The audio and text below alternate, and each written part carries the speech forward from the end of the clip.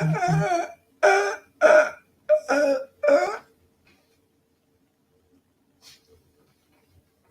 everybody. He's muted. Rosko, you're muted, buddy. What's going on, everybody? Sorry. What's going on, everybody? Appreciate y'all being here. Rosko's Late Night Addiction with TM Nerdy. Appreciate That's this again, guy. That's that guy. That guy over there, everywhere. He's everywhere. He's Hey, you had a awesome show tonight over on Gary B's channel. So if anyone missed it, make sure you go back and check that out. That was a good time over there. Thank you everyone for hanging out, and we got a couple people in the chat. So let's say what's up, or happy Valentine's Day. Can I quickly, since we barely have anybody in the chat right now, can I say happy Valentine's Day my way? Shit. By like sharing a photo, and like this is an exclusive for all of you people out there.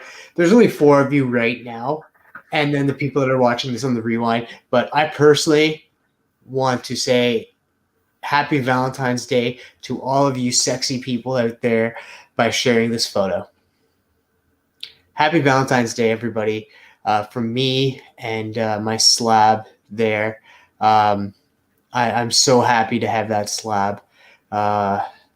I got it for dirt cheap, but yeah, I lost a little bit of weight, and I plan to lose a little bit more for the next photo shoot. But happy Valentine's Day to all of the men and women out there who are spending it alone. I am too, with my Death of Supergirl. Okay, well, we did have a couple people in, and then actually we gained people. We gained people. We went from 4 to 8. I was like, oh wow, and they stayed. I commend you. We also got John Stout in the building. He was excited. He was screaming our names in the chat. I'm getting hoarse for cheering your names. Start the show. And Phil, Sorry, I want TM and Rosko 2023 wall calendar with a different beefcake photo every month. That is so funny that you mentioned that because of the photo that I just put thing. Rosko, talking about beefcakes, man. You got like a beard trim there, didn't you? I did get a little bit of a beard trim, and I cut my hair. So I'm usually used to grab my hair down here, and I'm totally missing. So yeah, I ended up I chopped about almost like a nice little bit off. So yeah, so I did a little bit here, a little bit of a cut here. Gonna look nice for the people. But yeah, what is up, Beckerman? Beckerman's probably the one that dropped off. He's just like, oh, absolutely, yeah. As soon as he saw that picture, he definitely was gone. We got ahoy, Captain. Ahoy, Captain. Yo, if you want to, brother, you want to come on and hang out, brother, you're more than welcome. Yeah, just let me know, and just hit me up on Instagram, and I'll send you a link, my friend.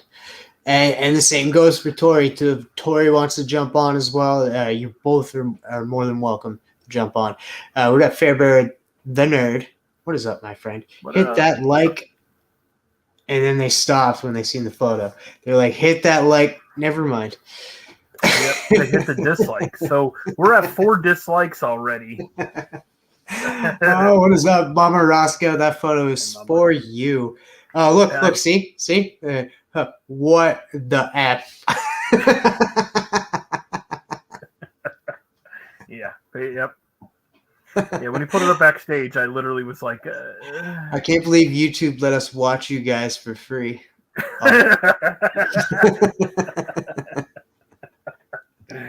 Oh man. Oh, look. It's one or the other, and that. So you should do some sit-ups. Listen, I'm a redhead. I'm just naturally white. So.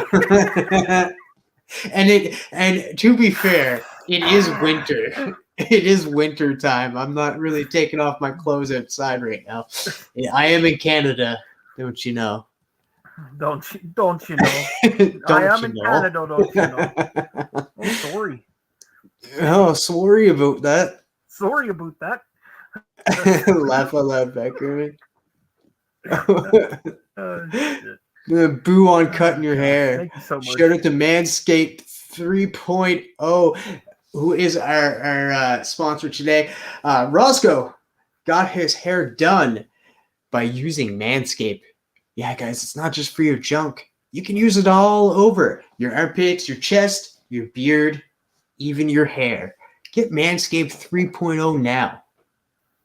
Use Down and Nerdy Promo code. at checkouts for 15% off.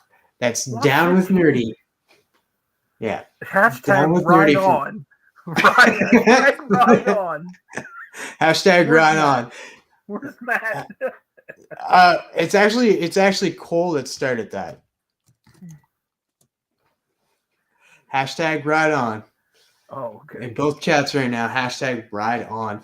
Got 6 people. Thank you guys so much for joining us tonight. We got 6. I know everybody's out there spending love time. Actually, most likely, usually on Valentine's Day, you take your wife out, your girlfriend out, your significant other out.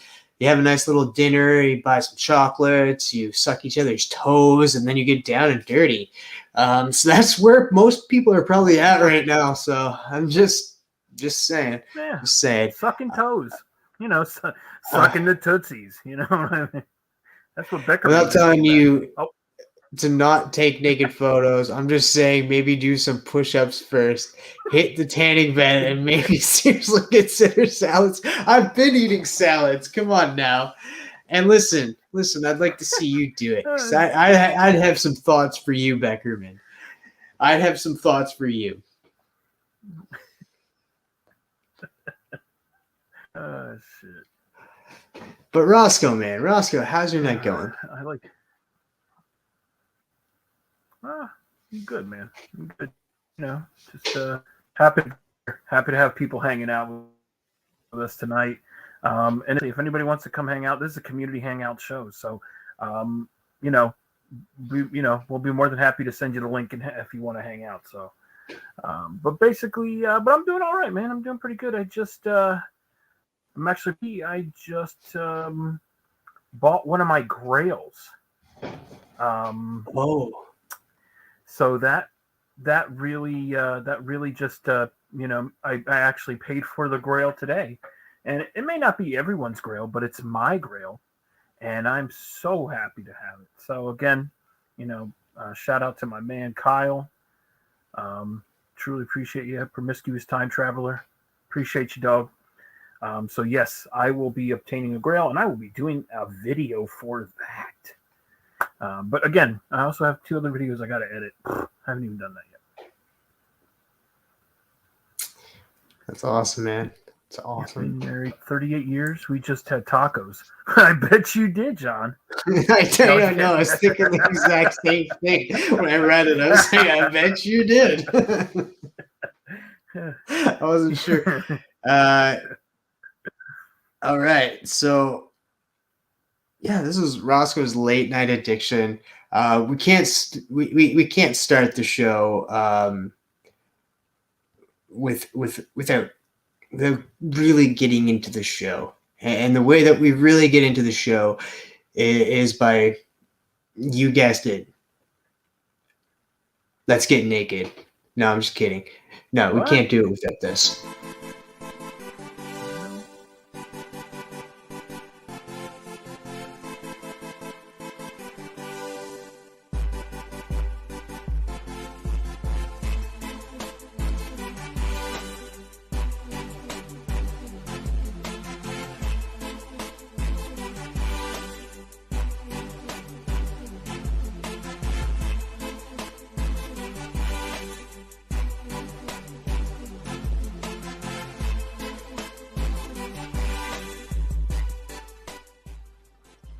Welcome to Late Night with Rosko.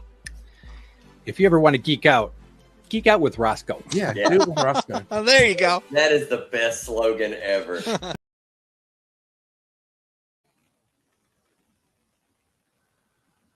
Thank you, everyone. Truly appreciate everyone being here. Oh my God.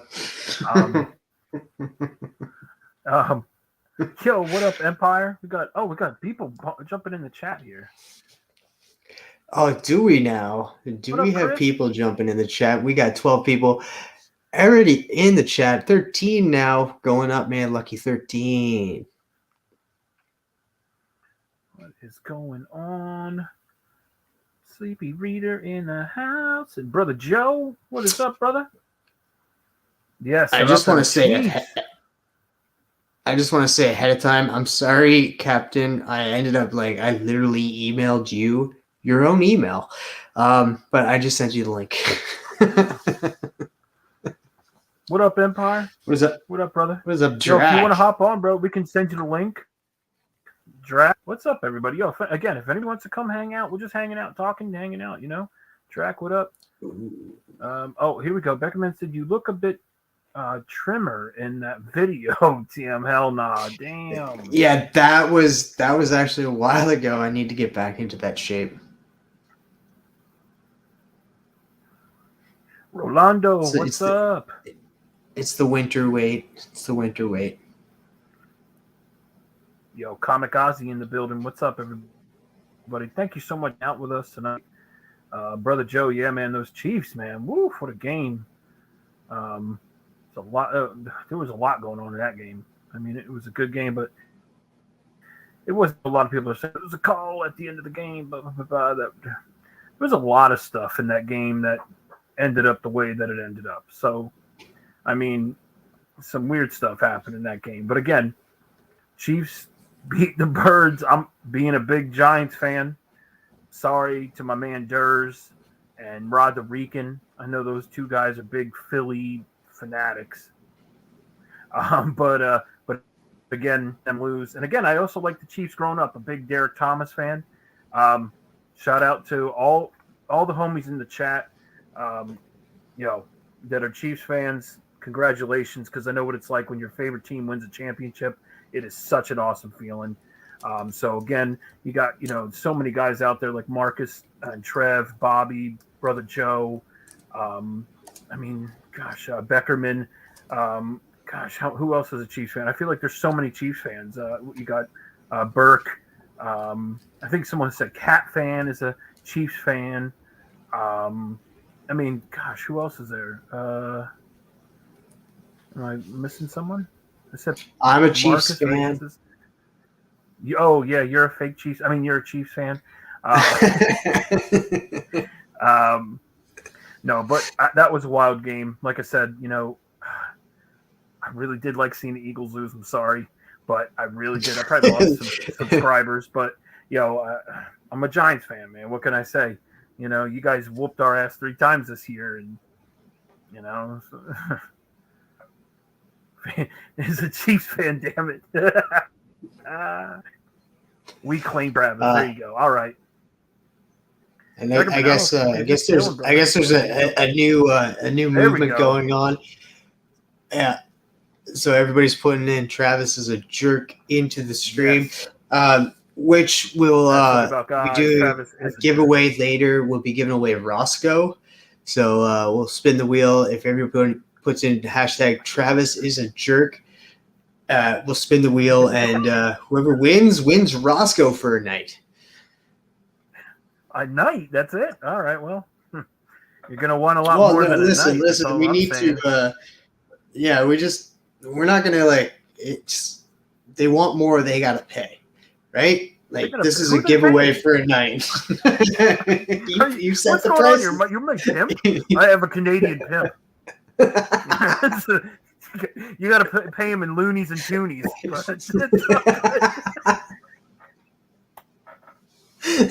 Yeah, yes. Where should I stick that loony and toonie? Oh, don't put it there with the no. Shoot. Oh. It's 15 minutes for 2 toonies and a loony, baby. Oh my goodness. My back Rosko Jackson. Yes. Shit. What up, brother? Look, Axel Dracula is all for it. He wants you for a night, man. He wants you for a night. Sign me up. Oh, gosh. It is Valentine's Day, man. We gotta give the people something. Wait a And, minute. like, Hold on. Brother Joe just I love you. I don't know what What that did was. Brother Joe Love say you to us? all. No, what does he say to us? He doesn't say love you all to us. He says something else to me and you.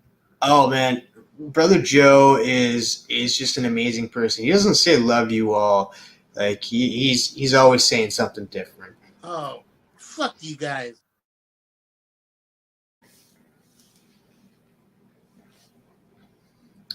He's always saying, "No, fuck you guys." I love that.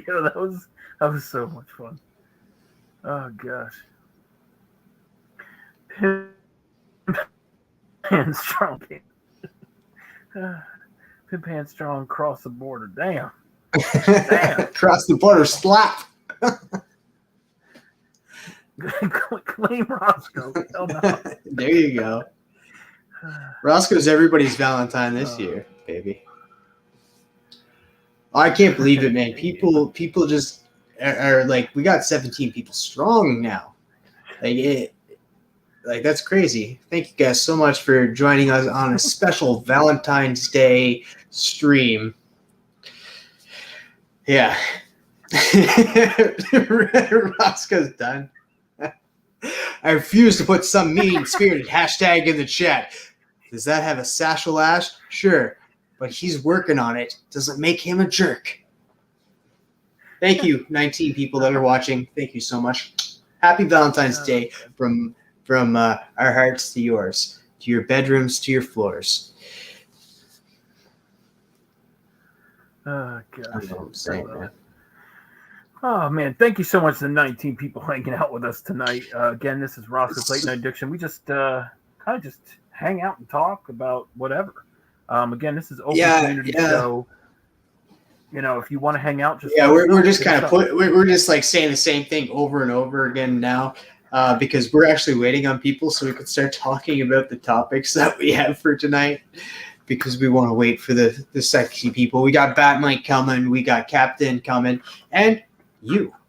Yes, you, the person watching right now that I'm pointing at. You know who you are. Come on the show. Who, me? Because I want to touch on, like, I know Roscoe definitely wants to talk a lot about the football game that I have not watched. Wait a minute. I watched Did the you just trailers. say I want to touch on? Wait, I gotta watch. Did you just say I want to touch on, and then you said Roscoe? Is that what you just said? Yeah, man, I want to touch on Rosko. Oh my goodness! I'm not the only one. Have you seen the chat? No, They all want no you, one baby. said anything. No, I'm just kidding. We got Stefan in the building. What is up, Stefan? I know Roscoe wants to touch on the football game, and I want to touch on the trailers. So I know we're waiting on some of our guests, our compadres, our family, our familia, or whoever they are. Kyle, what is up, Kyle? Wheelchair superhero. Hey, Kyle. Hey, Kyle. that's what we're it sounds doing. like, hey, remember at the end Right of now, Jimmy I'm just Neutron? gonna. Hey, do you remember at the end of Jimmy Neutron when he's like, "Hey, I'm Paul," and it was that like three-eyed monkey? Remember Jimmy Neutron show? Yeah, I don't remember the monkey though. You don't remember? Like, it was the show was over, like the credits after the credits, and then it was like, "Hey, I'm Paul." That's kind of you kind of remember. Oh yeah, and it what's sounded up, Kyle? kind of like Carol, or not Carol, but No, the like- other guy, the tall friend. It kind of sounded like him. Shane. Shane. Yeah. Is it Shane? Is that his name? Shane? I think so. That sounds right. Shane? Shane. Hey, Shane. Yo, what I love Carl though. Carl, he's like, Hi, I'm Carl. Jimmy's Yeah. Rob Paulson, man. Rob Paulson does a fantastic. Like I that's fantastic. That like the same guy that does him is the same guy that does Pinky. Oh yeah. And Yakko. And Yakko. So just think of that. And Professor what's his name? Like part of the Animaniacs. He was a professor. Snap, don't let this guy in.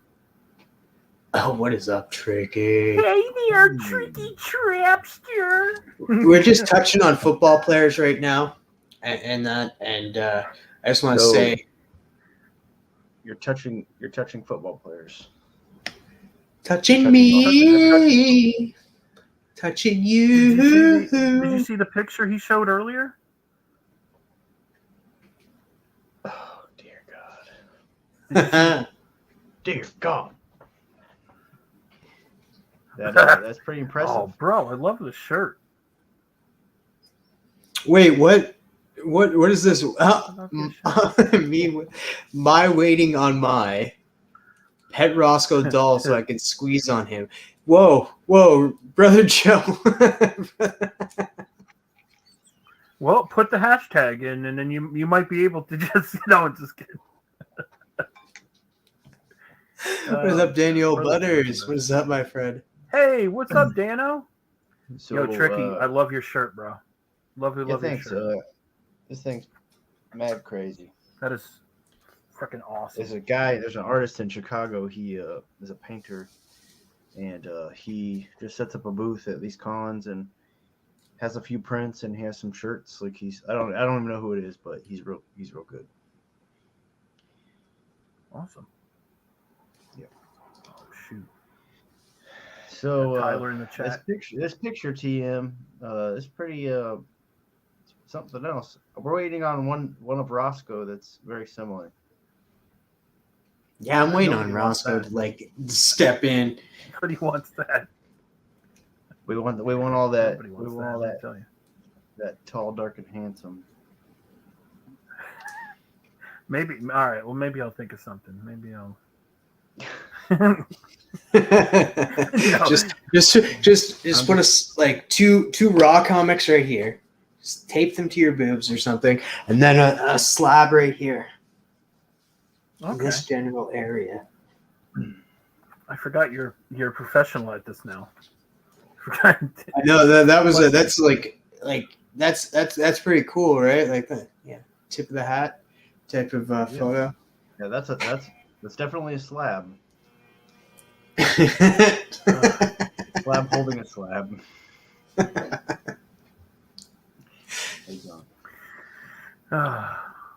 Oh yes, justice for Iggy.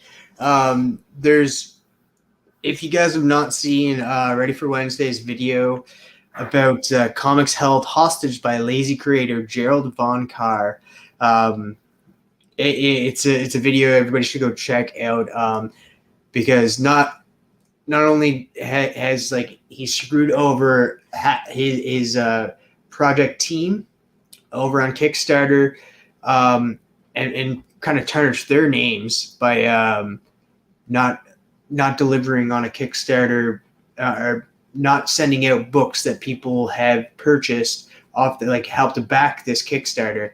It's been like almost 2 years now, and he has not delivered the comic yet, and he ghosted everybody, and he has no plan on sending out the books that people have backed. I'm one of those backers, and Iggy worked on the book, and so just so everybody knows, it's not his fault. It is this piece of shit Gerald's fault. Boo! That's a guy from Subway, right? Yeah. Gerald's his cousin. Yeah, they're all pieces of shit. Freak those guys. Yeah, Chris said he watched the video. Yeah. Actually, to be honest with you, I don't know if you guys know Melinda Comics. She actually commented on the first photo that I put up. That's the only one. She said, "Make this, normalize this," and so I might do it. Yeah, it's hashtag free the nerd bod. Oh shoot! There you go. There it is. Free the nerd bod. Hashtag. What's up, Rod? What is up, Joe Corallo? What up, Joe? Appreciate you. Thank you so much. We're just hanging out, talking. This is just a hangout show, and thank you for hanging out with us. Appreciate you tuning in. Hope you enjoy. Some I know we're talking about the Super Bowl and how Travis was talking about touching on Super Bowl football players, but anyway, there were some amazing trailers that did drop though, and I'm excited for a lot of it. Not even just the superhero stuff, but there was a movie I told Travis about was homeboy that plays Kylo Ren. Shout out to Remy Q who loves him so much, but he's going to be in a movie called what's it, 65 or 56? It's 65. Two numbers, or it's like 65. Yeah, 65. That looked dope with dinosaurs. Yeah, it does. Like, I'm all in. Yeah, well, it's not only the dinosaurs. It's they're from the future, so you have futuristic tech, and they're able to bring it down. Like, so it's kind of interesting in a way. So I'm all for that and stuff.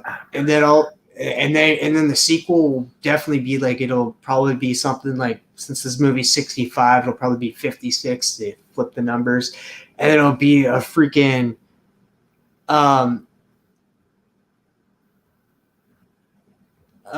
it'll be like the T-Rexes will go into the future and get robotic arms and come back and have longer arms. I think that's going to be the sequel. I guess it's unfortunate, like, because there's all these movies coming out. Well, I'm not saying there's all these movies coming out, but there's a lot of movies that come out that remind me of this movie. But we still don't have a Turok the Dinosaur Hunter movie, which needs to happen. And he eventually is fighting all sorts of creatures from all sorts of, like, I don't know, worlds or dimensions, but like at least in the games. But we really need a Turok Dinosaur Hunter movie, in my opinion. I'm sure like all of those people that are holding on to Turok number ones are like screaming, "Yes, we do." Well, it's such a popular like franchise in the games, right? Like Seeds of Evil or whatever, it was so good for 64. Just there's such a great property and such a fun idea. Why not? I think why they probably didn't make it sooner than now is because like they're probably like scared, because like you had that curse of the video games, but now they're starting to get better at like making video game adaptations. They had Halo, which I absolutely liked. I haven't played the game, but I like that show. You had the 2 successful Sonic movies. You have the upcoming Mario movie. You have The Last of Us that's on TV now. So I think we're past that curse where now we could probably have a good adaptations of games to movies. Yo, I'm loving Last of Us. I still haven't seen episode 5 yet, but I've been digging that show, man. And so good. Good enough. Dude, I'm not gonna lie. Yo, season or episode 3, like definitely. I mean, I know some people were upset with it, but yo, I felt the love between those two. Like it was wild. I was like, they were like. I mean, I know Travis hasn't seen it yet, which is still blowing my mind. But it's such Episode a fantastic show. Episode 3 was the best episode, still, even though the last one just came out. Still the best episode as far as like storytelling. We always need that like post-apocalyptic, like the idea of somebody being like a prepper, like a doomsday prepper, is usually shown in all like post-apocalyptic movies, but this is like really gave you I don't know. It was real good. It was a real good episode. I like that episode. Yeah, I thought it was like crazy. Like I never would have thought like a lot of the stuff that they showed. I was like, yo, that's ingenious. Like but again, that's the mind of a person like that. So to see the process before, like unfold, and like him actually like taking over that entire town, basically, was so cool, man. That was so freaking cool.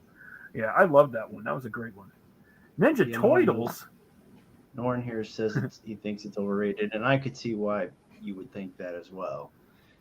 But it's just good. It's a good enough. Like if you play the game, not at least episode 3 wasn't like they're there, but that whole story what didn't unfold in the game. But if you go play through the game, like all the main points are there, and I think that you'll like it in the end, Lauren. I think in the end you'll be like, oh yeah. Yeah, definitely. Yeah, I mean, I can see that. I mean, again, like I think people think The Walking Dead. I never watched Walking Dead. Like I never really got into it. But people are like, you gotta see it. You gotta see it. I'm like, all right, I'll eventually see it. Maybe. But That's what, like, I know, like, the hype is there, and everybody's like, you gotta watch it, you gotta watch it. And for some odd reason, when people are like that, I go the other way. I'm just like, oh, all right, I'll just Because wait. you're a naysayer. That's what we call naysayers. I'm just joking. Yeah, I got a I'm buddy naysayer. who's like TM the so naysayer. anti what's popular. But yeah, The Walking Dead I haven't seen only because I know that it does go far from the comic, and the comic was so good. But I didn't get into watching it myself. Just like you. hey, Nornrad, bro, if you you should watch Tulsa King with Sylvester Stallone if you have a chance to. Toilet King? That's what I heard too. Toilet I wasn't King. sure. No, Tulsa King. Oh, Tulsa King. Okay. Toilet King. That's the Mario movie. Hey, let's talk a little bit about that trailer. That trailer was hilarious. It was just like a commercial for Mario Bros. Plumbing services. That was hilarious. Yeah. Yeah, absolutely. I love how that Smart woman too storytelling. was like Absolutely. literally reading off of a cue card, and like as she's reading it too, she's just like, they'll like, and she said, and she's like, what? Did I really say that? How Rosko looks every time I say something weird. He's like, did you really say that? I do that all the time. Anything you say, it doesn't have to be weird. Watch Squid Games. Oh yes. I was a big fan of that show. I really enjoyed Squid Games. I haven't seen Squid Definitely, Nornrad, reach out to the community if you're like, if there's nothing, if you can't see it, because there's someone's definitely going to tell you something that you probably haven't seen or heard of. Guarantee you. And I don't know. I tried to watch Squid Games, and I was pretty disappointed that I didn't see, like, I thought this is what I expected. I expected to tune in and see a bunch of squids fighting. That was not it at all. A bunch of squids playing chess. that's called the Squid Game. This is called Squid Games. That's called the Squid Game. You have to. You watch the Oh, wrong I was one. typing it wrong, man. Okay, I get you. Yeah, you have to put the in front of it. God damn it. Alice in Borderlands. Okay, my buddy told me about that because I said I really like Squid Games, and then he was like, "Yo, if you really enjoyed that, check out Alice in Borderlands."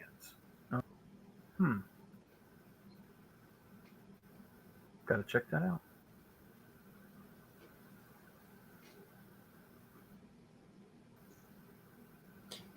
Alice in Borderlands. Squid. Squid Billies, yes. Did you like that's funny. Clarence, Rosko, the cartoon? Clarence, have you seen this? Who? Clarence, the cartoon. Clarence. I don't think so. Clarence. Okay. I'll send you- Clarence. send you something. Maybe. I'm gonna look it up right now. Hey, If we're just looking it up, Clarence. they're like, Clarence. Oh. I've seen clips from it. I've never seen a show. Clarence, yo. It's super stupid, but it's so funny. I love stupid shit though. God, I love stupid shit. Sometimes a little bit too much. It makes me. Oh, man. What is Alice in Borderlands on? Oh, Beavis and Butthead. Oh shoot, missing comments here. What are you doing over there, Travis? Posting more naked photos? No, I'm looking up Clarence. Have you ever heard of Clarence? How about Uncle Grandpa? That's hilarious. Beavis and Butthead. So yeah, this Alice in Borderlands. Oh, okay, so I have not seen. Go ahead, Tricky. About a buddy told me about this Alice in Borderlands. He said it's a Japanese Squid Game in some ways, but darker and more crazy. He says. I don't know if that's true. Yeah, I'm going to have to check that out. I have not seen the new Beavis and Butthead series, but I've seen like the trailer from it, and it looked hilarious. I got to check it out. But Alice in Borderlands, Netflix. People are saying Netflix. And, It actually came out before Squid Games. Oh, we got the immortal one joining us. Biggie. What's up? What's up, man? What's up, Biggie? Chilling. Did you watch any of the trailers that came out during the Super Bowl? I did. I watched Flash and Guardians. They were okay. I don't think the Guardians trailer is very good. The tone of the trailer is not very good. Now, I know they're maybe going a little more serious, but the tone just didn't rub me the right way. It gave us a little bit of more information of what's going on. But other than that, I think the winner of the trailers was the Flash. Definitely. Not as hype not as amped as everyone else is, I think. Only because I don't really care for Ezra. Then we have two Ezras, which is really stupid. I think like the cool things obviously are the Batman reveal. I don't really want it to be Zod. I know that it's like kind of the ending of the old DC movies coming to an end. I feel like everyone in the trailer has dark hair. Why not give Supergirl blonde hair? Because that's the fucking everyone has dark hair, and I don't understand that really. Why they just wouldn't give her the blonde? Which is a little upsetting.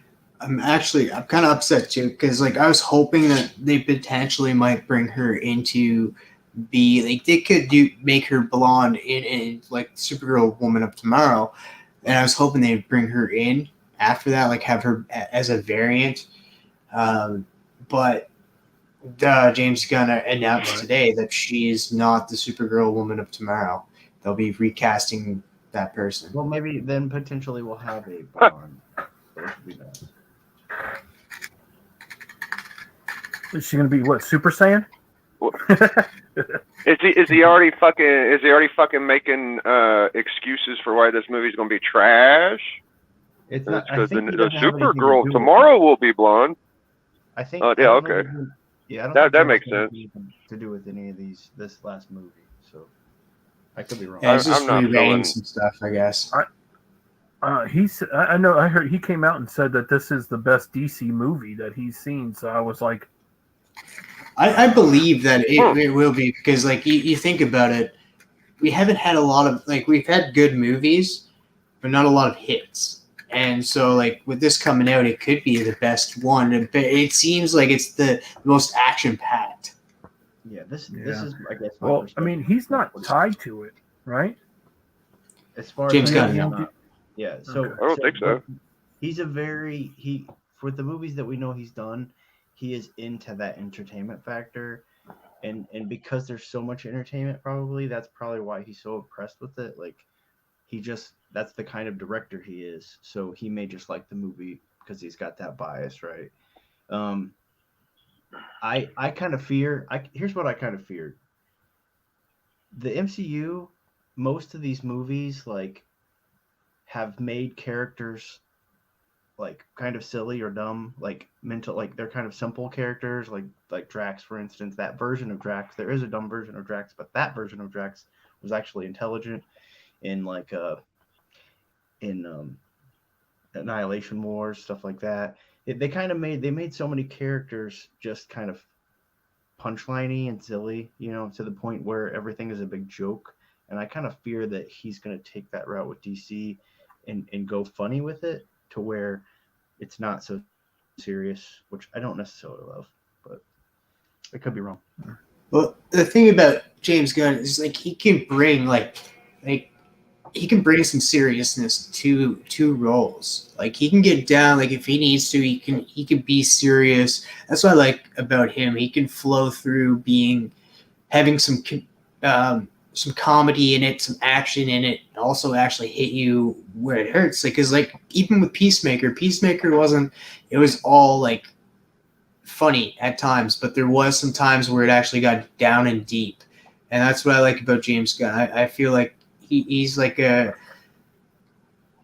a great flow to him as a writer and a director. So even with him coming in and doing Superman, I can see like he would probably make some characters very comedical, but other characters that need to be down and straight, he'll probably make them that. Well, nobody likes my opinion on Superman. I hope he don't touch it. I hope fucking Spielberg gets it. But my thing with Gunn is all I keep hearing is, oh, he didn't have the theaters whenever he did Suicide Squad. That's why that movie didn't do so good. So I'm waiting for the movie where he gets these fucking theaters, and then we'll see how good my guy is. You know what I'm saying? That's all I can wait on. So. Did you like the Suicide Squad movies, Biggie, or no? I don't have HBO. So I don't know. So all I know is that he was acting like, and he was saying like that the movie was going to be the shit. It was supposed to be really good, and then it didn't do that well.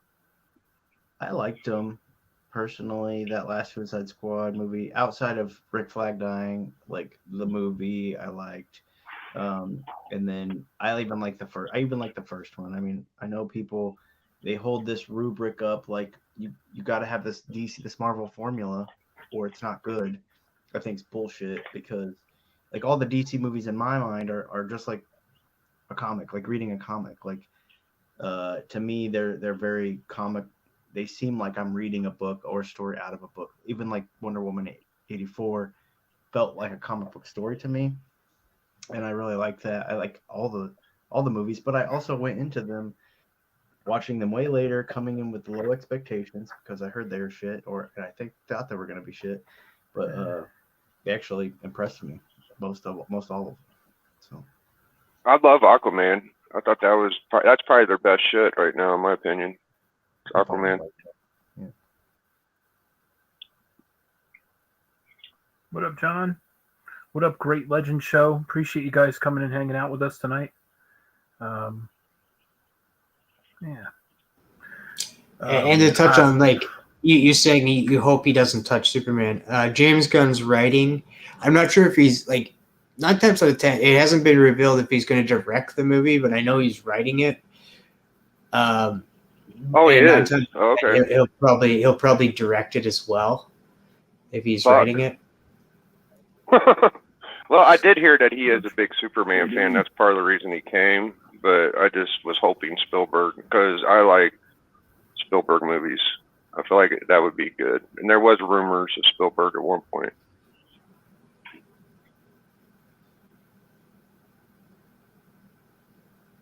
Okay.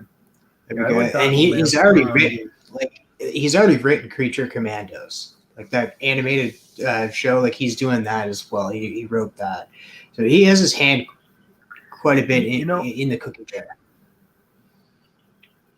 I'm excited for Creature Commandos. That's for sure. Just because it's like a freak team, it seems dope. But he did mention that if it, stuff that's animated can also keep the same voice, so everything is still in the same. Which I thought was all right. That's pretty cool. So, but I don't know. Creature Commandos is something I'm excited for. I do like this idea. I want to see Ben Affleck direct Superman. I agree with that. Ben Affleck is a great director. I like Creature Commando because Joe Kubert did some art on the first Creature Commando on, I think it's Weird Tales. Yep. Is it an annual? I don't fucking know. It's a good book though.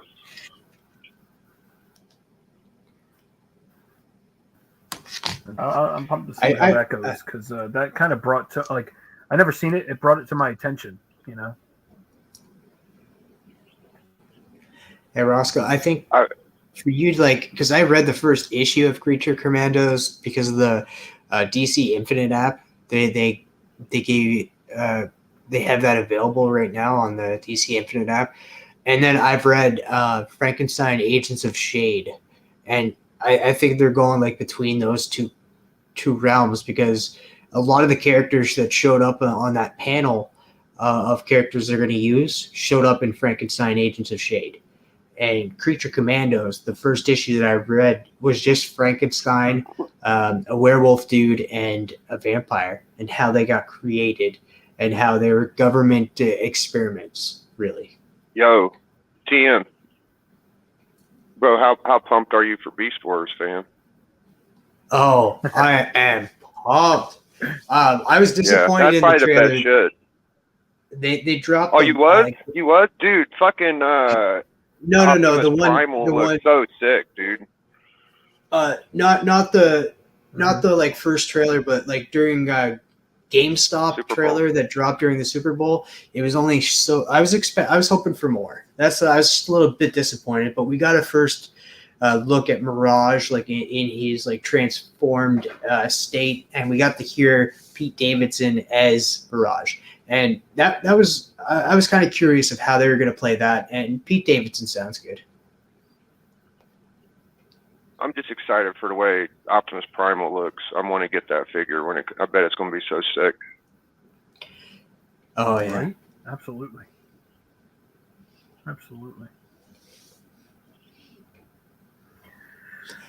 Yes, he is, and that's why I have faith in him just because of that fact right there, that missing links. And Gunn is pulling from a lot of Grant Morrison stuff, and Grant Morrison I find writes the best stuff over at DC.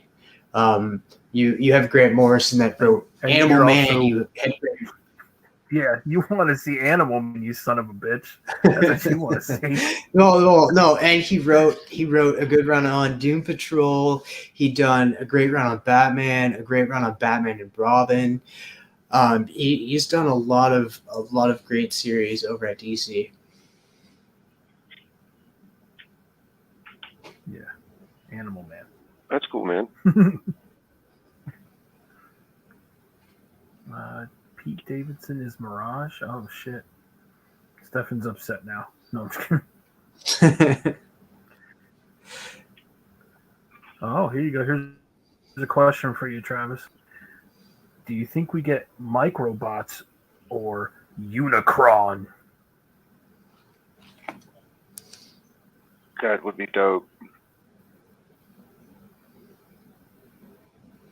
Who is going to be the bad guy in Transformers? I would guess fucking Megatron. It ain't going to be Unicron, is it? No, it's like this is the only thing. Like there hasn't been really anything about the Predacons. It's the Terracons that are supposedly the big bads of this movie. Like Abominus fucking Terracons? Are they going to combine? Probably. I don't know. Hunger. I don't know all their names, but Hunger, I thought was a Terracon. He was the double-headed dragon, the white and pink one. I don't know. Travis, you would know more than me, bro. I don't know much about the Terracons. Well, you better. Yeah, I don't know the little ones. I know the big one. I know the middle body part. That's the only one I know. Hey, girl. Hey. Oh, Waspinator was said to be in it too, I guess. But I haven't seen him. That's a Predacon right there. But I haven't seen the guy I'm talking about ain't then. I haven't seen him either. Hi. Hey, Bat Mike. What's up?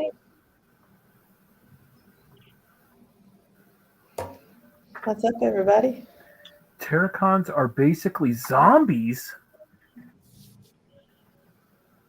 Just kicking. I'll have to look it Oh, up. But fuck okay, it. Hold on, okay. slow down. Slow the fuck down. Slow down. So hold on. So fucking Waspinator's an Insecticon, first of all. I'm not fucking retarded. No, he's a Terracons are Predacon. probably what I was talking about. He's a Predacon. He ain't an Insecticon. It's a Waspinator. Yeah, he's a Predacon. Oh, what the fuck am I thinking of? But the Terracons are going to be the like Peter Dinklage will be Scourge, which is supposedly going to be the big bad. Scourge. Okay, that's like with Cyclonus. So Scourge is like the battleship, and Cyclonus is like the kind of second one in the original cartoon movie. So I do know who Scourge is. That's good because that leads towards Unicron. Hey, Reagan. So, but I don't think Hungar is the leader in this said movie because I don't see him in the cast. But I see Scourge. And Well, he's going to be. What are we voiced by- saying? What are we saying again? Predakings? Predacons? Pre- Is that Predacons. like is that Predaking? So that would make still a combiner, wouldn't it? No. Waspinator ain't Okay. a part of a combiner though. Waspinator ain't a combiner figure. No. So the G1 stuff is the Autobots. So the Autobots are the good ones, and Decepticons are the bad ones. Then for the Beast Wars, it's the Maximals who are descendants of the Autobots, so they're good. Maximals are good, and then the Predacons are descendants The evil of guys, gotcha. the Decepticons. So Predacons. So you got for Predacons, you got Megatron, like the T-Rex Megatron. You got Waspinator. You got Tarantulas. Like you have some insects that are part of the Predacons. Take care, Kyle. Yeah, and they've had origins before Beast Wars because there was G2, there was Headmasters, there was all types of shit before Beast Wars. So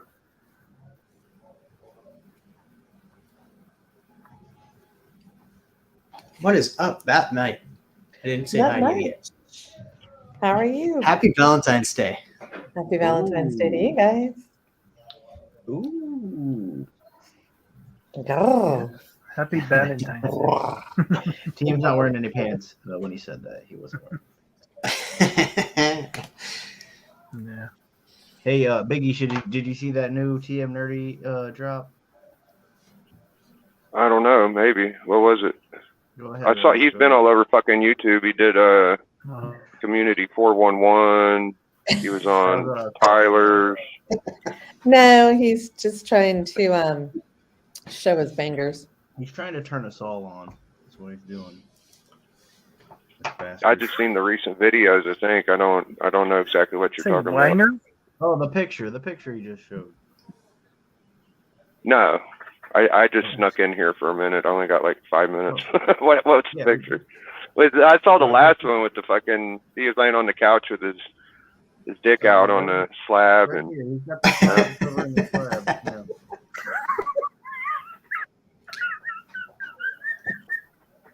I think I know what you're talking about. Yeah.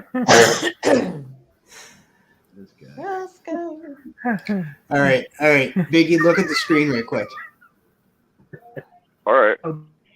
Big Oh fan. fuck yeah, that's new. What is that? That's your new book you got. Oh, did you get shy? What the fuck was that, man? I got like a little blip shot. Yeah. I feel like There you look go. at them love handles. Holy shit. Yeah, I know. He's a Yeah, he should shape. be- He's a shape. This guy. A shape of something. I couldn't do that, man. You guys would see all types of shit you wouldn't want to see. Yeah. This is a shape right here.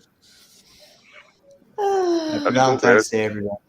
Yeah, you're in a shape. You're in a shape at least.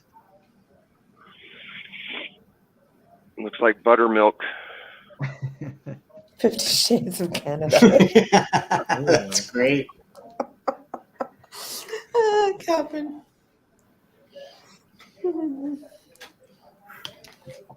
Motherly hips. Yeah, he's got those childbearing hips. Oh yeah. It's like it's like there's no fucking definition. It just goes. Woo.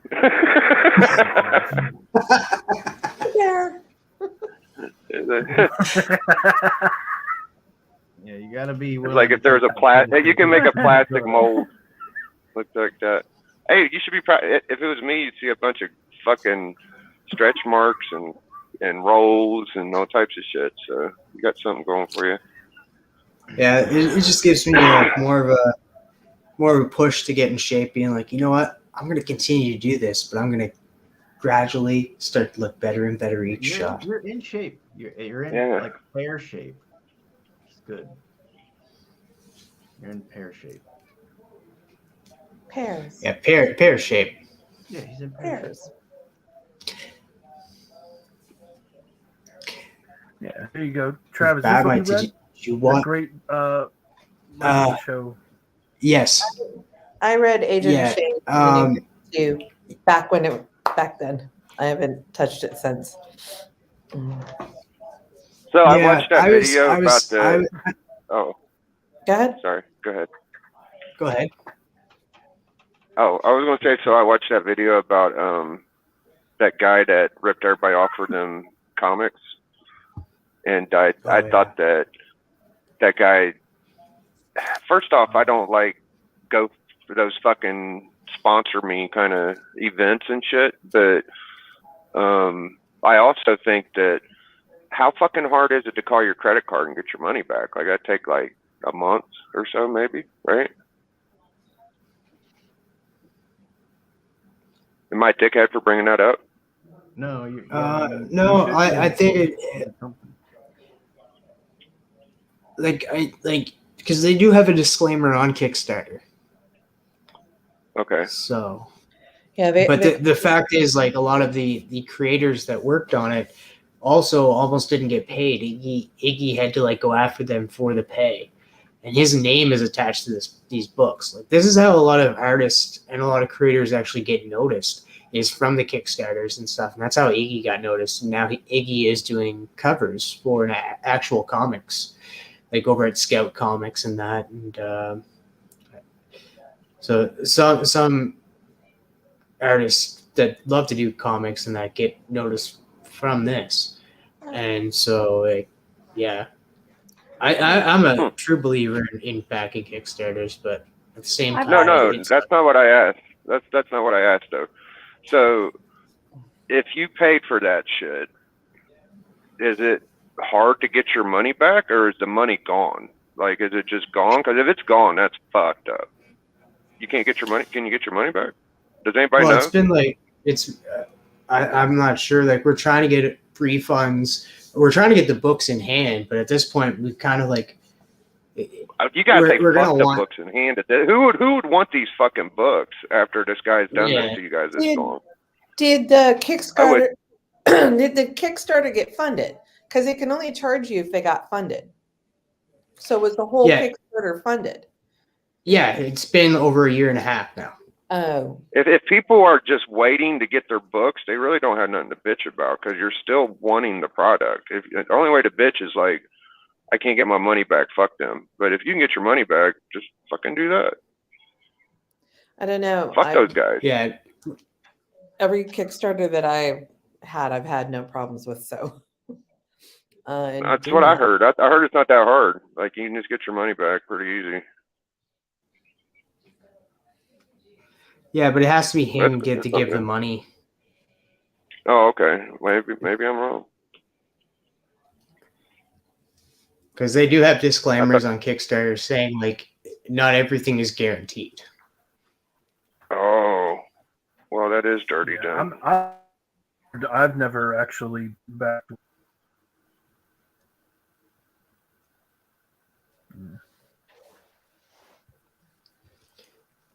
So on the lighter note, Batmite, what did you think of the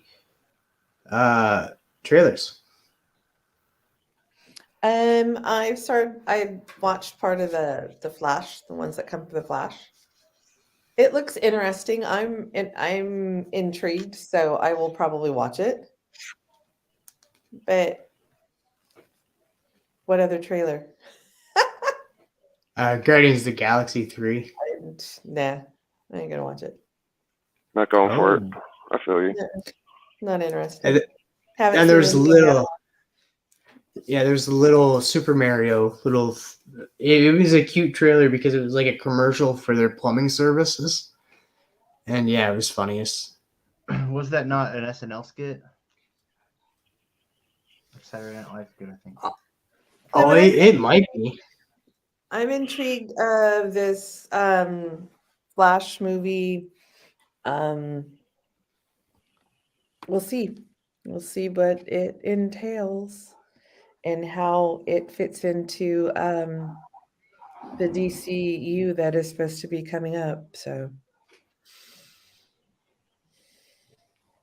So I've from what I seen- understand, it's supposed to I've like in the former DC universe. It's supposed to be like the end of it. yeah. You know what I mean? And then maybe there's something that James Gunn might use there at the end. I don't know. Well, that's what I'm saying, because this is supposed to be kind of like the flashpoint or whatever, or everything ends and then things begin. So it's some books are kind of hot, some are kind of going up and then cooling off. Books that have been always hot are still hot. So it's, I mean, the Swamp Thing books that have always been collectible and always had, a higher price point than, now some of the other books that are catching a little fire, like The Authority and Creature Commandos and whatever.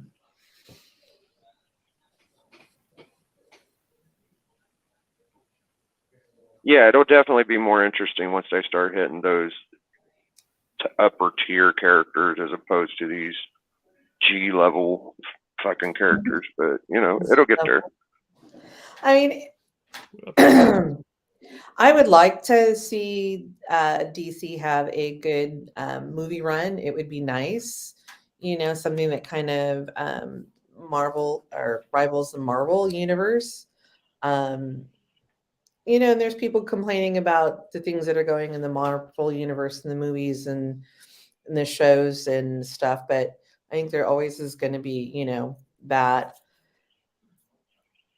But I don't know. There's things that I'm getting excited about, but I don't know which direction they'll take it. When they, said the Swamp Thing and it's going to be a little darker, a little grittier, and I'm like going, okay, is that going to go into that kind of? It's outside of the universe, but is it going to go into that magical universe and have like Justice League Dark, or some of those characters maybe have their own type of movies where these characters interchange in the movies or not? It'd be nice to see the Hellblazer or the Constantine movie. Is that still on, the sequel to the other one, or are they going to come out with a new Hellblazer? Because I think I read somewhere that there's still a go for Keanu Reeves. So if he does Constantine. if he does Constantine, is he going to be, if Constantine shows up in the rest of the universe, is he going to be Constantine? I think this is all planned before this whole merger with, or this whole with James Gunn stepping in and what their plans are. So this will probably be an Elseworld story for it'd be in another universe, just like how they're doing with the Robert Pattinson's Batman.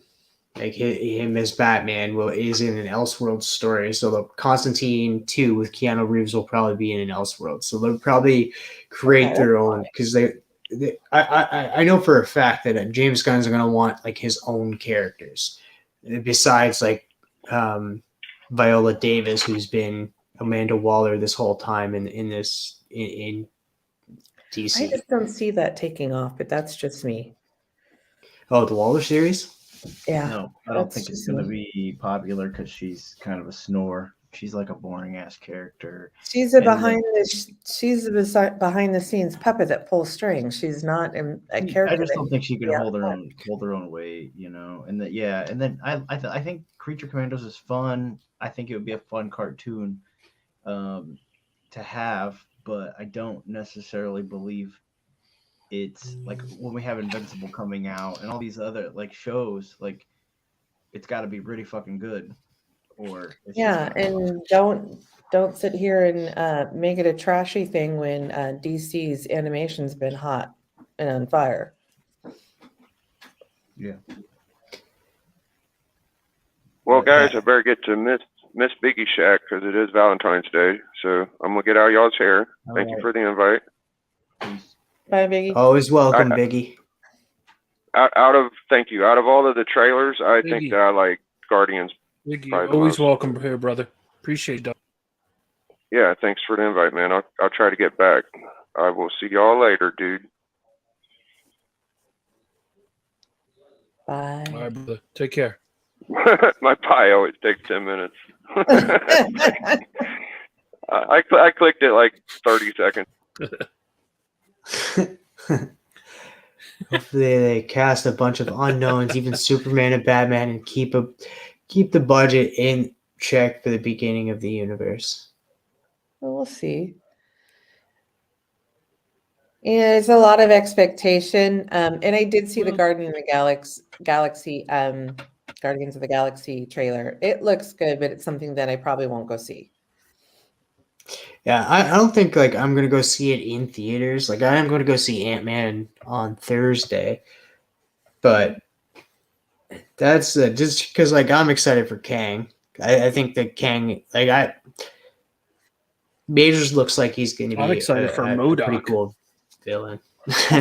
I've been so removed since from the Marvel universe since I sold my X-Men books 100 years ago. So it's like that's not appealing to me. Do you think MODOK looks good, Rosko, in that little snippet? I need a like that little snippet. need- That little snippet does do him injustice though, because it makes it look like his face is flat. But another angle does show that it is coming out of that area. I really just hope that it's not like a screen. Ahoy. Ahoy. Yeah, I agree. What up, Captain? What up? How you doing, brother? Good. How about you? Man, as soon as you hopped in, we just gained 3 people. Look at that. Is he supposed to look good? Yes, he is, John. Norn Rad. Don't Bob. I think Norn Rad knows that Scott Lang doesn't die. Norn Rad knows he owes me $20 now.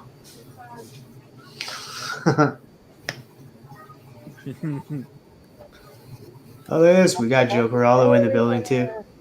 It's true. I saw this was happening, and I saw that thumbnail, and how could I not come on?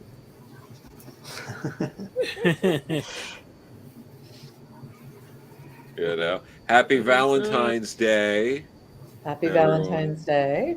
You know, but yeah. So I missed the past few minutes or so. People were talking about it seems all somber now. I hope I didn't ruin the atmosphere. Oh no! They were talking about their kings. So yeah. Oh yeah. The Kangs is in like, you know, are you more of like a straight up Kang guy? You a Ram the Tut guy? Is that where this was going? Or? I have no idea. They're just playing with their kings and talking about MODOK. We're playing with our candy kangs. I see. I'm a Scarlet Centurion fan myself. That's fair. He's a Kang from the Squadron Supreme universe. Yeah. And he's the future Kang, so he. I was talking about MODOK. Yeah, Oh, that's they want fair. to see your picture. Yep. Trev said I joined for the thumbnail, and Travis ain't even on screen. Exactly. There we go. That's what I came for. Are you blinded, Captain? Oh yeah. I haven't seen any Iron cracking Lad with is that, my huh? king. We were talking about the new trailers that dropped and what we're excited for, and then we got into talking about Ant-Man that's coming out this Thursday. But did you see the trailers, the Flash trailer and the Guardians of the Galaxy trailer, Joe? I saw the Flash trailer. I didn't see the new Guardians trailer. I saw the old one. I just sort of not to rain on people's parades or anything like that, but I sort of get tired of the endless march of slightly more trailers leading up to a movie. I kind of like just seeing a movie, so I'll see one trailer, it'll be all right, I'm ready for the movie. But the Flash trailer, I was very confused in that I couldn't tell with some of it. I'm like, I mean, how much of this was shot like 4 years ago at this point, and I'm like, what of this is just like digitally reusing footage from some of these other movies and plopping people in? Did they get Michael Keaton for a weekend and then just kind of like digitally insert him in like a bunch of scenes because it kind of felt like that? But I'm thrilled that Chris Weston, an artist I absolutely adore. I know you all were talking about Grant Morrison earlier. I believe Chris Weston was the artist on The Filth, which is at Vertigo. Originally, that was supposed to be like a Shield book at Marvel when he was briefly there and did Fantastic Four 1, 2, 3, 4 and what was it, New X-Men and all that stuff. But yeah, and Chris Weston did he did some Judge Dredd. He did Time Breakers, which was at the Healing at DC at the time. But he designed the Michael Keaton costumes for the Flash. So that was pretty cool, having a comic book guy go and do that. So I definitely appreciate that about the movie so far. And yeah, I guess I'll like it or I won't when it comes out. Kind of where I'm at. And we three might have been, Grant pitched a lot of stuff. Like Marvel just didn't like a lot of what Grant was pitching. And then there were all these other issues. Fun story. They originally told Grant they couldn't Colossus. And then when Grant left and they got, Joss Whedon to more or less replace them, Marvel were the ones who insisted that Joss bring Colossus back. So I guess that was some sort of passive aggressiveness that was going on, which is weird in comics, which is an industry filled with adults that act rationally at all times.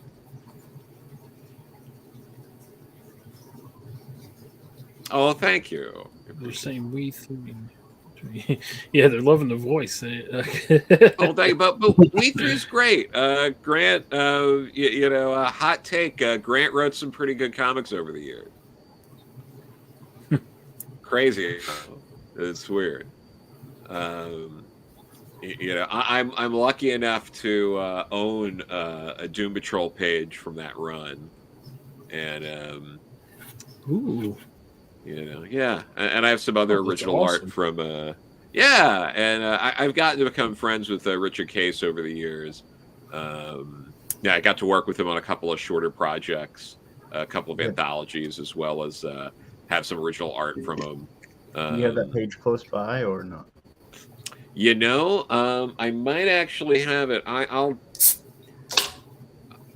here for like a minute. I think it's in the other room. Hold on.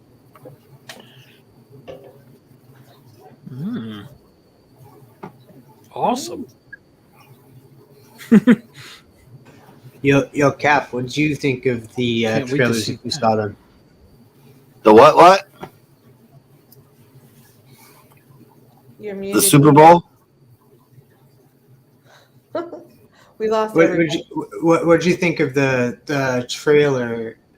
Like for like the Flash and Guardians of the Galaxy 3 and Mario and all of those other fun ones. Well, I like the Flash one because I just like the Flashpoint anyways because it's kind of like an Elseworld kind of thing, you know, like a what if from Marvel. Guardians, I don't know. Some people say that Drax is gonna die. Some say that Raccoon's gonna die. You know, conspiracy theory. So after that, I don't know. There wasn't too many other ones. I like old school, but Batman coming back. That was kind of cool. Batmobile. I think a lot of people are pumped just for that fact. Right. So Batman. I think I'm excited for Zod, like the return of Zod. I like that actor. So, But I had a couple of things, 3 things handy that I think will art that people might dig. A page from the Chuck Dixon run with the Scott McDaniel art. This is from issue 5. It's a nice little page there. So I got this page here that was handy. I also have a Legion of Superheroes cover. The original art there. So this was the last issue. Was it issue 16 before the New 52 reboot? Mm-hmm. So this is Paul Levitz. I got to get him to sign this. That's awesome. Thank you. And Love here that. is the Doom Patrol page. This is right after Mr. Nobody returned. Nice. So it's like that second coming of the Brotherhood of Dada there. So, figure. Yeah, thank you. Heck yeah. Love some original art. Yeah, no, for sure. Do you watch the Doom Patrol show? I am behind, but I do really enjoy it. I'm actually happy that they adapted. A lot of the things they adapted, they've been starting to get into some Rachel Pollack's run too, which is great. I like Rachel quite a bit. Using Codpiece, that's great. So it's nice seeing that stuff going on. And Codpiece was also in the Harley Quinn cartoon this past season. So it was cool seeing Codpiece. Like Codpiece goes from like not being in anything to being in 2 things within like months of each other. It was very weird. So I'm sure you caught the Beard Hunter, right? In the Doom Patrol show. Yeah.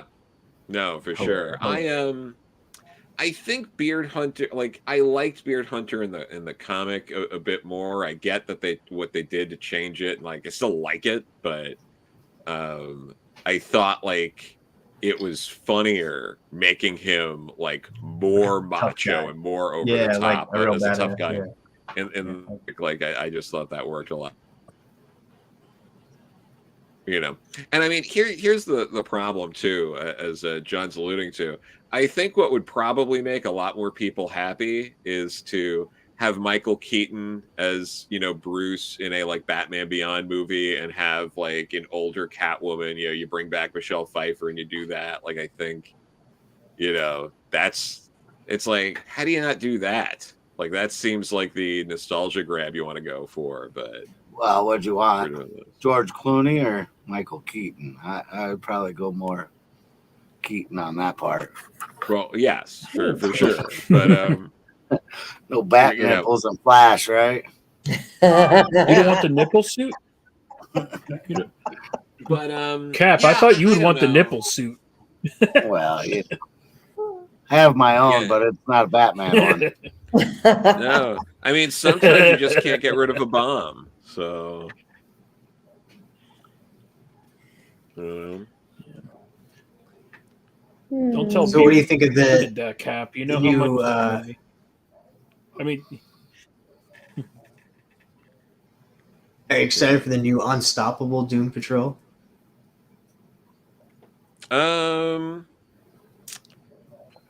I've been hearing it's good.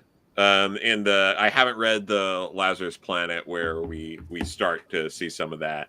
But I know some people have had a chance to. I was watching Rock and Robbie earlier with his breakdown, everything he was talking about that and some of the other things coming out. I don't know Dennis Culver's writing as much, but I've been a fan of Chris Burnham for a long time. Speaking of people that have worked with Grant Morrison, so I'm interested in that.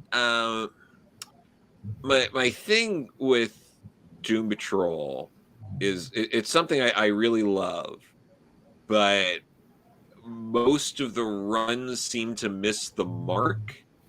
Like they're missing something. The original Silver Age run, some of the stuff in the Bronze Age works. There's smatterings here and there.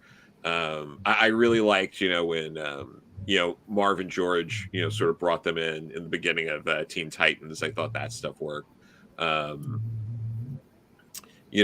thought Paul Kupperberg had good intentions, but it's as far as I know, a lot of that was also editorial, like pushing them to be more like the X-Men, because the X-Men was like the big book at the time.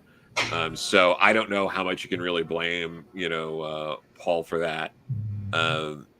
What Grant did, I thought was incredible. I thought Rachel did a fantastic job as well, just one after the other. I think that was great. But then you just hit all of these mixed bag runs, the John Acrudi run, the John Byrne run, the Keith Giffen run, all of these things, and a lot of it from top tier creators. I think John Byrne's worked on some of my favorite comics. Keith Giffen has certainly worked on some of my favorite comics, but couldn't quite get it.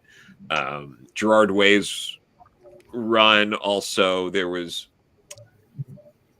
I really liked Umbrella Academy a lot, but there were elements of the Doom Patrol run felt Grant Morrison fan fiction-y, felt like, oh, I'm just so excited to get Flex Mentalo and Danny the Street's other, and Crazy Jane and these characters and do them. I still liked it, but I was like, oh, it's hard to replicate that kind of lightning in a bottle. Like what Arnold Drake did and what did was so unique that if you're trying to replicate any of that, it's not going to work. So I'm interested in what they're going to do. My biggest fear is that the book is going to end up being just like, oh, it's a superhero team, but it's like a little more quirky, which is kind of what, Paul Kupperberg and John Acrudi and some other people did. And it doesn't work because you end up getting like it. You unfortunately end up with kind of like the worst of both worlds. You end up kind of being like, I'd rather just read either a book that's completely off the rails or a more traditional superhero book, and I'm kind of stuck with something that's not scratching either of my itch here, which is where I think too many Doom Patrol runs end up falling. But I'm gonna give it a shot. Also a big Chris Burnham thing. Oh yeah, no, he's so good. Yeah, absolutely. Yeah, it's only supposed to be, I think, 6 issues. They introduced like 3 new characters. Yeah.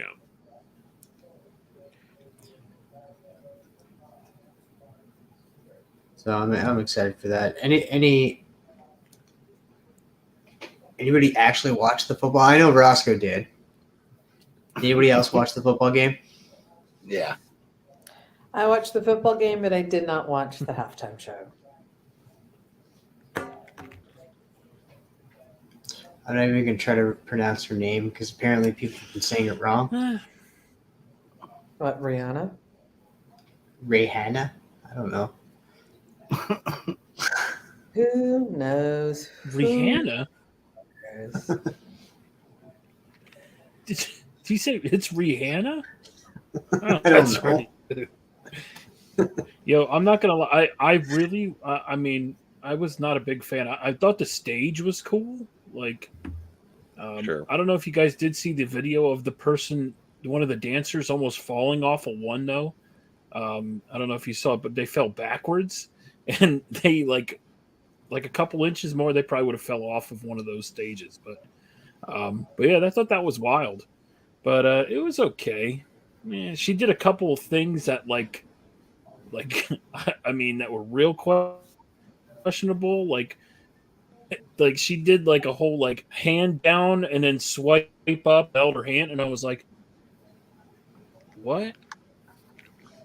Wasn't she pregnant or something? Like, not was she pregnant? She is, No, but she is pregnant. Yeah. you know, which was, you know. Oh, I don't know. My whole thing was I kind of find it funny that about 2018, 2019, she said she would never do a Super Bowl show because of this big support of Colin Kaepernick. Mm-hmm. And they asked her, I think, the next year, and she declined it. And all of a sudden, now she's doing a Super Bowl show. It's like, did you need the money, honey? I heard she wasn't their first choice. Like that. Like, I don't know I heard enough that about too. it. But yeah, I heard that wasn't her first choice, but you know, so maybe she needed the money. I don't know. but you know, I will Man. say, I did forget the amount of like hit songs she had done over the years, because during that medley, and you know, I wasn't a big fan of how they presented it and a melody in general for something like that. I'm like, actually just do the songs. But in that melody, I was like, oh right, that was her too. Oh Well, she's yeah, had yeah, a she did lot of that. good hits Yeah. over the years, you know. Yeah. Oh, for sure. I remember I was working in Iowa in 2007, and you know, I would go to there was down in a missing link. I She was probably has enough money, more than all of us.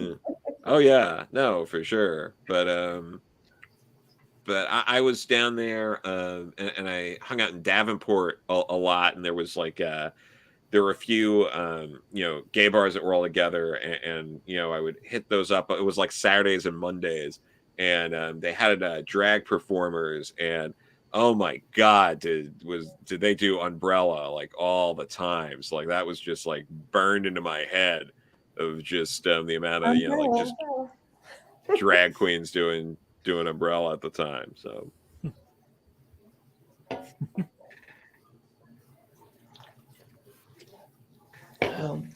I also heard it was one of the lowest rated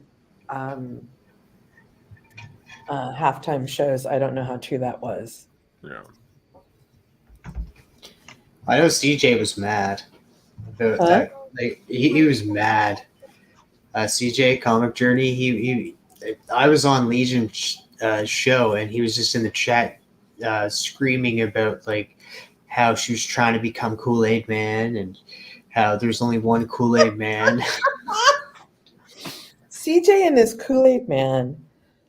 He's gonna have to stuff a tampon in it. He's a sensitive guy, that one. Yeah, especially about his Kool-Aid. Yep. And his dates. He's a sensitive dating guy. Yeah, it's hard to believe that CJ was mad at something. And John, that's just what I heard. I don't know how true it is, so don't like crucify the messenger, please. Well, the best part of the halftime show was watching the sign language lady. Did you see that? That girl was going on. I didn't have a vested interest in the game as far as either team, because of course my team wasn't in it. So it's like, I just wanted it to be a good game, you know, and it pretty was. No, I don't think I've ever seen CJ happy, Phil. CJ's always complaining and has his lawyers screaming about something. Facts. We just lost Rosko, so Maybe he's bored with us. Maybe I said maybe. something. No, I don't know why we're talking. We're talking football now.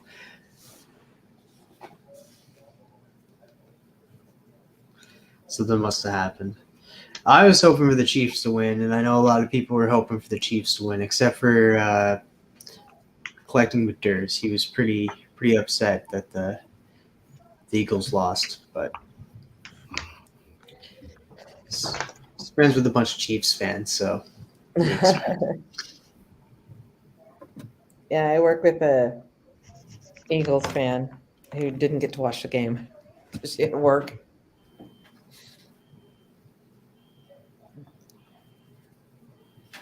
I low-key love that the halftime show had more views than the game. Probably.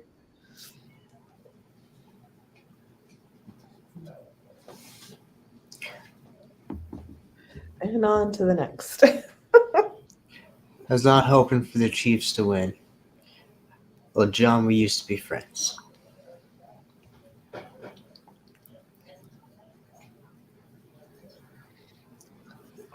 Joe, do you think that Scott Lang is going to die in the Ant-Man movie?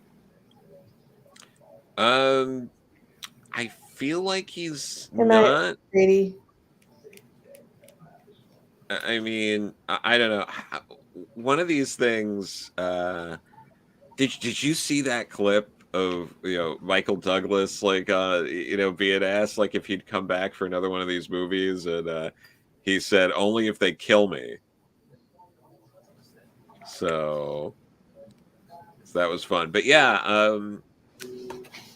I can't believe that we have to sit through another Ant-Man movie. What are they doing? It's just like if you went back, like think about last year too, because I have not really enjoyed Phase 4. I think it's been a mess. I think they did such a good job at wrapping everything up with a nice little bow with Endgame, and now it feels like reading a comic run after like the team you really loved left the book, and it's like, yeah, guys, but like Avengers, 388 has to come out, so we got a new team and we're just gonna move forward and all the closure, forget that.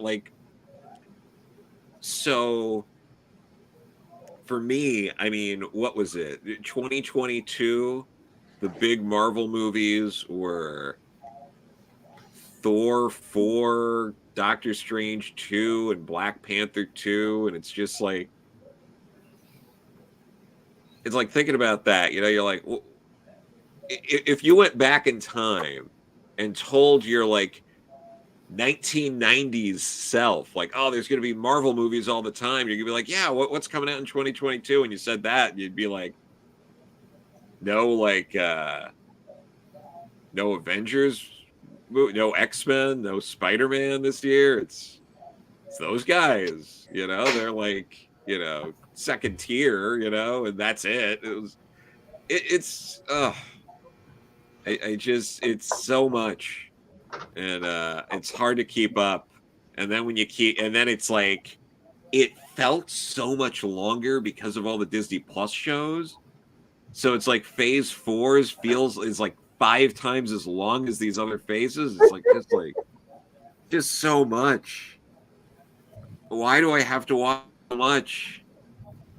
Give me less to watch, please.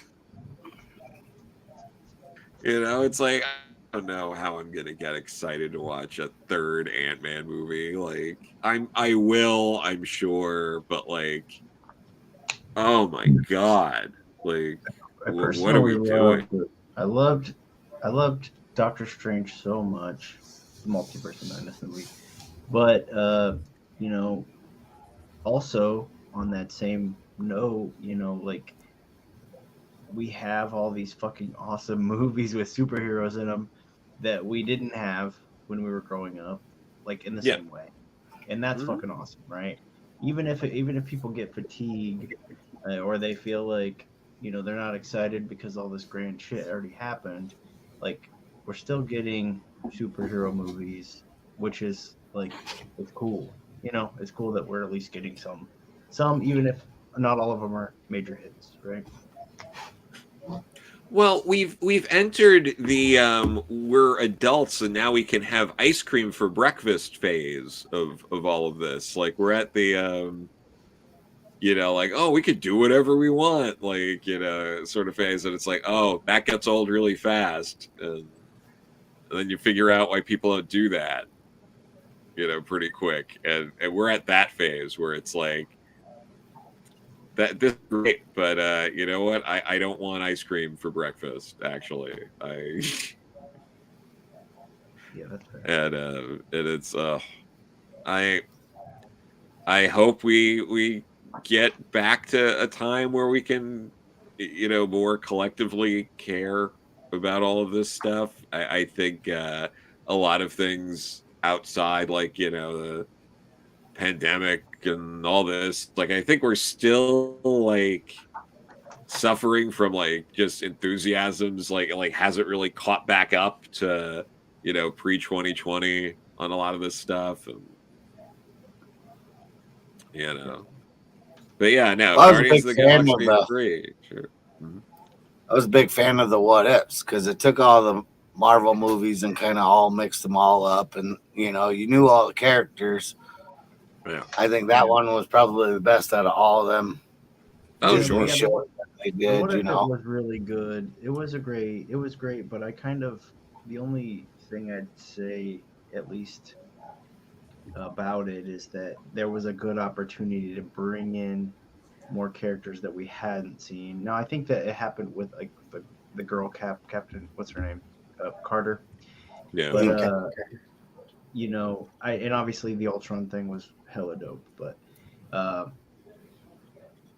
think. But you saw her in Doctor Strange too, so if you hadn't watched that was a good. they did bring a couple of characters in that we didn't have, which was awesome. But I feel like instead of just going that route with people we're familiar with, maybe go the route of all the characters that we're going to get, or just introducing a couple more characters. That was my only gripe. But yeah, it was really good. I agree with you.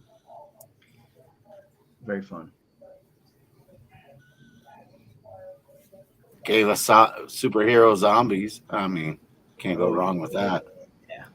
Sure. No, I will say the Eternals was that was a slog. That was a movie that really needed pacing, because there's action and stuff going on in the first 15 minutes or so, and then it's almost an hour of, we need to find the other Eternals. Here's another Eternal. Let's sit down and talk. Let's get some backstory. Now let's go find another Eternal. And then, like, the last hour, there's stuff going on, but there's, like, almost an hour where it is just meeting other characters and sitting down and talking and then meeting other characters. And I was like, who plotted this movie out this way? This is why. Yeah, I couldn't get through it. I maybe watched 15 minutes of it and haven't seen it. Yeah, no, it's the villain was like nobody for me to get into. I feel like they could have just had like a much more epic villain. Oh well, the problem was you also know what's going to happen right away. Like I saw it with a buddy of mine, and right in the first scene, he's just he turns to me, he goes like, he's the bad guy. They're going to reveal he's going to turn on him, and that's the bad guy. And I'm like, yeah, obviously, like that's what they set up. And then it plays out straight like that. I hate when that happens. It's like when it reminded me of when I saw a trailer for The Sixth Sense. I was on the phone with my friend Rebecca, and we saw the movie together, but we saw a commercial for it, because we were both watching the same channel on TV. All things that, people under 30 have no idea what the fuck you're even talking about now. Like, you're watching the same channel and there's commercials. How'd you watch the same commercial at the same time? But I went, oh, this kid's talking to Bruce Willis, but he says he talks to dead people. Would it be funny if just Bruce Willis is dead the whole movie? And she's like, yeah. So then we see the movie, and the first scene when he gets shot, we're just like, oh no. Oh, that's the movie. Oh no. And then every scene, oh God. And I'm not trying to pat myself on the back here. There are plenty of movies I've seen where, I enjoyed the twist and everyone else is like, how are you this fucking stupid? You didn't get that was gonna happen. But Shutter Island was one of those. I was just enjoying the movie, and I was like, "Oh, that was pretty good." And everyone I was with was like, "You're an idiot. How did you enjoy that movie?" And I was like, "I'm sorry. Enjoy the acting." But yeah. So it felt like that for me, like Eternals, where it was just like, "Well, we know exactly where this movie's going in the first 10 minutes, and it doesn't deviate from that at all."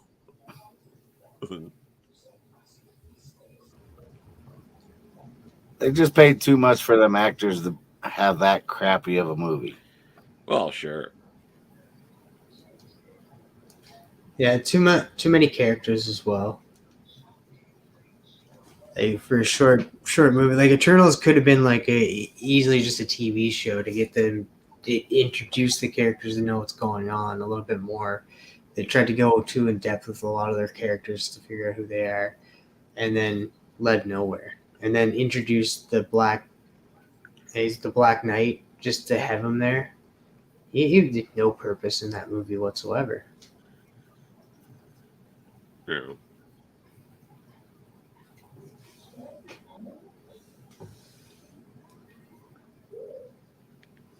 What's up, K-pop?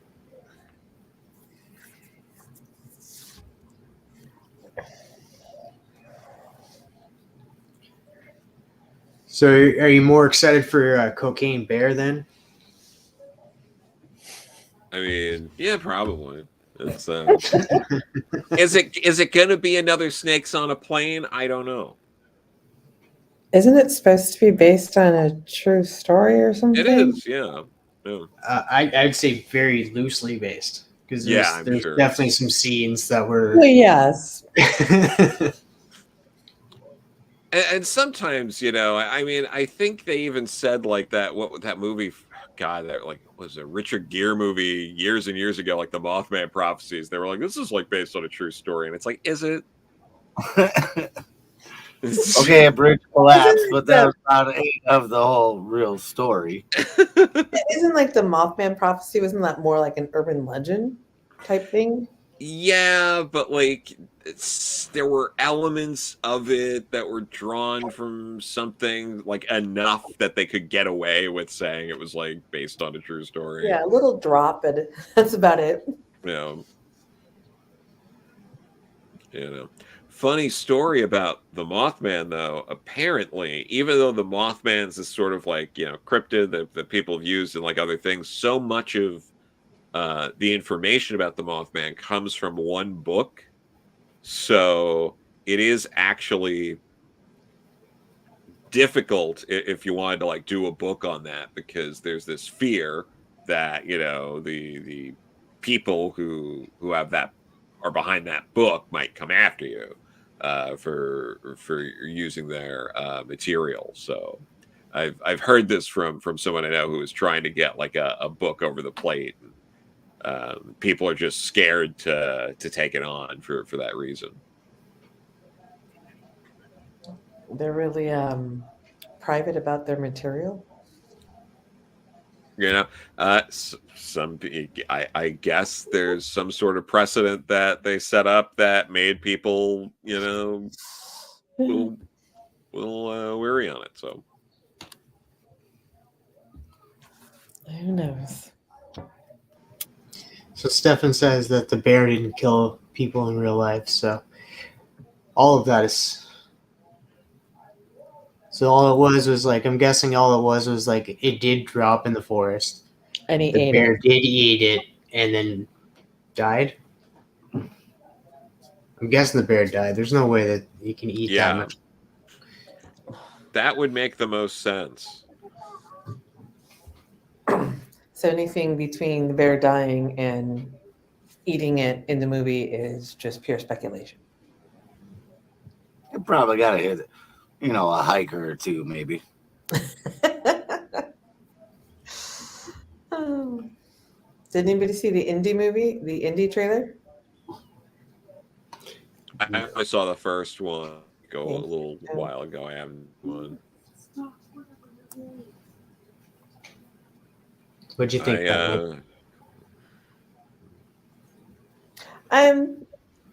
Interesting.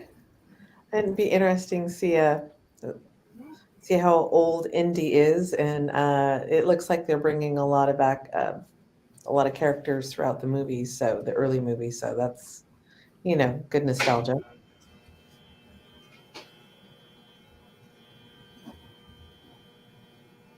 Isn't this supposed to be his last big hurrah? I think so. I feel like that was supposed to be Crystal Skull, and yet here we are again. Like 5 movies later. Yeah. But yeah, I don't know. I feel like people enjoyed the Indiana Jones movies because Harrison Ford wasn't a very old man in them. And now we're doing this. I get that we're going to be using like de-aging technology and some things like that for some of it, but it's okay to recast some of these things and like go with a different kind of story. But or we can do whatever the hell this is going to be. We'll see. I don't know. It's and I enjoy Harrison Ford, but I don't know. Crystal Skull, is it like that being the last entry into this franchise isn't exactly making me giddy to run out to the theaters and see this. I mean, I will, but it's like I don't know. It's maybe it'll be better than that. I know a lot of people are hyped for it, but I've never been a huge. Indiana I like the first 2, and then it's just after that I never watched any past that. Yeah. A lot of people would say that Last Crusade's better than Temple of Doom. I'm not weighing in or saying anything like that, but I'm just saying that's not an uncommon opinion out there.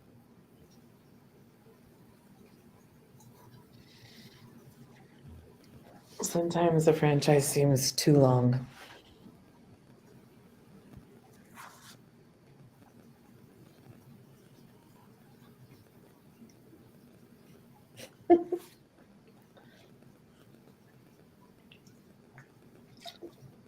Now, what did you think of the Guardians of the Galaxy 3 trailer?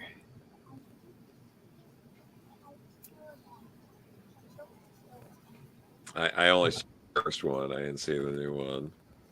Okay. I mean, I'm gonna see it. I enjoyed it. I enjoyed Guardians of the Galaxy 2, and I know a lot of people who are like, bah! And I'm like, I don't know. I thought it worked. I enjoyed it a lot, and I think it's probably on par with the first one. Like, I've gone back and rewatched the first one, and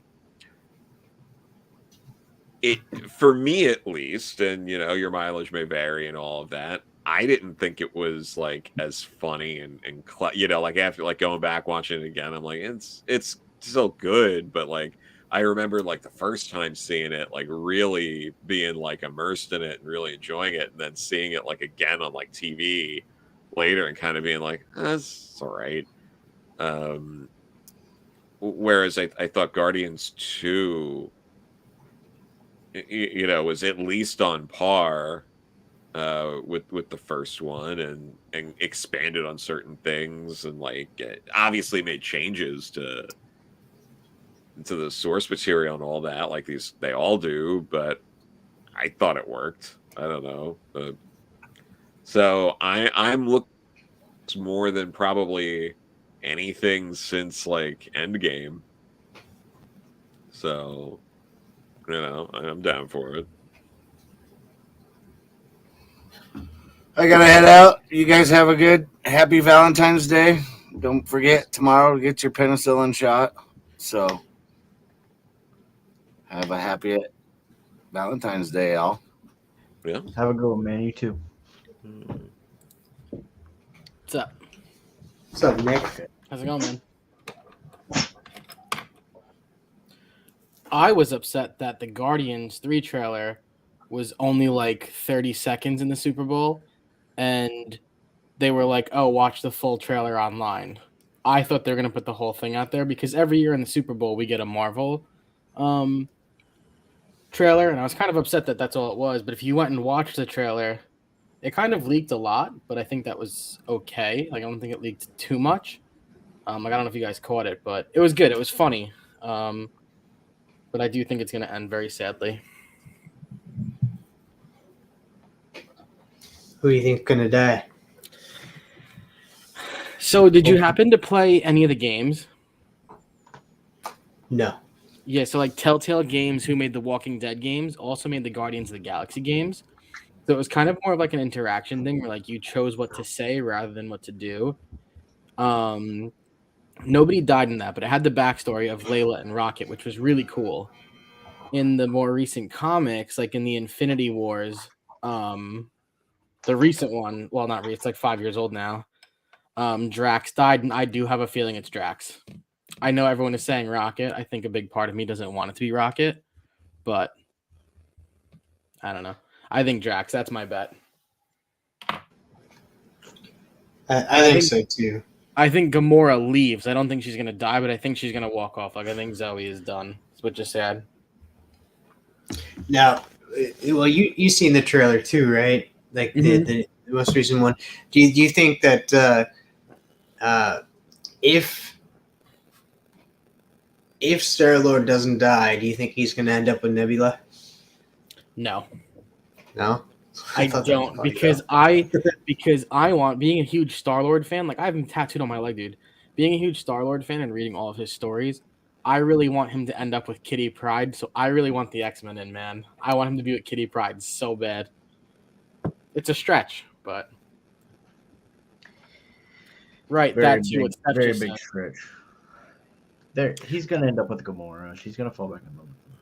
I hope so. You don't think there's a chance that this being like James Gunn's big last hurrah at Marvel, that he doesn't just kill all of them? I hope he does, honestly, but like that it's not like just like some big sacrifice moment where they all have to sacrifice themselves to save the whole universe. And I honestly don't think Marvel would sign off on it just because of the cow they need to milk, but that would be awesome.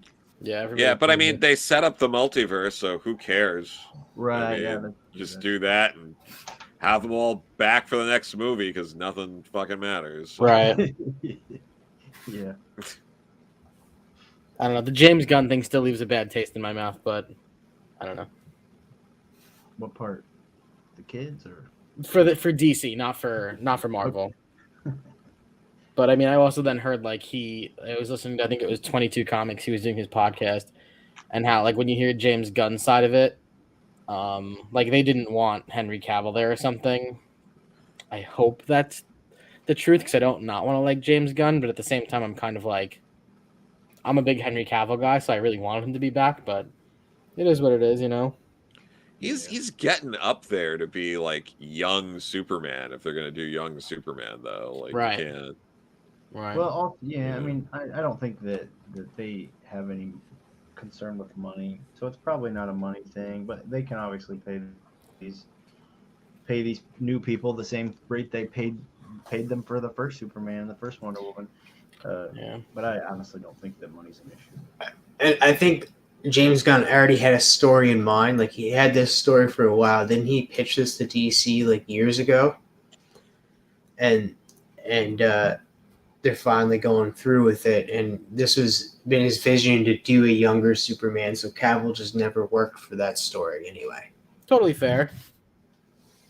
I heard like a lot of the stuff at DC is done, right? Like they could literally put it out at any moment. Isn't that true? Don't know. I don't know, but somebody was saying like I know Flash is obviously done. I think Aquaman's done. Yeah, Aquaman's okay, yeah, done. right. What else is there? Shazam's done, of course. Right. Forgot about that. Yeah. But I mean, keep in mind that almost like most of the things that were announced like might not even happen, because that's usually what happens with these things. Like, DC will announce like a big slate and 75% of it doesn't happen. Yeah. The movies, I mean, if everything they announced was going to happen, this would be a completely different landscape. Right. So. True. I made my parents watch the watch the trailer for The Flash, and my mom was like, "Oh my god, that Michael Keaton!" And then all of a sudden she goes, "Who the hell is Kara El?" And I just shook my head and I was like, "You would never understand." It was really funny. But like this is part of like this is I feel like part of like some of the greater issues you kind of run into with this stuff. Like people will say like, oh well, now it's in the movies, so everyone like once it's there, everyone knows it and gets comfortable with these ideas. But I don't think that's necessarily true. Like I think you still get a lot of people who are like, what the hell's going on? Like I don't know. I mean, I don't understand why they're doing half the stuff they're doing at this point.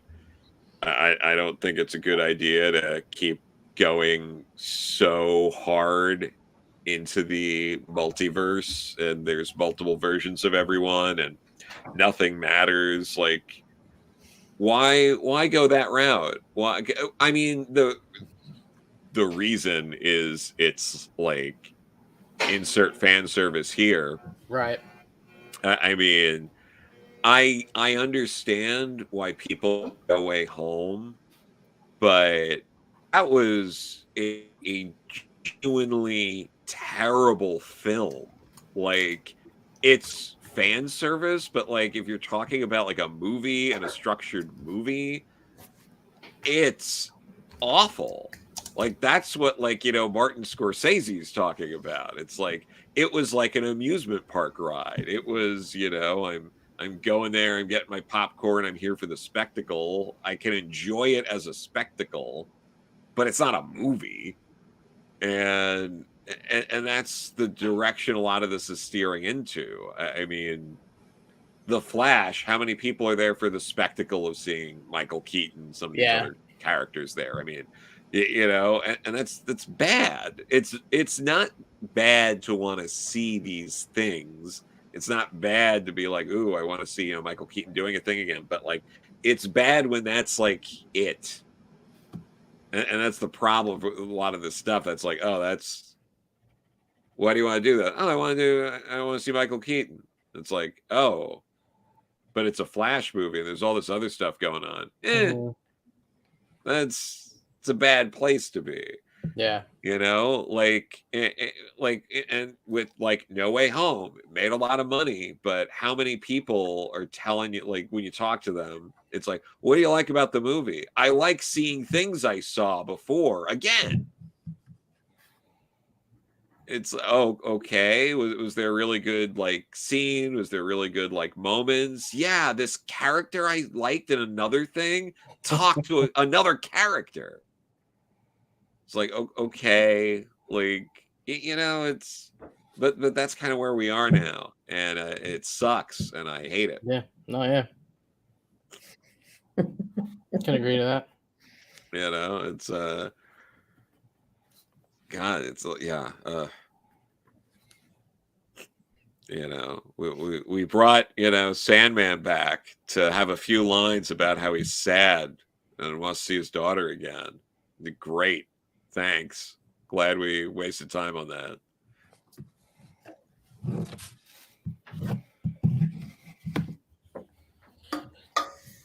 Tricky, can I ask you an art question? Blasphemy. So I'm trying to draw eyes, and every time I draw somebody's eyes, I'm a righty. I draw with my right hand first, and I never size the left eye correctly to the right. Should I start by doing the left eye first instead? Does that make any sense? Are you talking like just a straight on, or both, or like at an angle? Nope, straight on. Maybe just take a ruler and a pencil and just measure them both out beforehand. So say you have say you take your ruler and your head is like say it's a large head, it's a full 2 inches. Mark your eyes at the same point on both sides. Draw that line across where the eyes would meet at the top, where the eyes would meet at the bottom, where the nose meets at the bottom, where the top lip meets, where the bottom lip meets. You should come up pretty every time. Awesome. This immediately got me thinking about how Left Eye from TLC has been dead for over 20 years. Yeah. Thank you. I'm dicking with this rogue right now. Okay. Nice. Kind of a sexy. Yeah. Is she going to a Rocky Horror tonight? All those fish. Yeah. She's walking the streets right now. She's trying to get some energy from them. Her clients. Just messing with it though. You're on. Oh no! Surprise! Surprise! Surprise! Surprise! Surprise! Surprise! It's Lando in disguise. So I have some original Chris Burnham art, and if you're interested, I might be moving some of it. I can let you know. Ooh.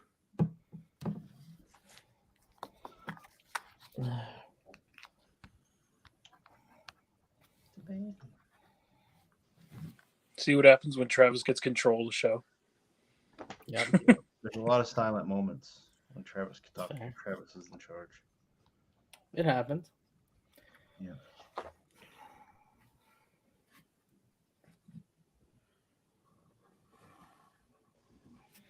Do you guys hear me okay?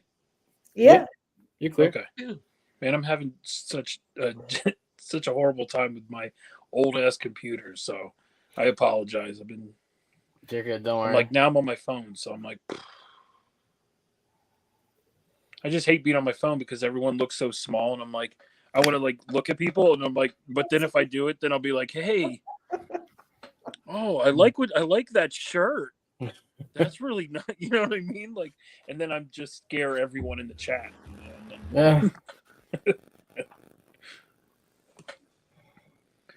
Travis, are you there, bro? He said he has to pee. He's been peeing for a disturbingly long amount of time. Right. All right, I got a question. It doesn't involve anything that we're doing here, and it's Oh, going good. to cause a huge fight, and I don't care. I'm sorry. It's What's the okay. best color bag of Chips Ahoy? Red, blue, or brown? I don't even. Well, are you talking strictly the color or the contents? Because Well, the chunky Chips content is Ahoy what are matters. the best.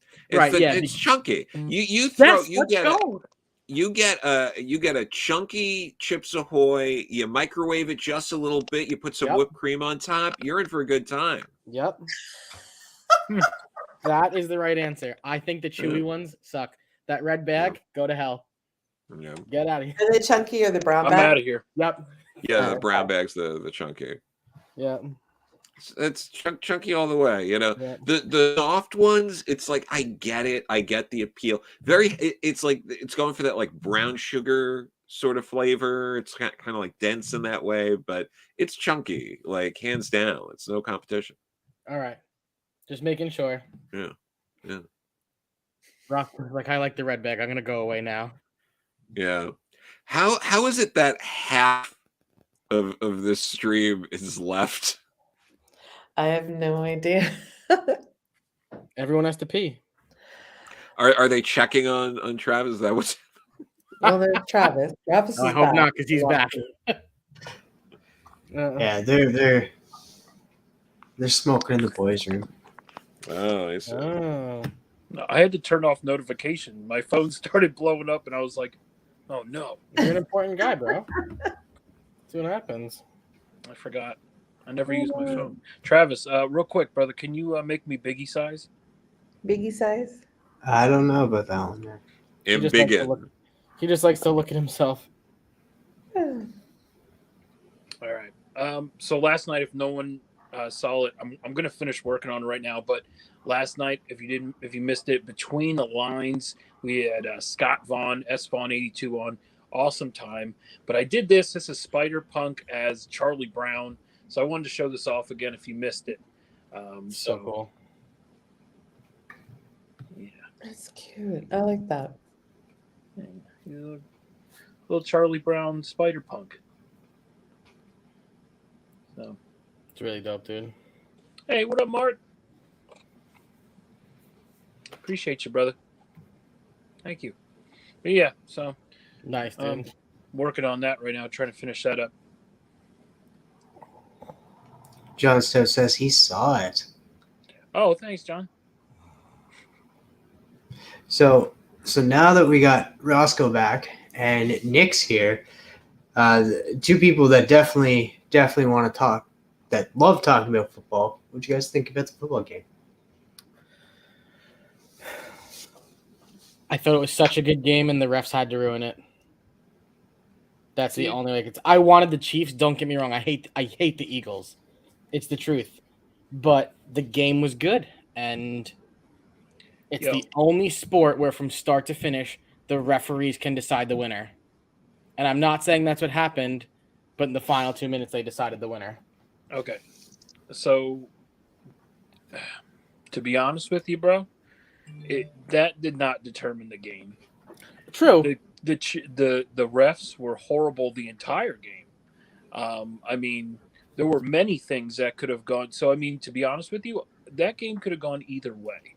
Absolutely. But the one thing that, no one talked about is watch that game again and watch the Philadelphia Eagles right tackle. He's false start almost. I mean, there was a time where he was a yard back before the ball was freaking snapped, and they didn't call it. Oh, wow. He didn't get called once. And so, I mean, the refs were garbage. They're always. I mean, I feel like the last few years of all the refs have been straight trash, and I don't know if they got money on them. But who knows? But the thing is that, to be honest with you, they've been horrible, and they were horrible the whole game. Yeah, that's fair. Competitive thumb wrestling is the same way, Nick. Damn refs. No, Yo, I Mark, hear you. do you do the over the top when you take your hat, and then today, like the way you looked, like do you turn it backwards like that, and then you're like 1, 2, 3, 4. I declare a thumb horn. Mm. And the refs are like, nah, illegal move, illegal thumb. That's funny. No, I'm not saying you're wrong, and it's cool because like Nick Sirianni owned it. At the end of the game, Sirianni owned it, and he said he's like, "Oh, we could have won that game 100 different ways, but we blew opportunities and this and that." And Rosko, I'm going to send you this, by the way. Dude, no lie though, Philadelphia Eagles head coach is one pompous, arrogant ass clown. Nah, man, rip it up. Nope, I'm sending you my Kadarius Toney card. Rip it up and throw it in the It's yours. It's coming to you. Get rid of that. Don't ever show me that again. Nope, it's going to your house. Oh my gosh. I was so mad. I couldn't believe it when I saw the punt return. I was like, this jerk. Why? He also scored a touchdown. I know. No, I know. Oh, whatever. And then Juju has to say, actually, after the game, in the freaking, he goes, I don't know what the Giants were doing when they let him go. And it's like, yo, the guy didn't want to play for us, to be honest with you. I mean, he faked injuries. He said that he had pulled both hamstrings, but in the game, there were two guys get tackled right in front of him, and he literally leapfrogs over them. And you're like, yo, you're supposed to be injured. Yep. Yep.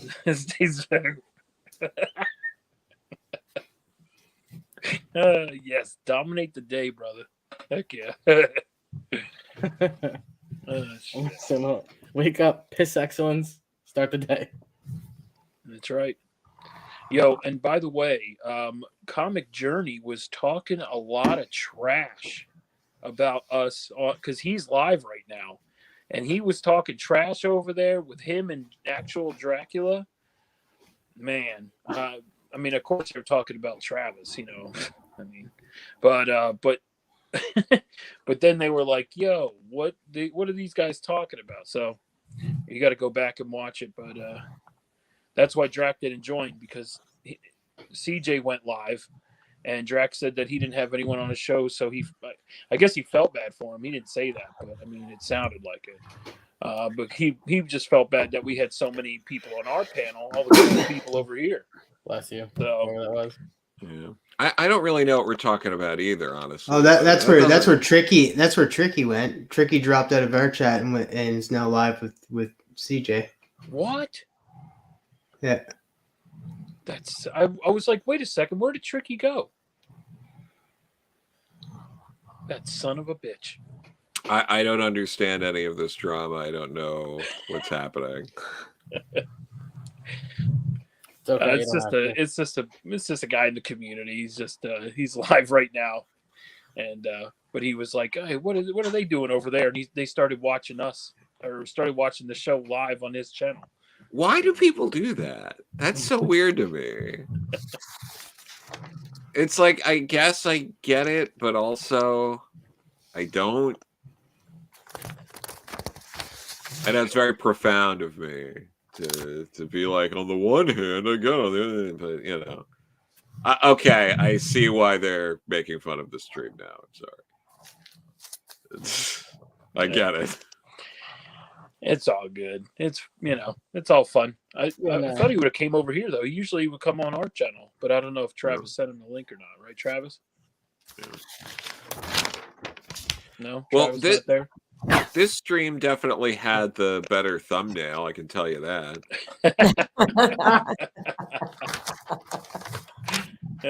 That's great. I mean, that's why I'm here. I didn't even know who Travis was. I was just like, whoa, I'm in. Oh, shit, that's funny. That's great. Whose man is this? I'm just going to say, CJ, I know you're watching right now. Yes, we're still doing our show. I know you're checking in on us right now. Yeah. But who is this CJ person? Comic Journey. I guess comics are a journey and not a destination, but I guess that's cool. Is that cool? What's cool? Everybody say hi to CJ. Everybody say hi to CJ. Say hi to CJ, Kyle, actual Dracula, and Tricky Track. What the heck, Tricky? You jerk! You left us, you son of a bitch. You're done. Never again. You're never coming on Between the Lines again. Nah, I'm just kidding. Maybe.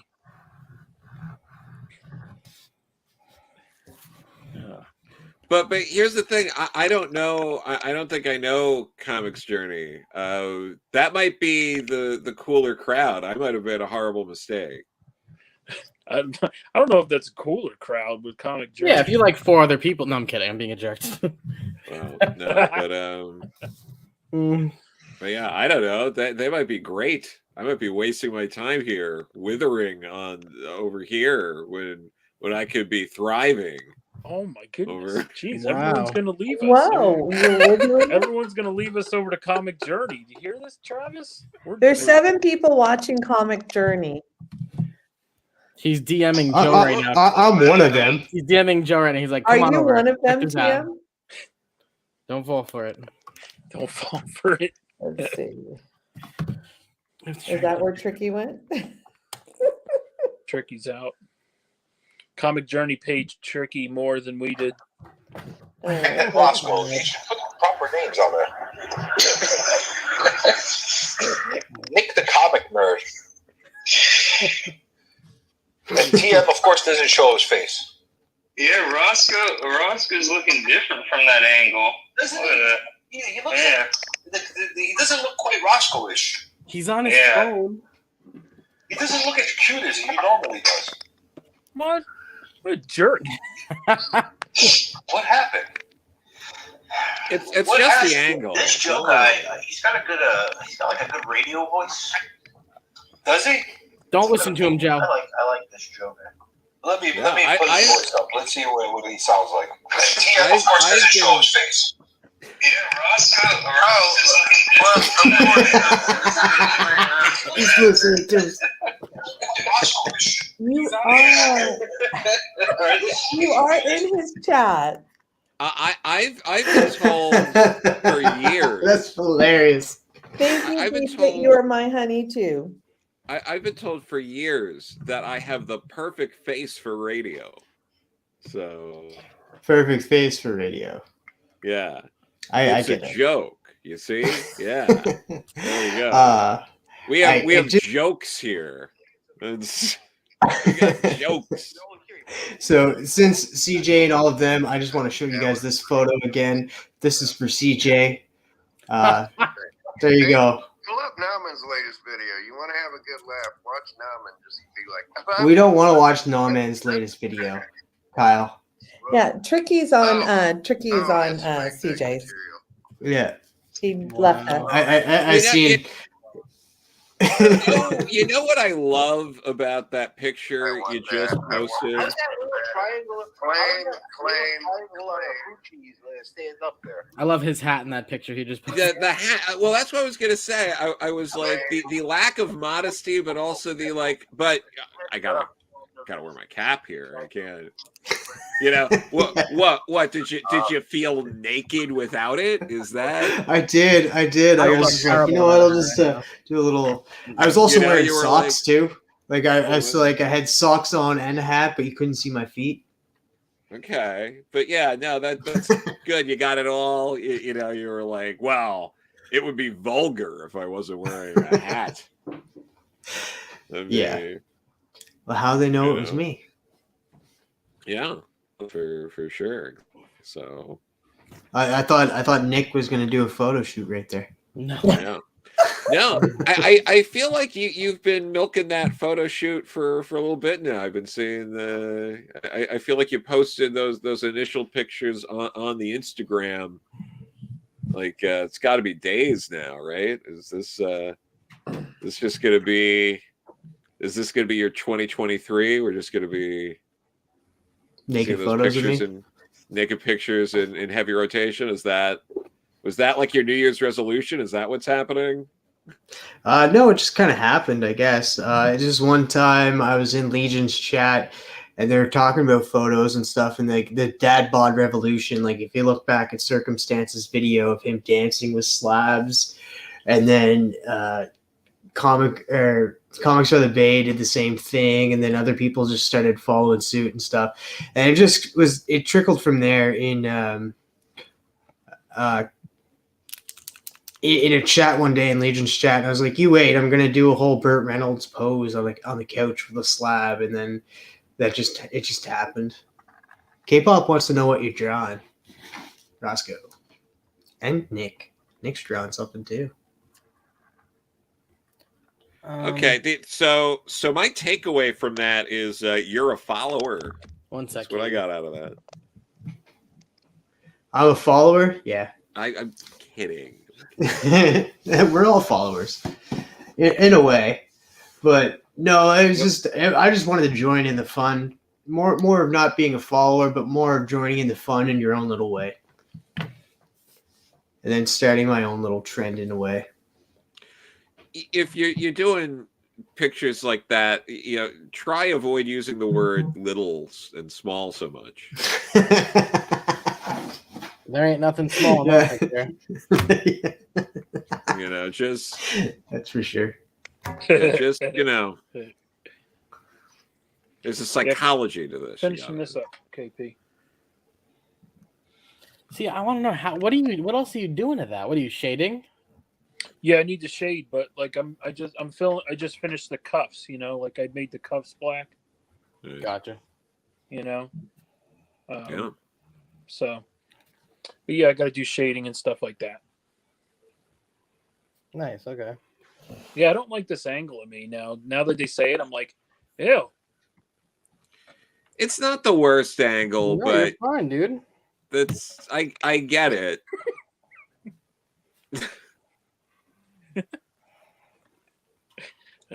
Better looking than the rest of us until Trav takes his clothes off again. Oh, jeez. That happens too much. Fair. He's been fully clothed since I've been on here, so which really I gotta say, false advertising. Fair. Yeah. They be watching us. Yeah, but I saw you were posting there with the slab book. I don't have a lot of slab books. I have two. One of which is right next to me, which I'm very proud of. It's a 9.6 Heathcliff #1. That's sick, dude. Right? Fuck yeah. That's fucking cool. I don't think there's that many slabbed Heathcliffs. Because why would someone do that? Yes, I love it.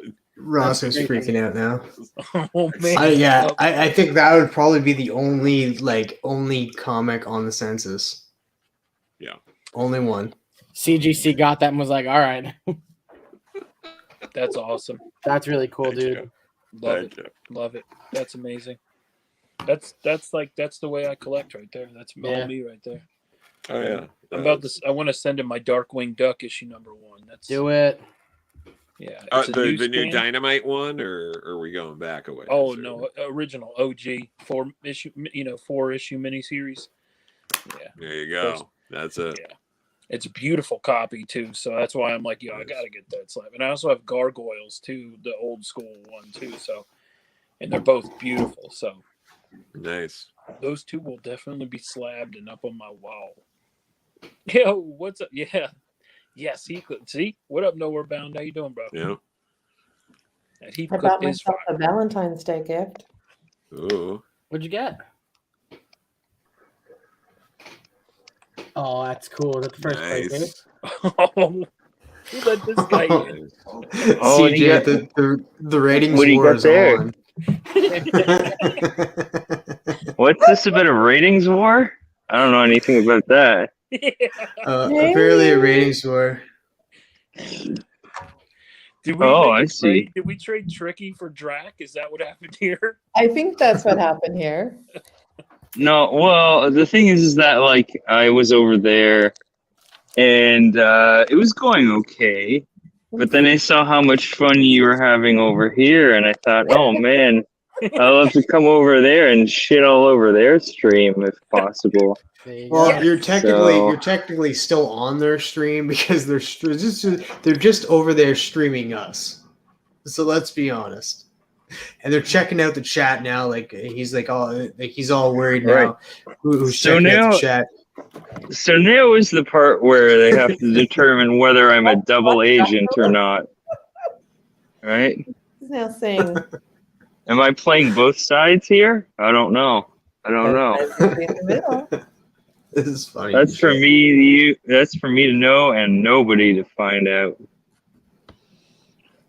But it's just funny that you just showed off a Heathcliff book, because that's basically what we've been talking about all night is Heathcliff comic books. And yeah, so you're not missing much. And then also we were talking about the Eternals for like 45 minutes. And which is cool because like that came out in February 2022. 1922. Okay. So, yeah, basically, I just came on here to say I'm not a double agent. All this talk about that is, yeah, those are just rumors. Yeah. Okay. I gotta be honest and say this again. I have no idea what any of that is or what's going on. Exactly. Yeah. That's it. Neither do we. Don't worry about any Chinese spy balloons. This has nothing to do with that. Okay. I didn't think it did until you just mentioned Coming it from the out of Canadian. nowhere. And now I'm not. like, oh, I'm not coming on here and saying that Jay-Z was supposed to make a cameo during the Super Bowl halftime show, but because he was dangling from a Chinese spy balloon and it didn't go exactly as planned, he didn't make it down there. So I saw you showed a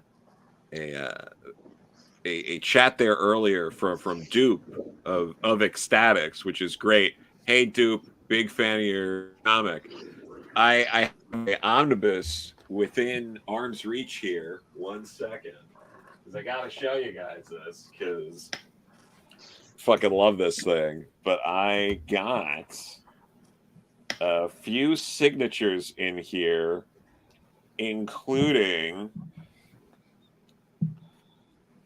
Mike and Laura Allred, as well as Paul Pope, who drew a bad Dupe because he's not sober and had Dupe saying, "I hate Dupe." Oh, wow. And That's awesome. And, Mike and Laura Allred also signed this after Paul Pope had already drawn that, and I gave them the heads up.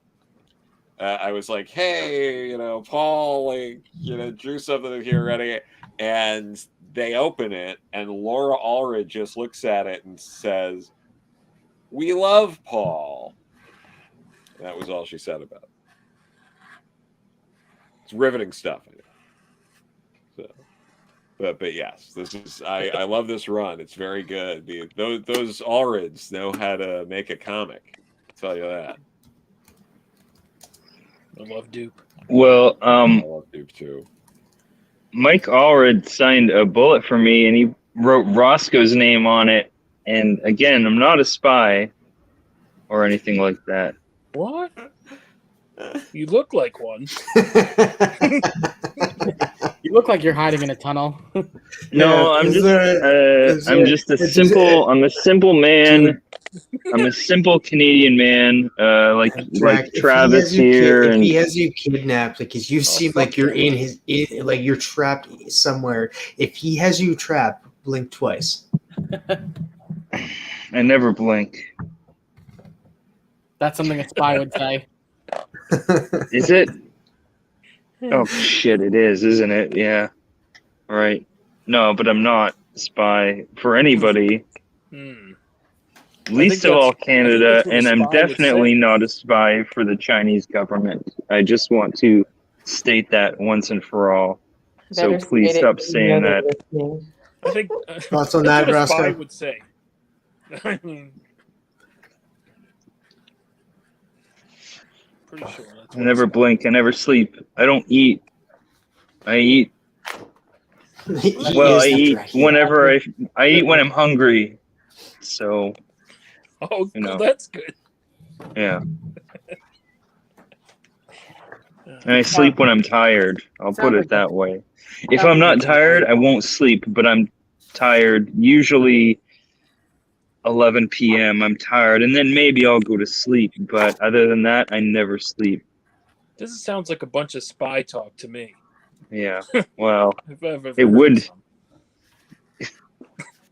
maybe to someone who is just fills their head with James Bond novels all the time, like you do, Roscoe, and you know. Can we get back to Eternals?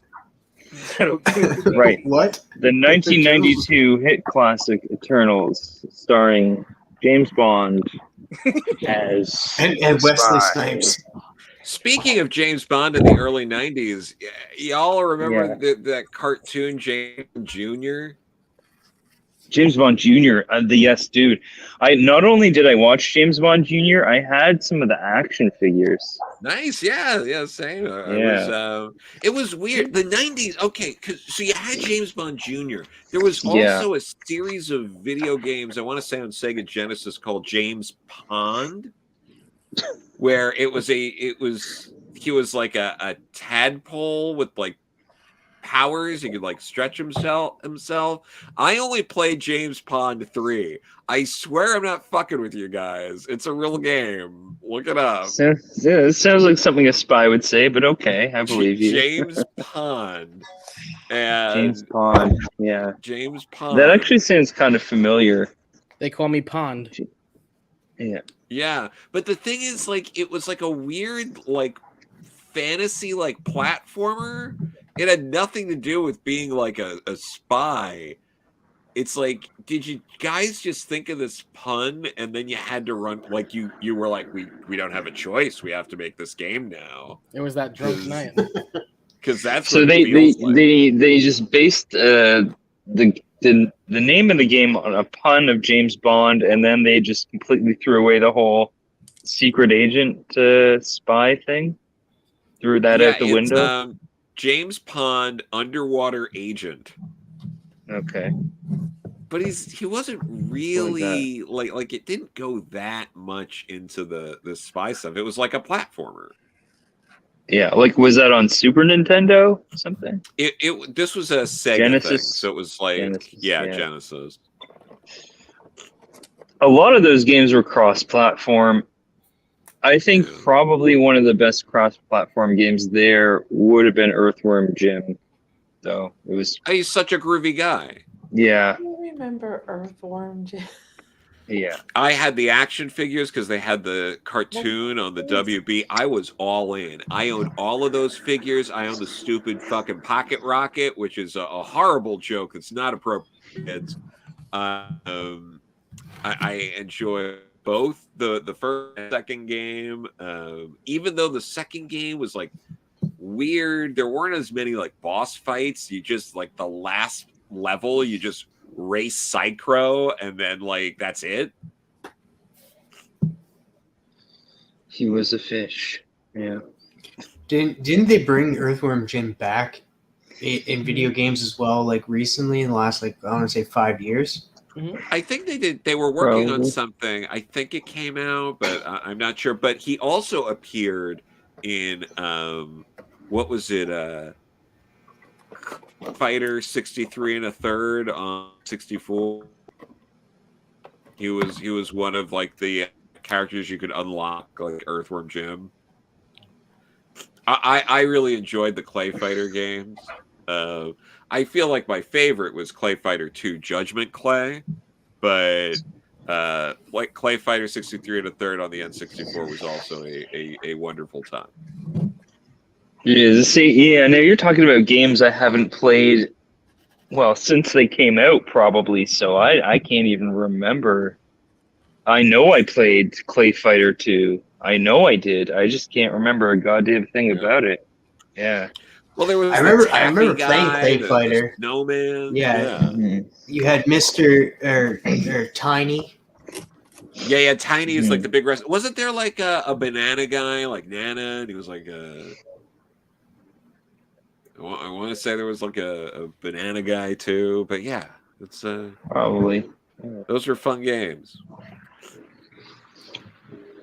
I don't know which one I played, but I remember playing one of them. Yeah, I feel like 2 was the popular one that a lot of like that got a lot of play. It was probably 2. You know, you could also play as Santa Claus in 63 and a third. That was a lot of fun. Yes. And James Pond looks like Mario underwater. Yeah. Says Punch Out.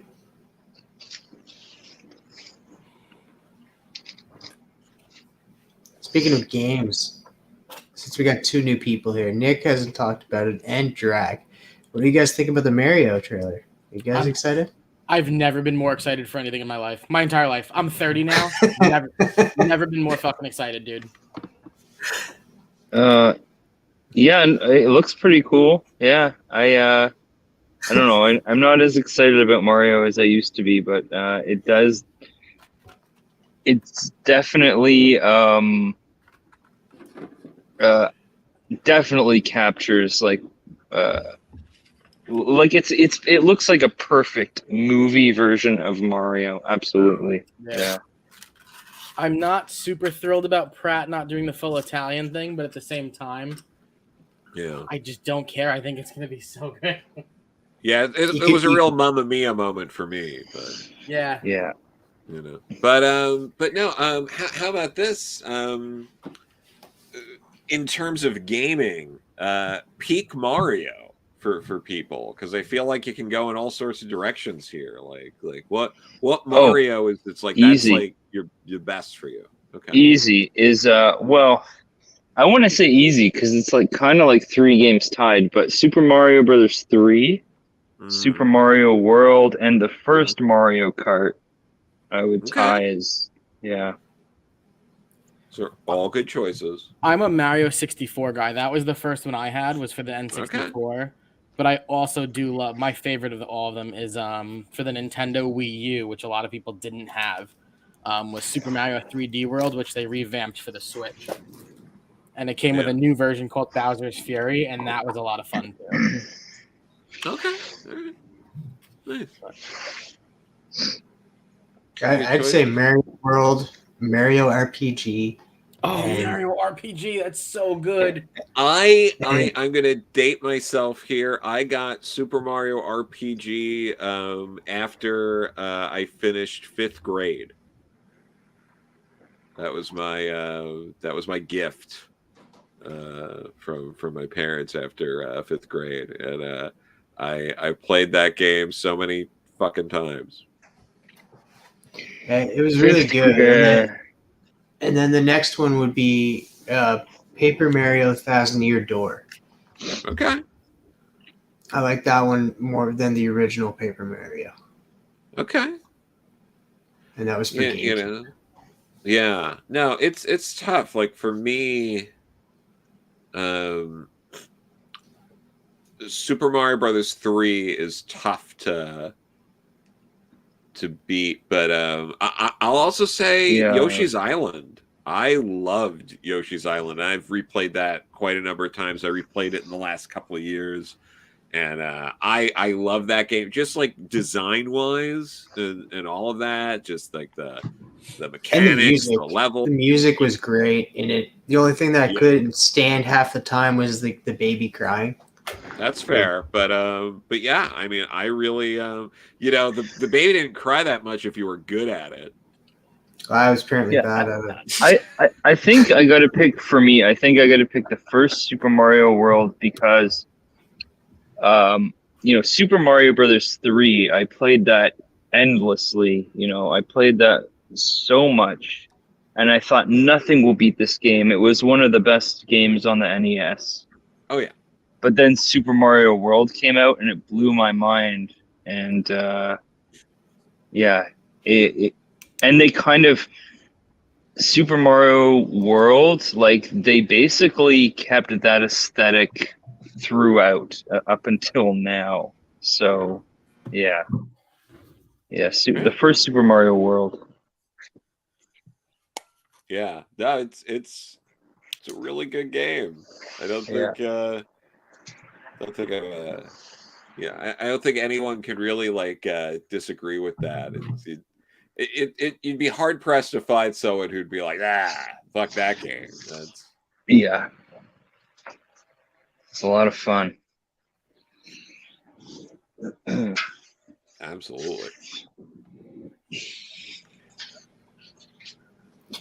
What about for Batmite and Rosko? What's your guys' favorite Mario games? All right, well, I'm gonna head out. I gotta go to bed. That's I'm fair. definitely. I don't believe you. You're going right I'm over to definitely CJ. You're gonna going to report. sleep right now, and you won't ever see me on YouTube again 10 minutes ago, he said he didn't for sleep. for I don't know Yeah. how long. For All 2 right, minutes. I'll see you on CJ stream. Yeah, good night, Norin. See, he knows.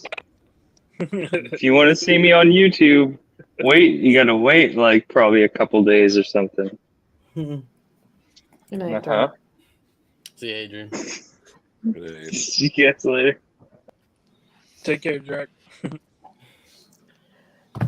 That was my kids' era. They all played it.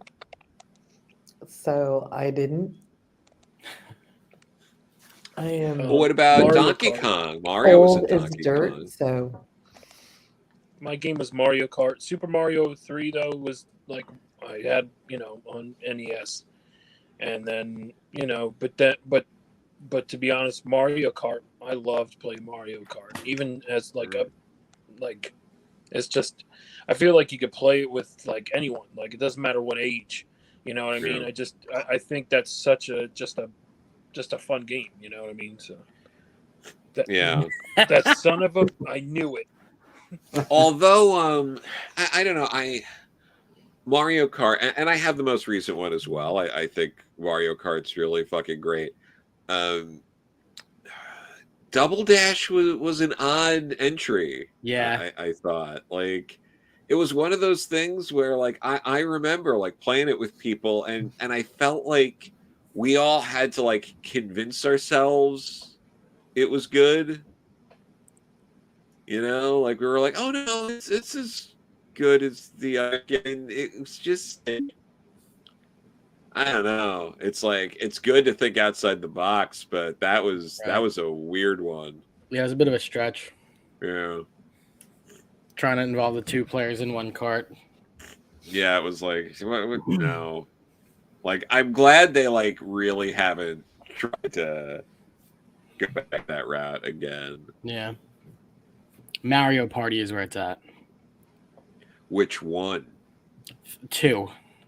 Yes, that's the right answer. 2. The one where you like change suits per level you go into the skin. Yeah, it's like that's really cute. It's like, oh, they're all sorcerers or like some shit like that, or like they're all pirates or they're all cowboys. Like, yeah. Yeah. Speaking of Right. Mario, TM, I'll show one of my drawings, I guess. I'm not proud. I'm never proud. So I really like to paint. I suck at painting very, very poorly. I'm not good at painting. So a while ago, I painted this. Try not to look at the forefront of the picture. I painted Super Mario Sunshine, and it's not good. But then, as you can see, I actually drew the Luigi's Mansion GameCube cover 1 off of it. But I did it with the glow-in-the-dark markers. Dude, that's awesome. Thank you. And then tonight, I painted this sometime last year. I tried painting a skyscraper looking thing with the Batman symbol, and it was not good, as you can see. So you drew a picture over it? I took the Batman's 3 Jokers cover number 1, and I did the Joker face over it in the glow-in-the-dark markers. That's awesome. I love the hair. Thank you. I actually hate the hair, but I appreciate you saying you like it. But I like the hair. I think it's awesome. Yeah, so like I have like 3 other paintings I've done that are like comic book or pop culture related that I'm like eventually gonna draw over. I hate looking at the paintings. They're just not good, but it happens, you know. It's a process. Yeah, no, of course, but makes them a little bit cooler to look at this way.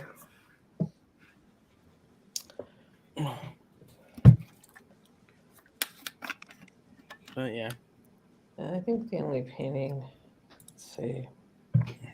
Wait, so what do you think is the best Nintendo system?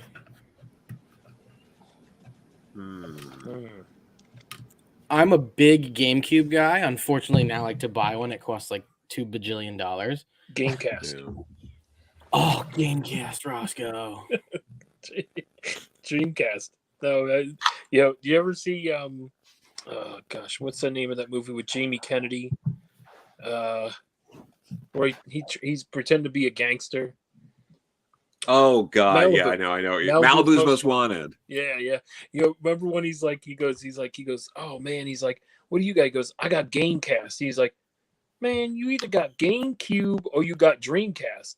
And he said, what, man? I said I got Gamecast. And I love that part, like, because the guy was trying to be like, oh man, don't make me look stupid, like. Yeah. But Although Dreamcast, Gamecast, Hey, when I was growing up, Pong was the big thing. Okay, so Still, Yes, Atari. All for it. Yeah, but I did enjoy Skies of Arcadia, which was on both of those.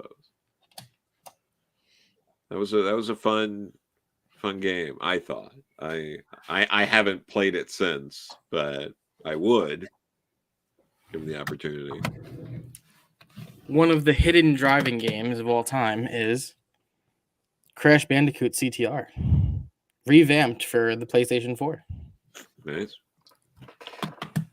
I was a big Diddy Kong Racing guy. Oh, Diddy Kong Racing rocks, dude. I want Diddy Kong in the Mario movie. I think he's going to show up. Oh, You just made me think of it. Nice. $10 he shows up. Whoever wants to take it. Well, this is my contribute to Mario because my kids are all Oh, into it. Diddy is definitely going to show up. Diddy and Dixie were in the trailer. Oh, okay. Or not the trailer, the poster. That's really cool. Oh, I these painted the Wario. jacket for Wario, which that's my son. He went to Anime Expo That's as so Wario. cool. Nice. So, Did he buy pink jeans or did you have to dye those? I dyed those. That's really cool. I dyed those. He bought white jeans on Amazon and just dyed them. That's really cool. Nice. And then he bought the jacket and frayed it a little bit more. And I took some things off of the internet to get a stencil to put it on the jacket to see how big it was. Helped him with his helmet. Nice. And then this helmet. And then there's like the finished jacket when it was on the. But I just took some things and I blew it up. I made a few stencils and just sat here and had fun painting it. Nice. It's I don't know, cathartic painting. Yeah. Yeah. But I haven't done anything since then. No creative process. I put it on Instagram. My kid won't let me put him on Instagram. He doesn't want to be seen. But we took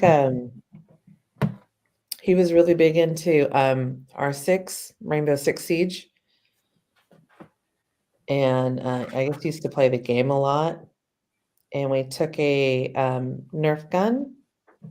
It looked like a little girl's purse, and you flipped it out, it became a Nerf gun. So Smoke, his character that he had an attaché that turned into, I guess, a little machine gun. So if I can find it, we turned a girl's Nerf gun, made it into a black attaché case, and painted it the color of one of the skins, which was the British flag. Very cool. So if I can find it, I will show it to you. But yeah, I have fun doing things with him like that. Nice. He's now took Guitar Hero. Mm-hmm. He took bought one of those guitars, and he took it apart, and his girlfriend has, I guess, a guitar, and he's painting it the same colors as her electric guitar. That's really cool. So, as I'm scrolling through these stupid thousands of pictures I have on my phone, I will find it one day. Okay. That's not Smoke, but Crap. We hit the wrong button. But that's one of his Rainbow Six Siege guys. So I'm getting close. Nice. But he went to I remember Anaheim Anime Expo in LA, and it was 110 degrees out there, and he's like in a full gas mask and a full suit, just dying. Wow. Yeah. So come on. But no, as far as games, I mean, I played, Space Invaders on the, arcade games in an arcade back in the early 80s. So we didn't, games weren't, as far as like console games, weren't big until I had kids and they started playing. I played with them a little bit. We've had everything from, first PlayStation 2, the Wii, GameCube. I think we have a GameCube still somewhere. Now my kid built his own computer and plays on that. He also has a 360. So, and they both kids have Switches, but they're like 24 and 21 now. So Yeah. So I kind of listen to you guys and live vicariously in a sense through that, because I didn't really get into playing games. I think they're cool, but it's just, I don't know. Oh, okay, here we go. So I gotta get it out. So that's the skin of the Nerf gun. They blow it up.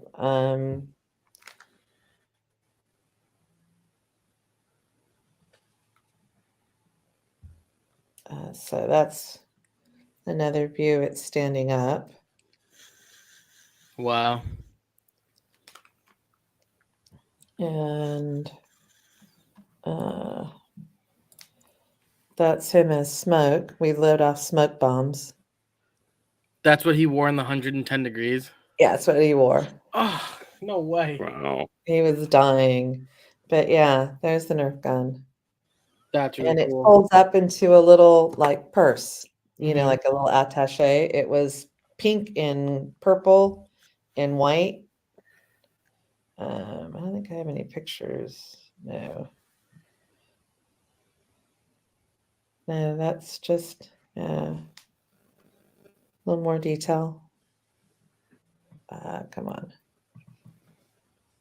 But yeah, repurposing Nerf guns. So we've made a couple of those, but yeah. It's really neat. Let's see. He did that in, oops, stupid Bixby. The shield, God bless America. Touch my phone and everything goes. That shield he made, that was a template for a shield. He made a Pokemon military mashup as a cosplay when we went to WonderCon a few years ago. I have no idea where that's at, but yeah, he likes to fabricate. I like to help. It's just, I don't know, different artistic avenue that I like to explore. So other than an occasional doodle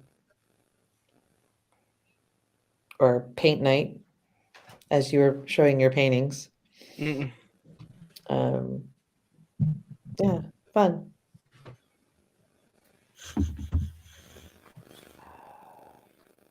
So, bye. Yeah. I don't know if I can find it. Shit. Joe, did you play Smash Bros? Oh yeah, no, I was I was friends in college with people who were like competitive Melee players. Yeah.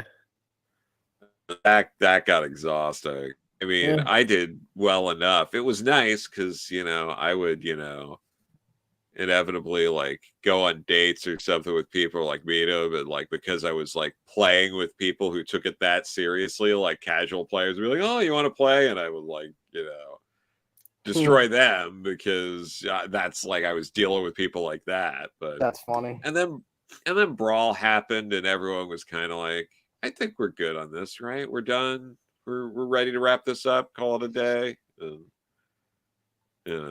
But I mean, I remember playing the first one on N64 like a fuck ton. Like that was that way, like for years of just like having like friends over, going over other friends houses, and it was like always having to be like it was like N64 trained kids to have 3 good friends, right? And and then to have a couple like backbenchers, like when someone's out of town or something like that. Yeah. But yeah, I had there was I had like 3 friends that we were pretty close. Like usually once a weekend, a Friday or a Saturday or something, we'd get together, and it was Mario Kart 64, GoldenEye, Smash Bros, like all that stuff. WrestleMania 2000 and No Mercy, No stuff Mercy. like that. No Mercy is great, but I remember when me and my brother were young. I mean, we were like, I don't know how old we were when Smash Bros came out, but we'd be playing, and all of a sudden it'd be like, oh, a challenger approaches, and you'd be like, wait a second, we'd pause the game and be like, one of us should fight this, and we'd fist fight each other until like one person couldn't get up. My brother is 2 years younger than me. We'd fight. He was like 7 years old, and we would just beat the hell out of each other to see who would fight the person, and then we'd lose to try and unlock like Luigi and Jigglypuff. I was like, this is terrible. Yeah, that's the way it goes. Yeah, for sure. I was the oldest of there's I have 3 younger brothers, so wow. Love when Rosko keeps the pen in his mouth. That means he's working really hard. There you go. Switching colors.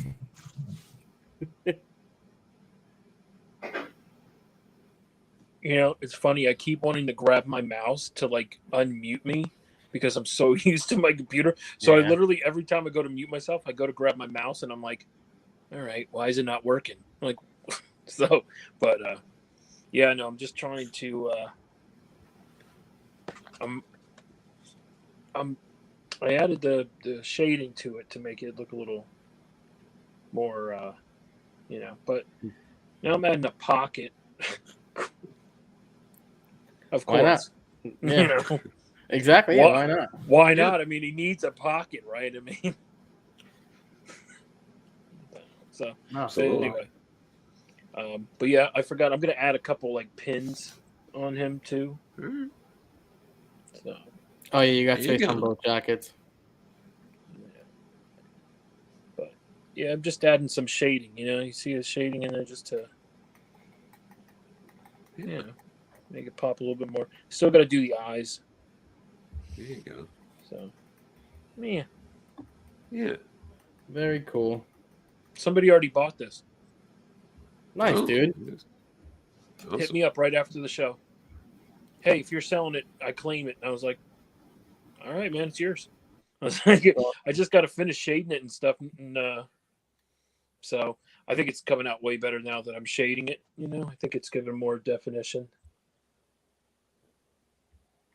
And then I think I'm going to write Spider-Punk down the side next to him because my if you could tell, like, look, my black marker, my good black marker ran out, and then I had to use my other one, and you can see like that whole line there. I'm like, you son of a. So I may write like Spider-Punk,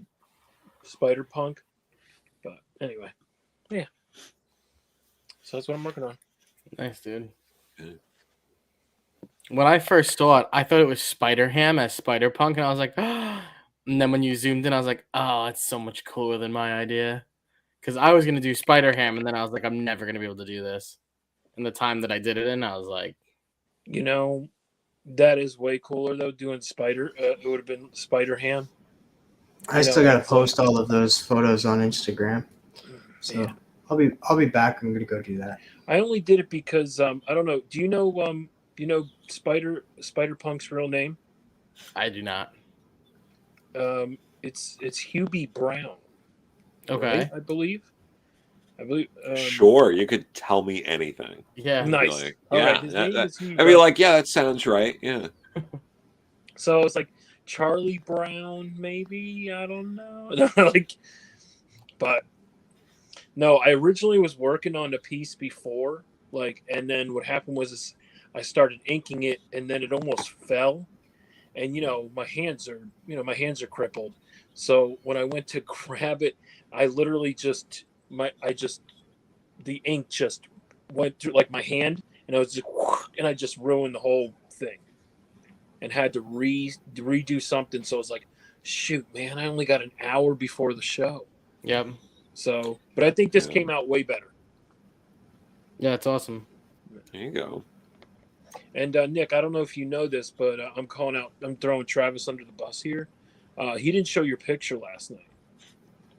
I noticed because I went back and watched the recap to see what everybody drew. You could have just not said anything. Thanks. No, I knew. I wasn't gonna text you and bust your chops though. It's okay. I'm doing it. It's all right. I'm doing it. Don't worry. I don't really understand what's happening right now, and I am appalled. That's just awful if that happened. So this is Bastodon Pokemon. Yes. Okay. What? That guy's cool looking. Okay, that's Yeah. Bastodon. And I my like that kid guy. made a military mashup with that shield I showed you. Nice. Oh. So there's Bastodon. So yeah. My little dude.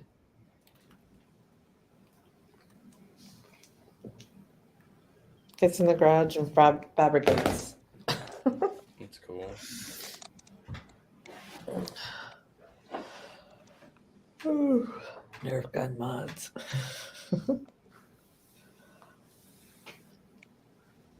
So. I know. It's been a long day at work. How long have we been going on for? Is it like 3 hours yet? Or? Yeah. Well, a little over 3 hours. Yeah. Not bad. Yeah. Not bad. Man, It's been a long day. Huh? It's been a long day. Well, for you also were just on the 10-1-1 earlier too. Yeah. That was a cool show. That was a good one. I wasn't surprised with what books you brought, but I get. Actually, I still have them right here. Show them off. That might like this one right here. I have that. Yeah, it's nice.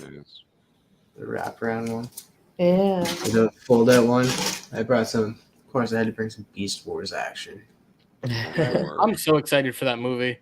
I just went to storage Monday. And here you go, Nick. Trying to Oh, I just paused my game. Paused my game to be here. trying to organize everything and that's cool. Nice copy. Yeah, embossed. I brought some of those keys home, like what I posted today. Legionnaires, yes. Nice. For cameo appearance of XS. Nice. Legionnaires number 0. Zero.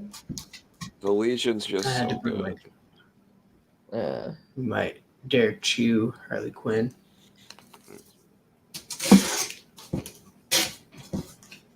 Do you have any of those?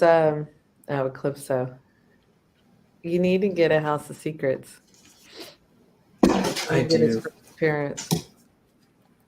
Speed Demon. Via Magnum.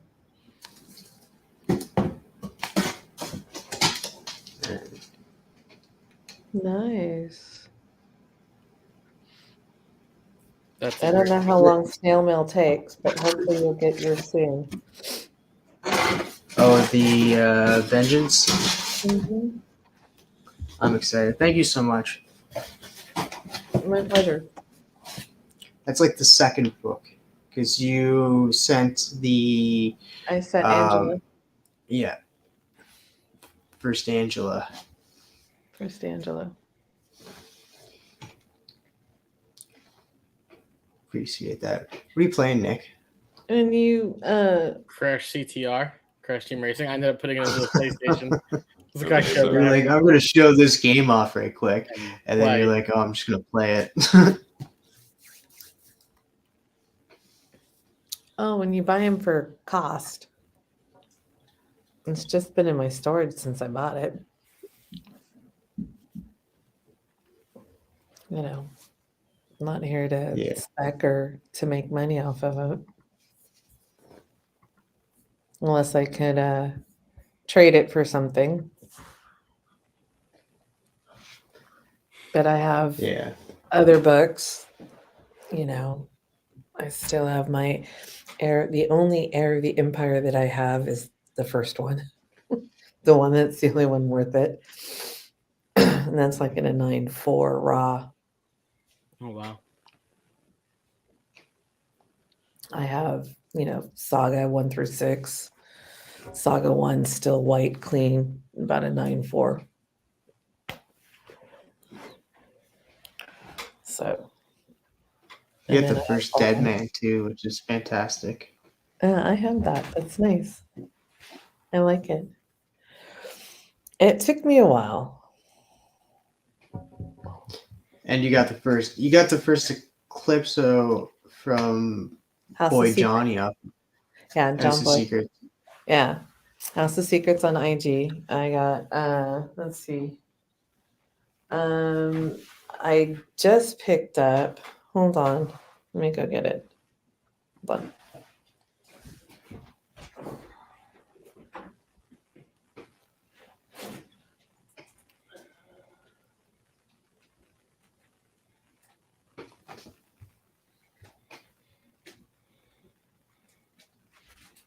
Did you like it? Joe, are you what's that? Callie, was it the first time you watched it?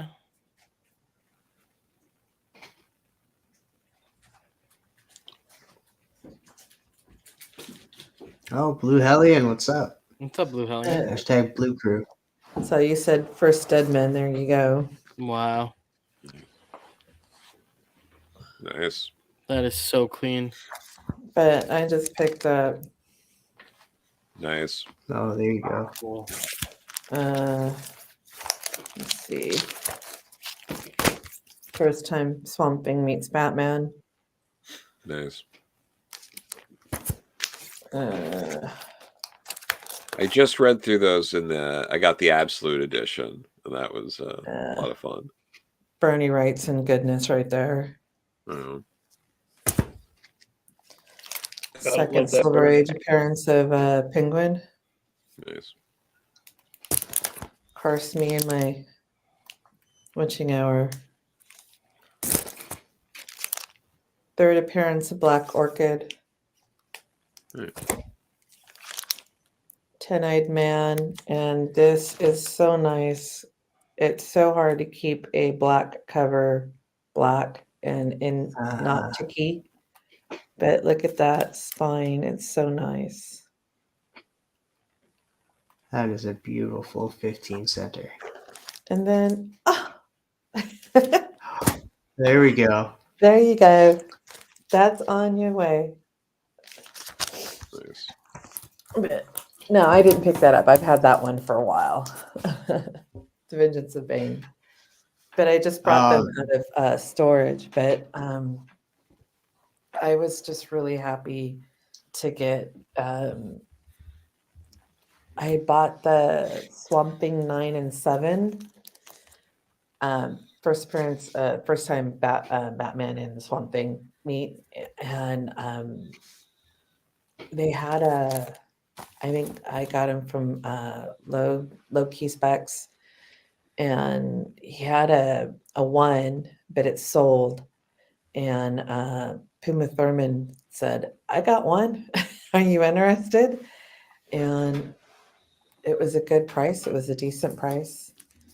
So I jumped on it because they're only, with the announcement of the movies, are only going up. Swamp Thing is.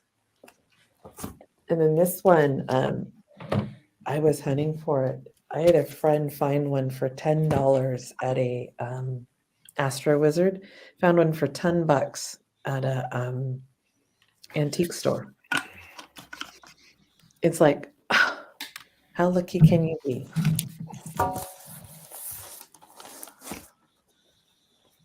So Should jump on, Callie. Astro yeah. Wizard's good people. Yes, he is. Oh, yeah. Hold on. Hey, Nick. Yeah. You should put the camera towards the TV so we can watch you play. No, before that, I'm going to show you my feed, actually, and I'm sorry in advance, Rosko. I hope this doesn't get removed. So I get Marvel tattoos on my leg. Oh, you made me big for this. I'm getting Yeah, I like did. sleeves done. And for Callie, I'll show you guys. For my birthday, like last week, I went and got, it's kind of hard to see, but it's half Shuri's mask and half T'Challa's.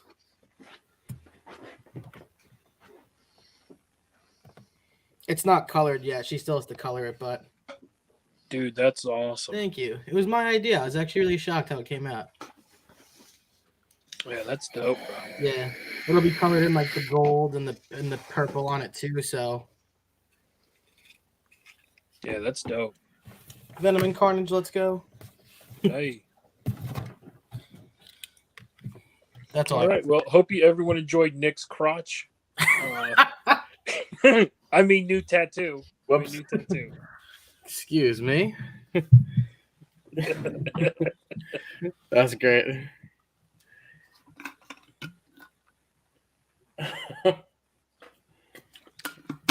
Sorry, YouTube. Joe, you reading any recent like comics? Yeah. I've been keeping up with the Lazarus Planet stuff, Action Comics.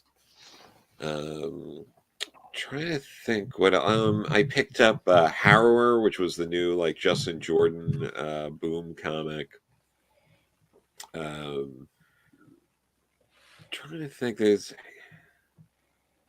but no, I've been picking up things and following some of the stuff that's been going on. There's some stuff I also like I'm just not caught up with, but I've been reading. Yeah, I'm not caught up on Savage Avengers, and there's a few other Marvel. The Avengers, the Paul Evans, Alan Davis one that's been like the wartime thing that I've been enjoying that. The Peter David, Joe Fixit comic. I gotta bounce. I'm sorry. I got a sick kid. No, go for it. Well, Bye, Batmite. Bye. Take care. Thank you for hanging out. Wait, are you going to Comic Journeys? No, I'm just kidding. No, I'm taking care of a kid. I'll see you guys No, later. I'm just kidding. Hope All your right, goes take better. care. Thank you. Bye. Appreciate you hopping on.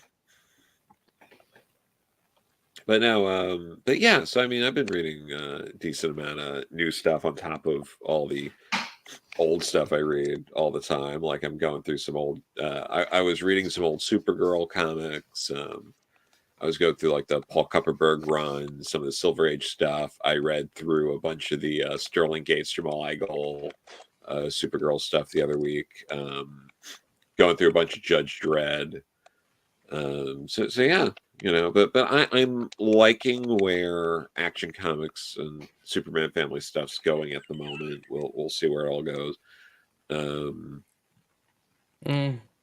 What else? The you know, Lazarus Planet. There's I'm sure I love like the four. Like I wish it was a bit more like a linear story and not these like little vignettes of these different, but I get it. It just ends up being like, a mixed bag. You're gonna like some of the stories more than others just by design.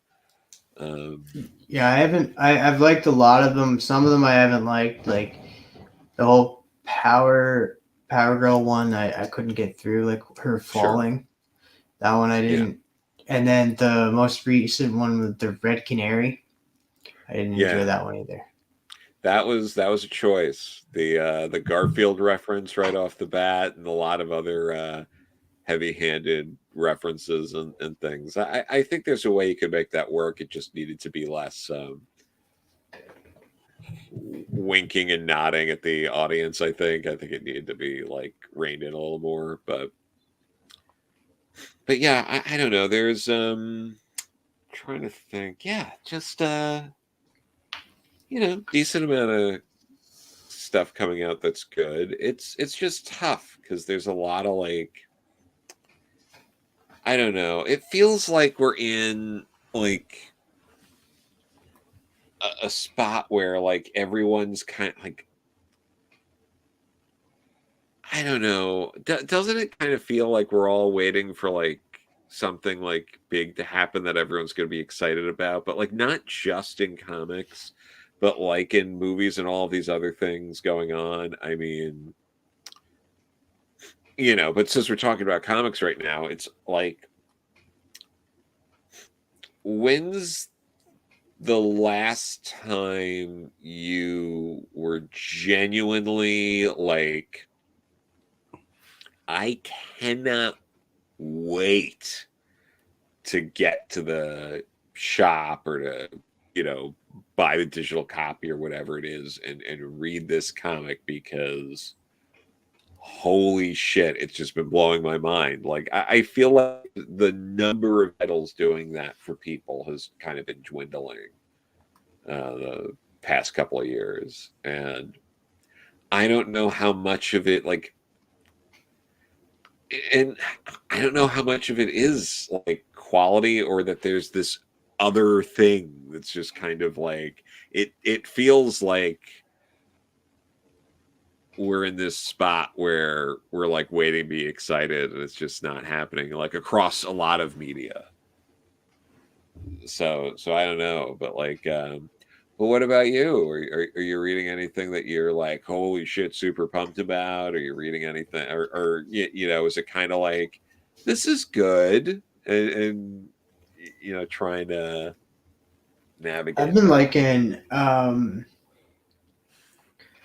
It's not like super good and like not like super excited, but I'm interested in reading it each week. And I actually just read it today, the most recent issue of.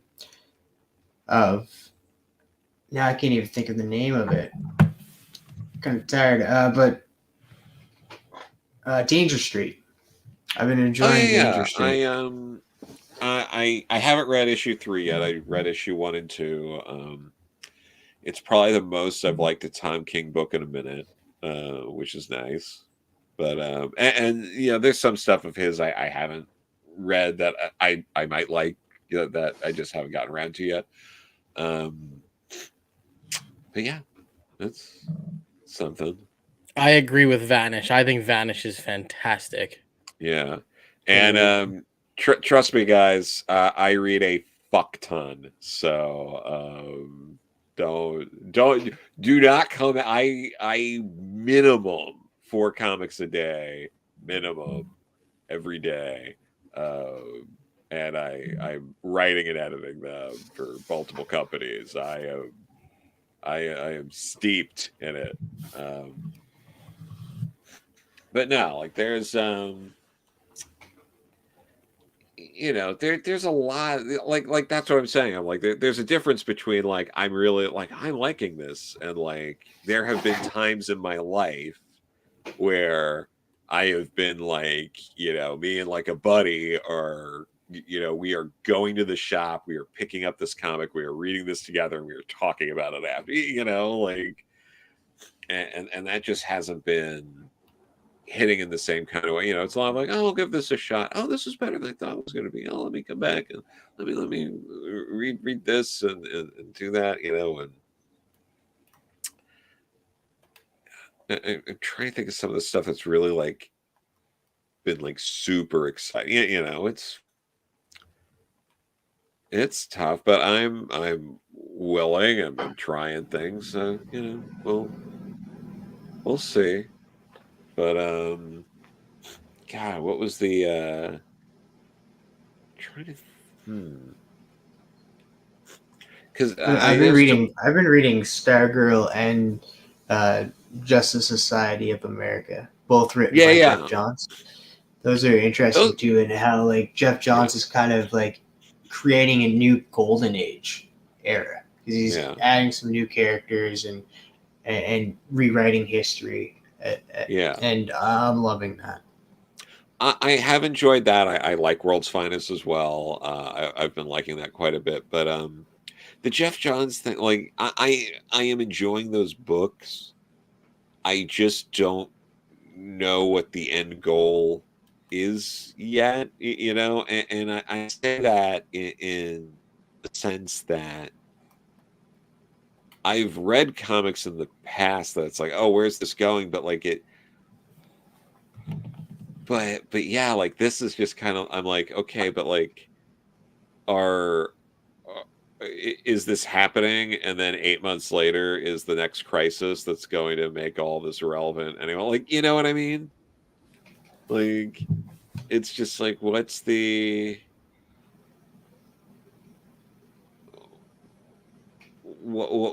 this? Is this a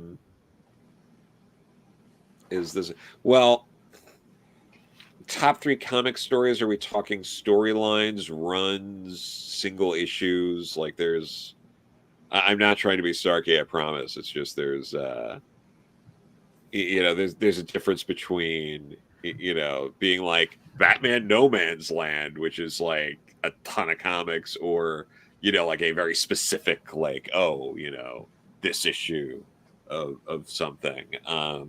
If we're gonna talk issues, this gives okay, the idea. Okay.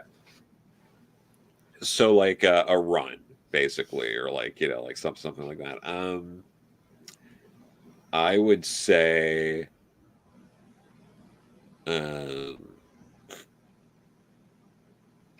for me, like with characters like Batman, for example, like the Jerry Conway and Doug Menck run, it's like 6 years of like Batman comics. Is probably some of, if not the like single best like stretch of Batman, which is all pre-crisis stuff, which they tell you isn't the best stuff, but a lot of times it is. If we're doing arcs, you know, I mean, that's all really connected very well. I think that's a must read, but James Robinson's Starman run is a must read. You have no fucking business writing superhero comics or, you know, drawing them or anything if you're not familiar with that run. Like, get the fuck out and go read that. Absolute required reading is that Starman run.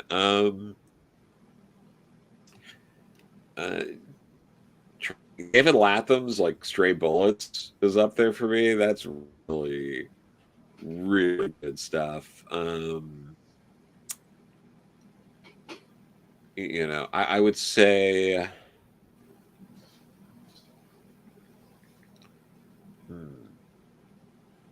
there's just so many things. It's tough to be like,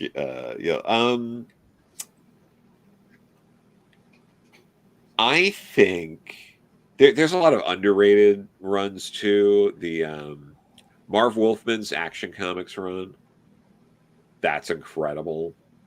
And that's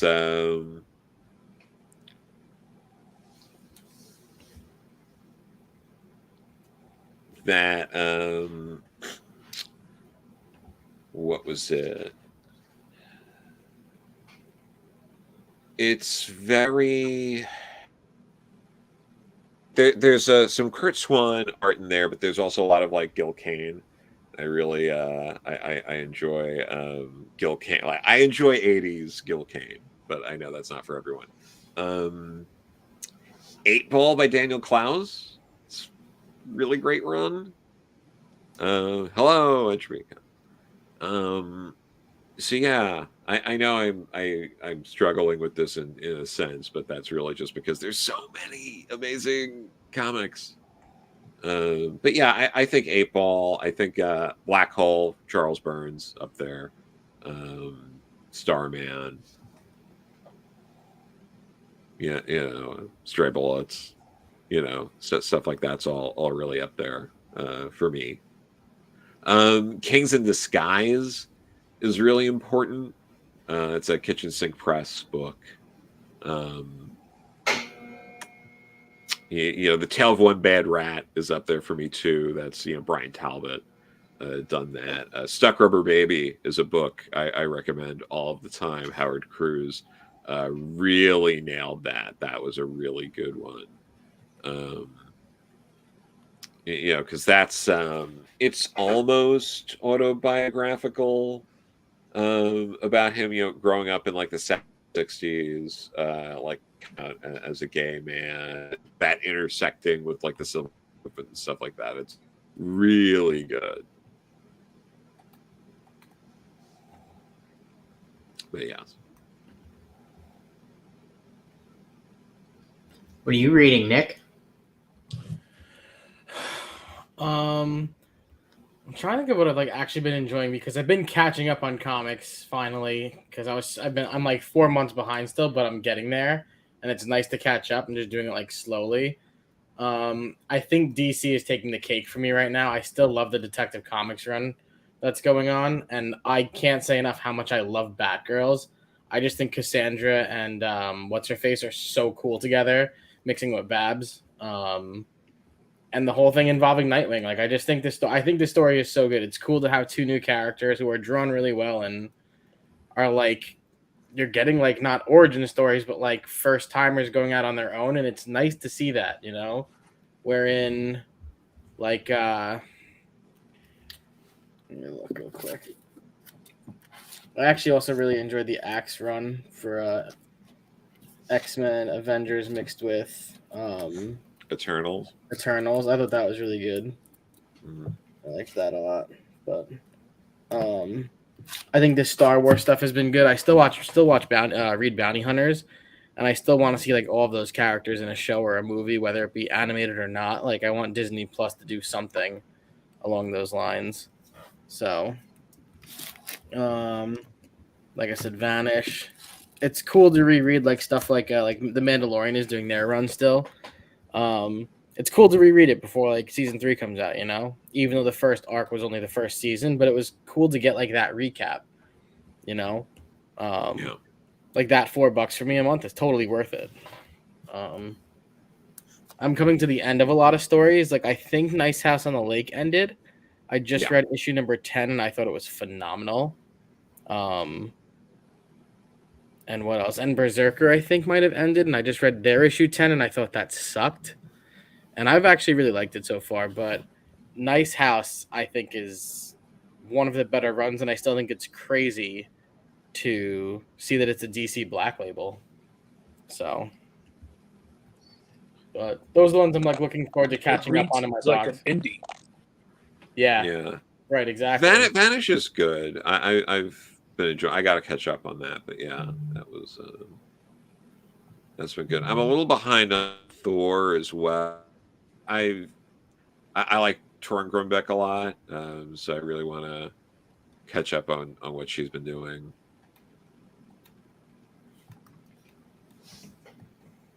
You know what great and doesn't get out enough? It's the Elvira comics that Dynamite does. David Avalone is writing. I think he's been writing a lot of the different miniseries, and they keep going. The Elvira meets Vincent Price really got me hooked on that, and then it was Elvira and Harland and stuff like that. But those books are great. They're just campy, fun kind of comics. But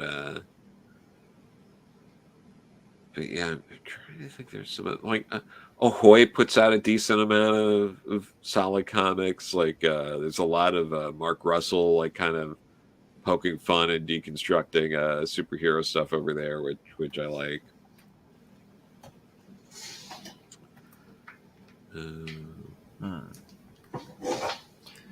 Can't think of anything else I'm reading. I'm only reading DC stuff. Another one That's that I've fair. been reading, Detective Boys. I'm reading that as well. I like Dead I've Boy been enjoying Detectives, right? Yeah. Yeah, Dead Boy Detectives. Yeah, no, that's I got to catch up on Dead Boy Detectives. There's a few other things that from DC I really have to catch up on. There's just so much coming out. But Yeah, I've also been reading the 1 Minute War. Right, yeah. from Flash. That's been really good as well. Nice. I really like Jeremy Adams on Flash, but I'm behind. I haven't gotten to the 1 Minute War yet, but yeah, it's I was surprised to find out that he was the one that wrote the Justice Society of America movie, the animated movie. Well, that's cool. Yeah. Which was really good. Did you see the Legion of Superheroes animated movie? I did. I watched the day it came out. What do you think? I really liked it. Obviously, they made some big changes to like certain characters and certain characters that I really love that they made do things that I didn't think was great. But overall, I enjoyed it. I wish there was like. I'm happy we have Legion content at all and Supergirl and Legion of Superheroes. I think that's a great pairing.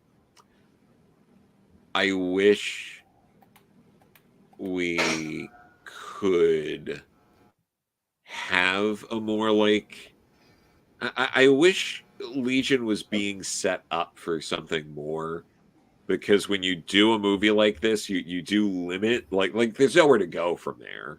It's like you're taking certain characters off the table already, and it's like, oh, I would like to see Legion set up in an animated universe where it has room to grow. So like while I did enjoy it for what it was, absolutely, I really would like to see it set up in more of that kind of way. Yeah, it was more of a Supergirl story than anything. Yeah. And they did do a character dirty, like Mon-El. Yeah. Like that's he was like one of the leaders of the Legion at one point, wasn't he? Yeah. Yeah, absolutely. So yeah, you never seen it coming though. Yeah, I mean, yeah. It's but yeah, it's like I love Mon-El as a character, and just the way they did it was very good. And a lot of the other part characters in the Legion, they did weird things with that were just, I'm like, okay, like some of the characters they nailed, some of it was kind of off. But again, like you were alluding to, it was a Supergirl story with a Legion backdrop to like tell Supergirl's story, rather than really building on this IP that it's like, I mean, Legion, if you do it right, could be huge. It has been in the past. Like, they were like, Legion was consistently for years DC's second highest selling comic, and occasionally its first highest selling comic for throughout all of like the early 80s. From like around 80 through like Crisis, it was like crushing it. That and Teen Titans, to the point where you had Batman and the Outsiders created because they needed Batman to sell better, so they had to create a team, because team books were what was selling, because everything that was dominating was Titans, Legion, and then X-Men in its own, like X-Men, New Mutant, like that was what was selling, and they needed to elevate Batman by putting him on a team. I just think that's amazing. But yeah, obviously he's also in Justice League and all that. You know what I'm saying. But yeah. Hey, Dan, check your IG, Blue Alien. Check your IG, brother. I just sent you a link to find that book. but yeah, I am exhausted, so I'm gonna start winding down for the night. But thank you for having me on here. This was a lot of fun. Absolutely. And, Appreciate you. Thank you so much for and just hanging out before with we us. leave, we'll just give me a second here. Leave on a good note. Just there you go. There we go. Those Have a good night, Joe. Yes. Good.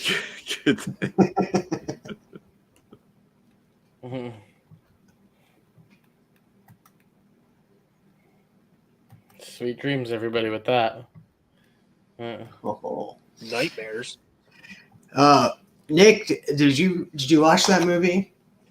What movie? Legion of Superheroes. I don't remember.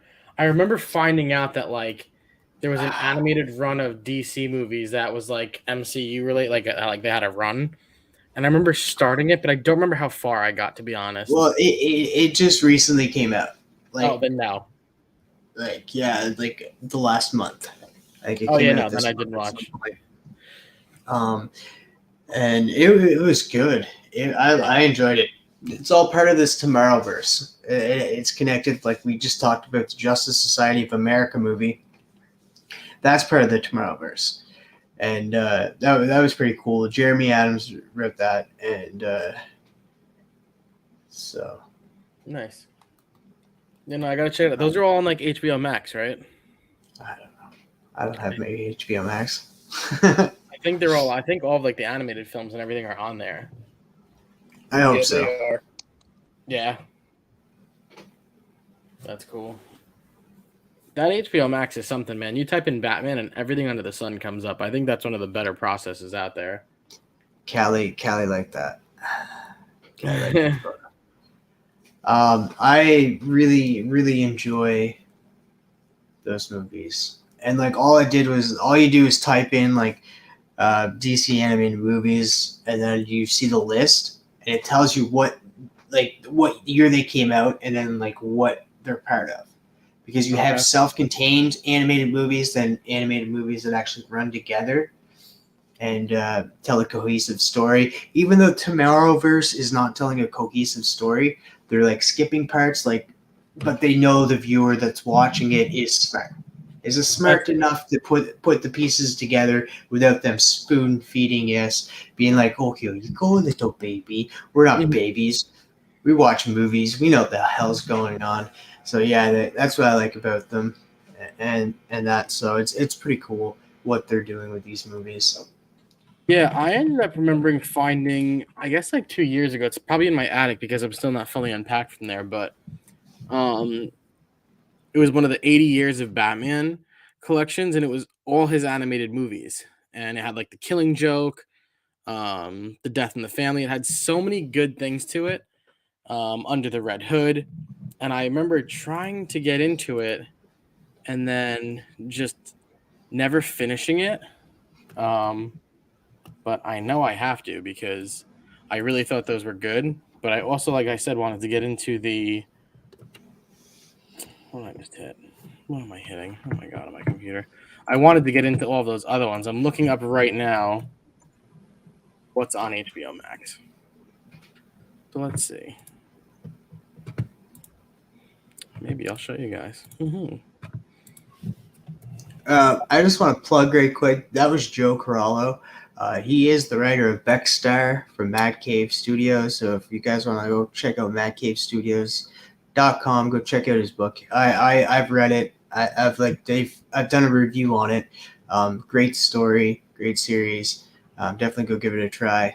Yeah, Joe Corallo, and art done by Lorenzo Colangeli.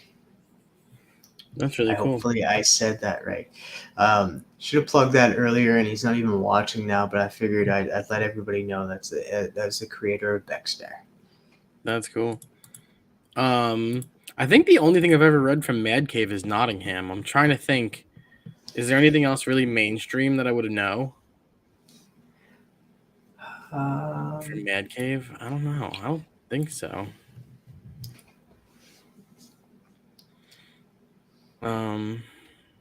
Yeah. I don't think so. Yeah. I think Nottingham was their biggest. Yeah. thing. Okay. I'm trying to think if there was anything else from them really, I'll look into it. but Beckstar was good, man. I actually have that. So, but I feel like there's one other one that I really liked from them. I can check right now. I'm gonna look right now. I get them and Behemoth mixed up. You know what it is? Yes. I think that's what mixes me up too, because I do not like anything by Behemoth, to be honest. So I think that makes it tough. I liked Paranormal Hitmen. That was a really that was a fun read. If you get a chance, Paranormal Hitmen was really good. Battle Cats. I don't know. Doesn't ring a bell. Here we go. This is probably the one you heard of because I think Bearded Comic Bro was talked with the creator. They fell from the sky. Oh yeah. Okay. Yep. Yeah, I'm going through it now. I'm seeing a couple that look familiar. I see They Fell from the Sky. I see Beckstar on there. I gotta see if my LCS has Beckstar. Maybe I'd pick up the trade in that. Yeah, I think it's like it was out like a while ago. Okay. A Legacy of Violence. I've heard of that. But yeah, outside of Nottingham, I don't know that I've read much else. Yeah. See, this is let's see cool. if anything. I don't know. Yeah, see, like, I'll show you, TM.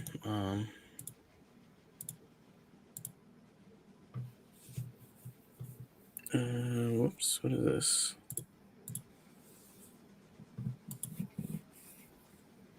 I'm trying to figure out what I'm doing now. Entire screen. Bountiful Garden. I've heard of that. Never read it though. Can you see my screen now or no? Did it work? Yeah, just a second. Yeah, so like when you type into just Batman on HBO Max, like I remember watching, like I watched Batman vs. Robin. I have Batman Beyond on DVD. These are the movies though, like Batman and Harley Quinn, Hush, Under the Red Hood. The Long Halloween was broken into 2 or 3 parts. I don't remember. That was a movie, The Batman Beyond. I watched that. Bad Blood, but these are all really cool. Type in Superman Man of Tomorrow. Watch this. Yes. It's on the Watch that. Like even it does allow you to show a trailer. Just do trailers. Let's see. Ooh, all these other options. I watched. Oh no, I didn't watch Fatal 5. But this is the first movie out of the Tomorrowverse. Hold on. And it's fantastic. Lobo's in it. Lobo plays a prominent part in it. So it's really, really good. See if this works. Yeah. This is it.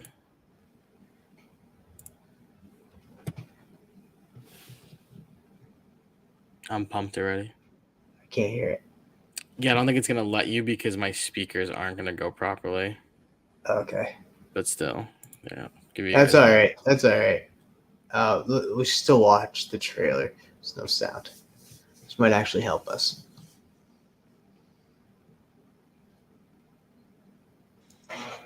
Oops. Oh my God! What is that? Oh no way! Yeah, Lobo's in it.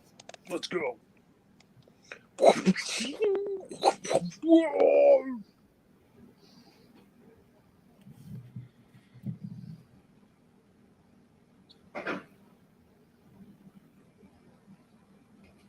Yeah, Lobo is badass in this movie too.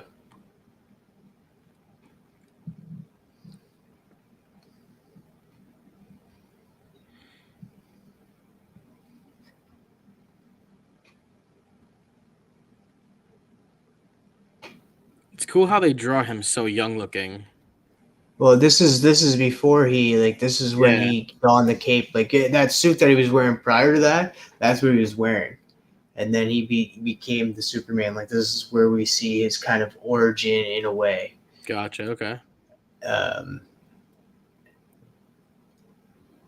because the Tomorrowverse, like once you go through it, you'll see that a lot of stuff is like starting what they're starting in that. It's a lot of fun. I can give you a list of what to watch for the Tomorrowverse. I was gonna say, type into Tomorrowverse and see what happens. Nope. Lame. So like try to type in I think the next one. Oh, the next one was the Batman Long Halloween, part 1 and 2. Yep, they had that. I watched the first part of that. That was really good. Yeah, that's connected with the Tomorrowverse as well. And then I think it's the type in. You don't need to share the screen again, but type in Justice Society of America. So nothing comes up with that, but when Justice Society is in, there's Justice Society World War II. Yes. That's That it? is it. Okay. That is it. That is a fantastic story. And then you'll get why it's just like how they're kind of forming stuff and then skipping certain stories and that like saying, oh, well, now we're connected this way. Okay. Yeah, you'll enjoy these. The DC animated is always fantastic. So how do you watch them? If I get it on HBO Max, you don't have HBO Max. How do you end up watching them? Well, if that's on a need to know basis, are you a cop? No, I'm not a spy. I'm not working for. Is Journey still Are you on? a cop? Are you a cop? Let's see. Is Journey still going? I don't think so. No. He stopped. That's funny. You know what I really love, dude? Are you reading DC versus Vampires? No. I do plan to go back and read it though. Dude, check it out. I think it's phenomenal. I think it's my favorite read right now, to be honest. Well, that was Chris, the comic vets. yeah, the comic vet's favorite.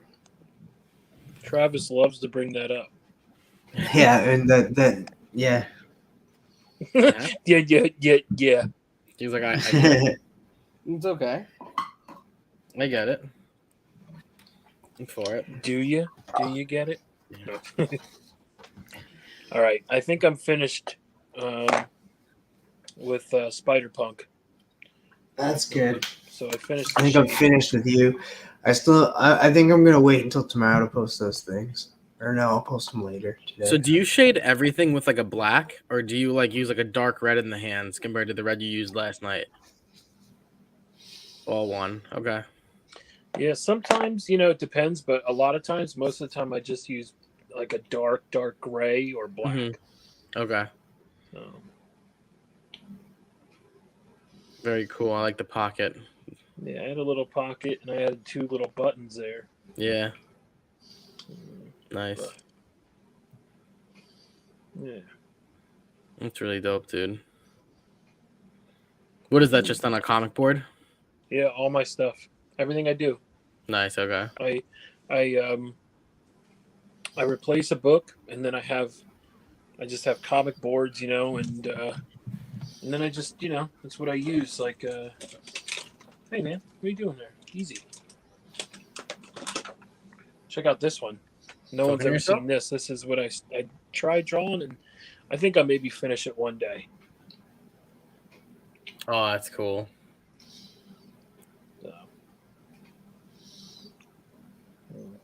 Retro raggy, that's kind of tough, man.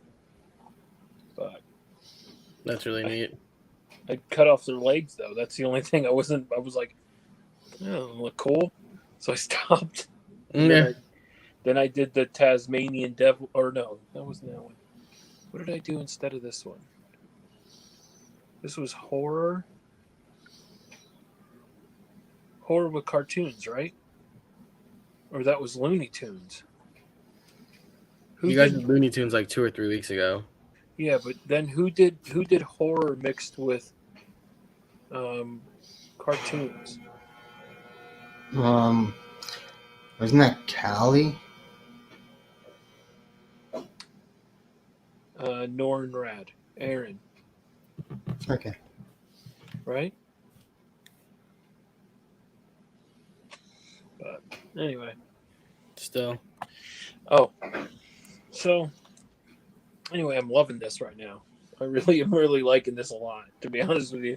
After I did all the shading, like I am in love with this picture now. And now I'm not gonna sell it. No, sorry. Sorry, Will. Could you imagine? Yeah, I don't know. I'm really digging this a lot. Sorry, never mind. Not for sale. No. Before I added the shading, I was like, yeah, I'll sell that. I added shading, and I'm like, nah, maybe not. No. But yeah, Nick, that's what I use for pretty much everything. Like, that's like all my little everything's on a back. This is going to Trev, the shipping guru. Nice. Sending that out this week to him. But everything's on a backing board, bro. See, like there was like stuff on the back of this, so I was like, you know what? Yeah. It's wicked smart. Good use of resources. That's cool. Yeah. Sea Bear. If anyone knows, this is a deep cut for SpongeBob SquarePants fans. Yeah. Sea Bear. But I had to do shirtless Patrick fighter. So, but yeah, that's what I use, man. That's what I use. Cool. Or comic book covers, or blank covers. That's it. Yeah, I actually had A1. I messaged them and I was like, any chance you guys can send me another set of blank covers? And they're like, oh, we don't really do custom orders anymore, but we'll do one for you. And I was like, oh, that's really thoughtful. Okay. So they sent me like 6 more for like $30, and I was like, all right, yeah, I'll do it. So I'll probably send you one and ask you to do one whenever you have free time. But which book was it? I got. Let's see what the most recent ones were. Let's see what happens.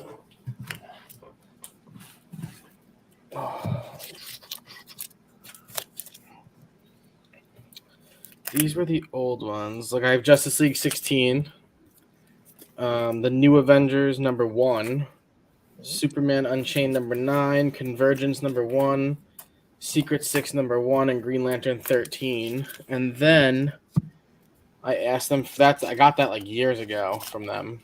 And then I just got, here we go. I got Absolute Carnage #1, Thor #1, She #1, Superman #1, Uncanny Avengers #1, another Superman #1, and the Incredible Hulk 635, Indestructible Hulk #1. They sent me more than I thought. Action Comics 18. But yeah, all blanks, Yeah. I've only ever done a couple of them. I've liked doing them. But I always like send them out. Like I sent one to Cole. I did Green Arrow. I really liked that one. And I was like, who would like this? Cole would like this. And then I did, I think I did like Detective Comics. It was a random issue. And I did like Tom and Jerry on it as Batman and Robin. And that's awesome. Yeah, Southpaw Brad won. I did it for a giveaway for Brian LCS when he hit like 500 subscribers or 600 subscribers. And I just sent that down to Brad because I was like, I'm not going to do anything with this. So like I might as well send it out. So it's fun to do. It's scary. Like I never know what to do. I'm always like, geez, I got to like really watch how I do these because obviously you don't want to mess something up, but and it's hard to fill the cover, Yeah. I love doing covers, but yeah, I like doing backing boards though. This is like my favorite thing in the whole world. I don't know why, but they're my favorite thing to draw on. It's fair. But like I said, it's also I'm recycling. I'm not throwing them away. Right, exactly, yeah. So but it's just funny because like some of them have like because like if some of them have like bent corners, or you know what I mean? Like, Yep. so then it's like I go and I'm like, damn, I drew something really cool on this, and I was like, but it has like a bent corner. But again, the story behind it is I'm recycling these. So. Right, exactly. Yeah, use your materials. You know, it makes sense. Like I have a whole bunch just sitting up here, and I'll just doodle on them, and you know, eventually, like I feel like I like love the ideas I have for some of these covers, but to like actually put it on paper, like I just don't have that like you do. You know, and well, what do you mean? You got if you have the idea, you could do it. No, yeah, I mean it's just hard. Like a lot of I can't tell you like how many times I actually like liked what I drew. Like I'll show you. Yo, we're our own worst critic, bro. No, exactly. It's so true. And like I drew for me, I did. You know, there's times where and I'm like, that is trash. Yeah. If I draw something, I'm like, yo, I hate this, and then like people be like, yo, that's so awesome. I'm like, are you sure? Nah, I hear you. But for Christmas, I drew my brother. I had his girlfriend like find out like his top like 10 or 12 favorite Pokemon. And this I did. This was like 8 hours, I think. I didn't shade it. I told him one day I'll take it out of the frame and shade it. But I drew. I don't know if it's going to come up well. I drew all of his favorite Pokemon. Oh. But if you look in the middle, that's actually Aang the Avatar. So. Dude, that's dope. Thank you. Like that I really liked. But like to do each one of them, like to figure out where to place them, I was like, this is so much. Yeah, you're definitely going to have to do some shading though to make those all pop. Exactly, yeah, and that's the thing. Like I gotta add a lot of darker colors into it. So I told him one day I'll do it. But that's dope. I love you. that. Thank you. And then let's see if I have anything else saved in here that's decent. Oh, I'll show him my Spider-Punk drawing from last night. Travis. No, I'm being a dick, but it's funny. I did post on my YouTube and used your photo. Thank you. I believe it. I tagged you too. You should see your tag from YouTube. I'll check it out. But I always try, like you, Rosko, you called it out on me like a couple of months ago. You were like, every time Nick draws for this, he tries to draw the person, and it was like, really? I love it. That's what. Me and Travis love that, dude. I tried getting like Scott's face, the glasses, and the facial hair on there, and it just didn't. It was just hard to do, but yeah, it's funny because Travis is like, well, I got Nick's and Rosko. I'm pretty sure you know what Nick sent us. And I'm like, heck yeah, I can't wait to see. Yeah. And then we didn't see it. Yeah. That's funny. Just fucking with you, Travis. You know I love you, bro. Yeah, I'm gonna show off somebody's photo. Norm Rad finished his. Yes. This was fun. This was a lot of work. This is I drew this for my friend at work. He's a big fan of penguins, and like a week before Christmas, his dog died. It was like so sad. So I drew him a penguin,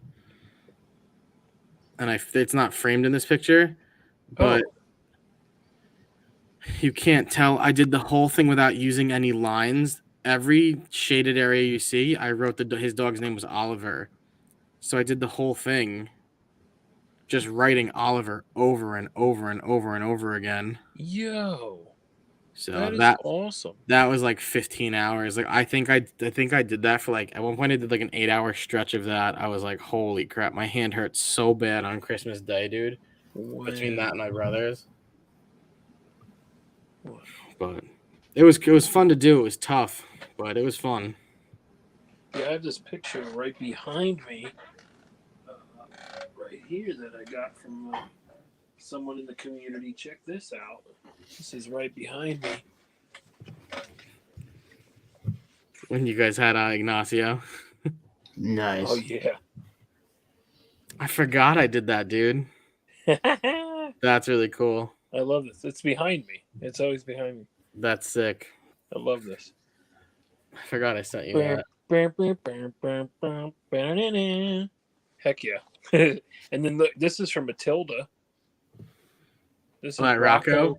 Rocco, but it's Rosko. He's got a beard and a hat backwards and shit, bro. That's cool.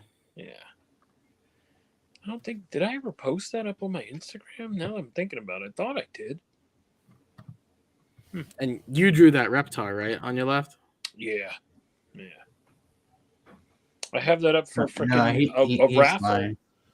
He No didn't one, draw that. no one. I only had a couple spots filled for it. Rosko's lying. Oh, look at this book. This book is just chilling right next to me. Where are my DC fans at? Wait, and Marvel fans. Check it. What? Oh, I need that. Wow. This is issue number 3, I think, right? Yeah, this is the 3rd issue. I don't know what happened to my issue number 1, but I have issue number 2 and issue number 3. Look at this beautiful book that I got right here. Woof. I'm not showing the stuff that I just recently got, but X Factor issue number 1, newsstand, signed by Jim Shooter, Do it. Show everything that you just got. Bob Layton, and Jim Shooter signed this. And now if I can get Walt Simonson to sign it, that's all I need on that book. That's really cool. Walt Simonson is up there in age, so clock's ticking. Hopefully. All right. Are you ready to see something cool? So I was just posting the at-home editions all on Instagram. I think I got them all, but I didn't send you mine. Yeah, I don't. No, I don't got them all because I don't got yours or response. But I got everybody that was the at-home editions. You weren't an at-home edition. You were on the show edition. That's right. I said it. This is Nornrad's. Oh, yeah. That was awesome. Oh, wow. He colored it in. Nice. Yeah. Yeah, that was so freaking dope.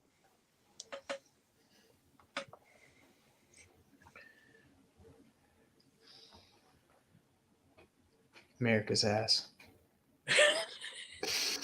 I thought That's it. Good night, folks. Have a great night. All right. Well, it's my show now. And wait, it's always been my show. No. Dude, I need to get a new computer. I got a homeboy looking at one for me. Yeah. So good. Yeah, and then I'm gonna get like a big ass monitor. Yeah, I got a homeboy hooking me up, so because I got a laptop that I've been using. I've been using it for over a year, and it's been fine. But recently, it's been giving me such a difficult time. Yeah. And but it's like 12 years old. So I mean, it's been around the block. Yeah. So it's just starting to now really go on me. So, but yeah, I got a whole. All right. I'm getting tired. What time is it? 3 a.m. 3:10. Yep. Yeah. Yeah. That's cool. And I think Travis left. Well, that's great. No. A good old Irish goodbye. Yeah. Right. Well, it sucks because I don't have access on my phone right now. So yeah. No. Yeah. Oh, there she is. Oh, okay. There she goes. Blue Hellion wrote, the first project I'm working on is a custom cover involving the University of Nebraska sports logo for me to get big name athletes that have played here during college as a gift from my dad. That's really cool, dude. Dude, that's awesome. That's dope. But you gotta draw like a Giants cover one day. Have you ever done that? No.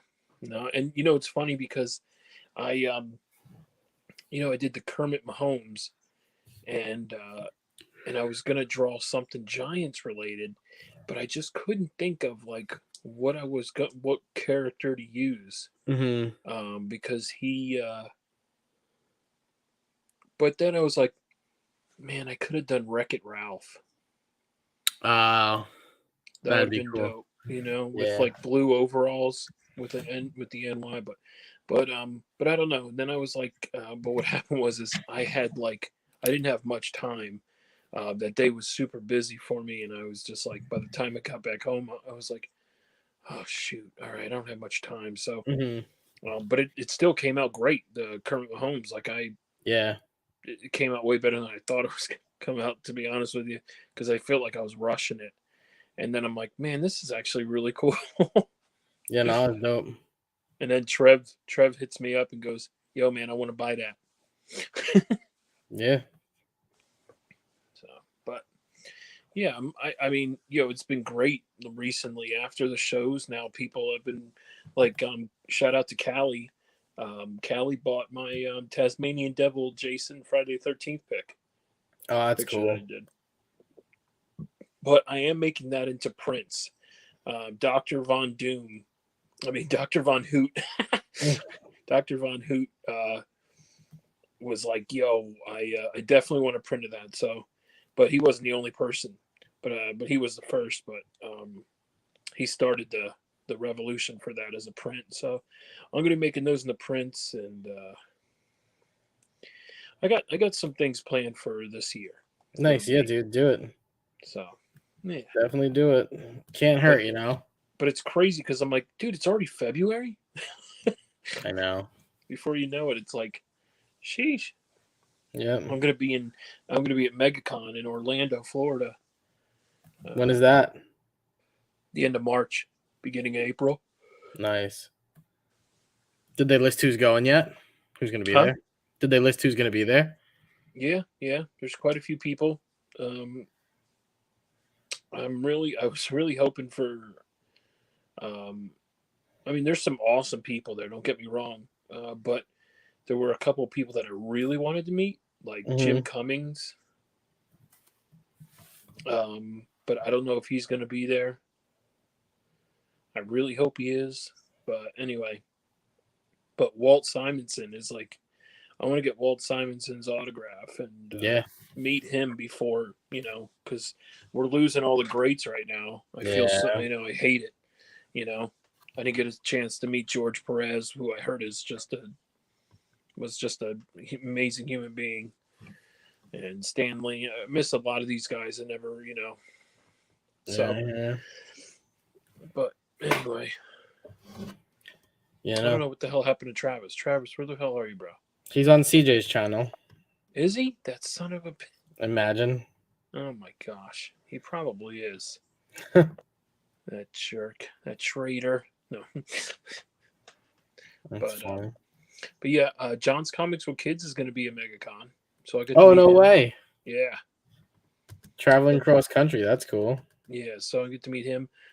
Old Wolf, I heard is going to be there. Nice. And Freaky Lou. What the? He's still lurking, that son of a. And Freaky Louie. Hopefully, Freaky's going to be over there. Oh, nice. Oh, and also Matt, Comics by the Bay. Can't wait to meet him too. Oh, cool, dude. That's all. There you go, Ralph.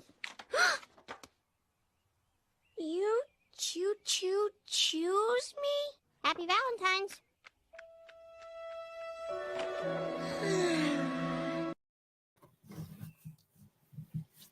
Dude, we didn't play that at all for Valentine's Day. I made that clip too for Valentine's Day, and then we finally just played it 4 hours in.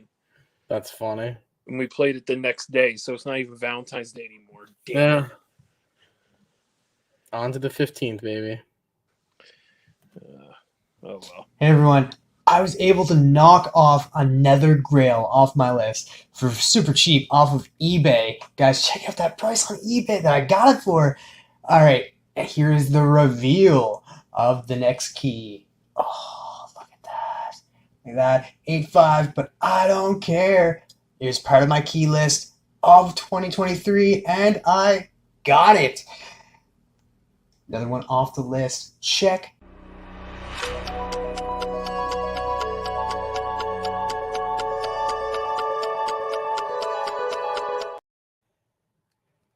Has to steal the spotlight. I know. How many times are we going to see that horrid picture? You've seen it many times as I damn well want to show it.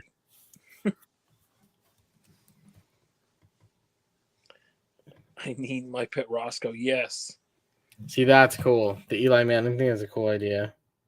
Eli Manning as Frankenstein's monster. That's actually not a bad idea. That's pretty cool. I didn't know him and Peyton were the coaches of the Pro Bowl. I would have watched. Well, I don't know if I would have watched, but The cool thing is the event, the like skills challenge and stuff. Yeah. Like, that's what's up. I've been to the Pro Bowl 3 times when I was in Orlando. Oh wow.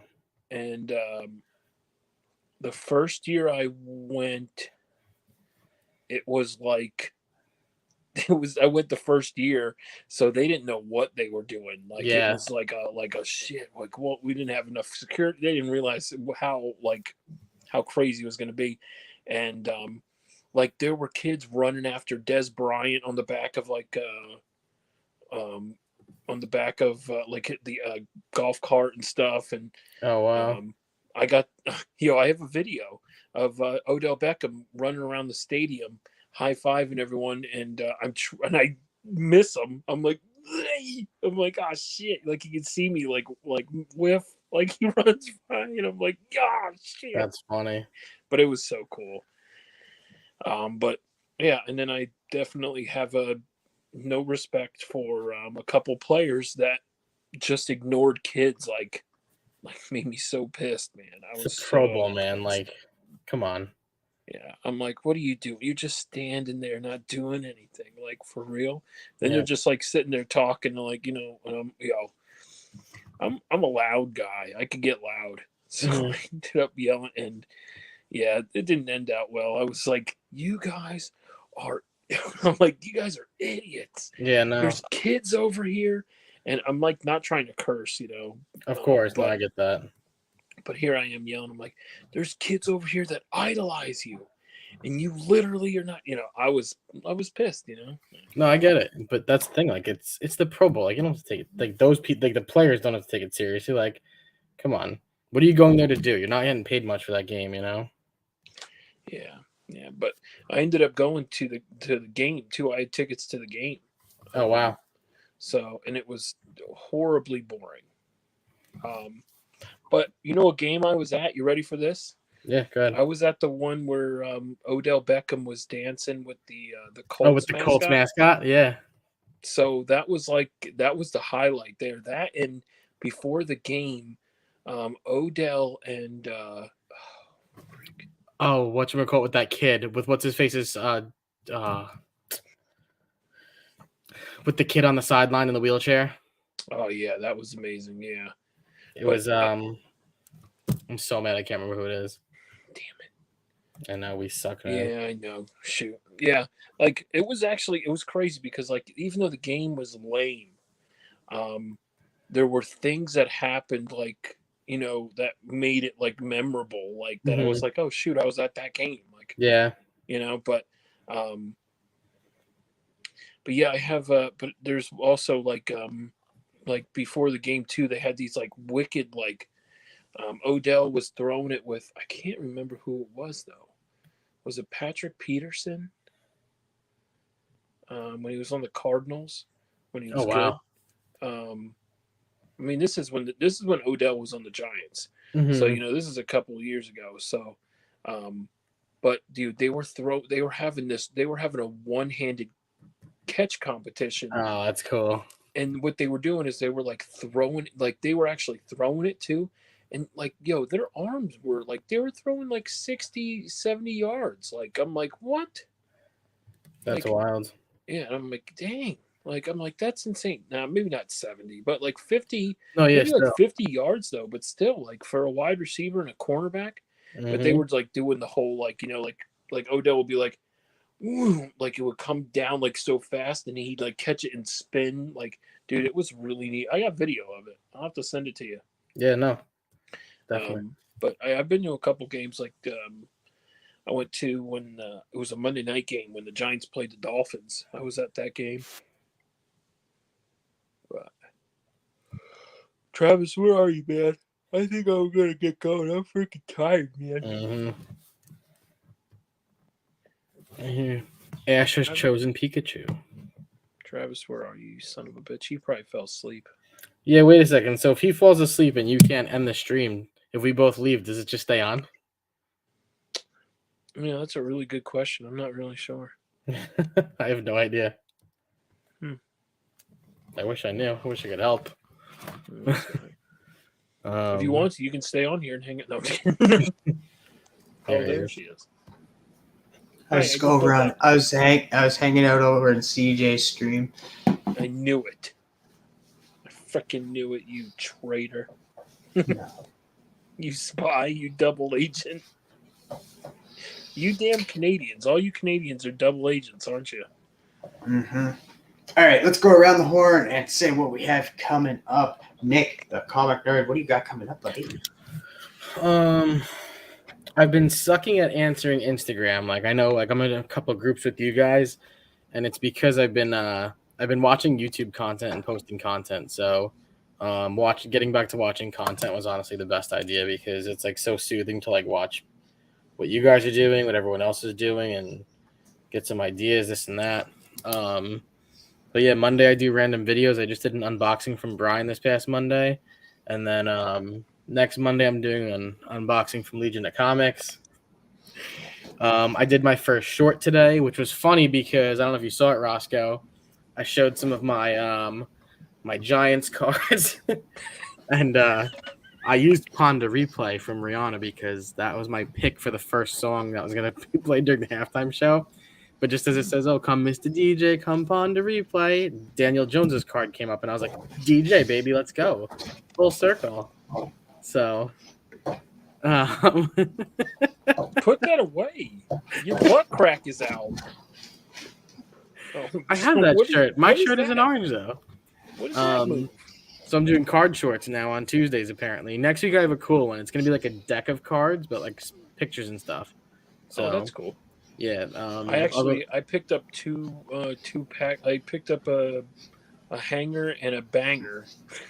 I picked up an NBA and an NFL one box and one pack, and I'm thinking I may do like a short, like how you're saying, like a quick like opening of a pack. Mm-hmm.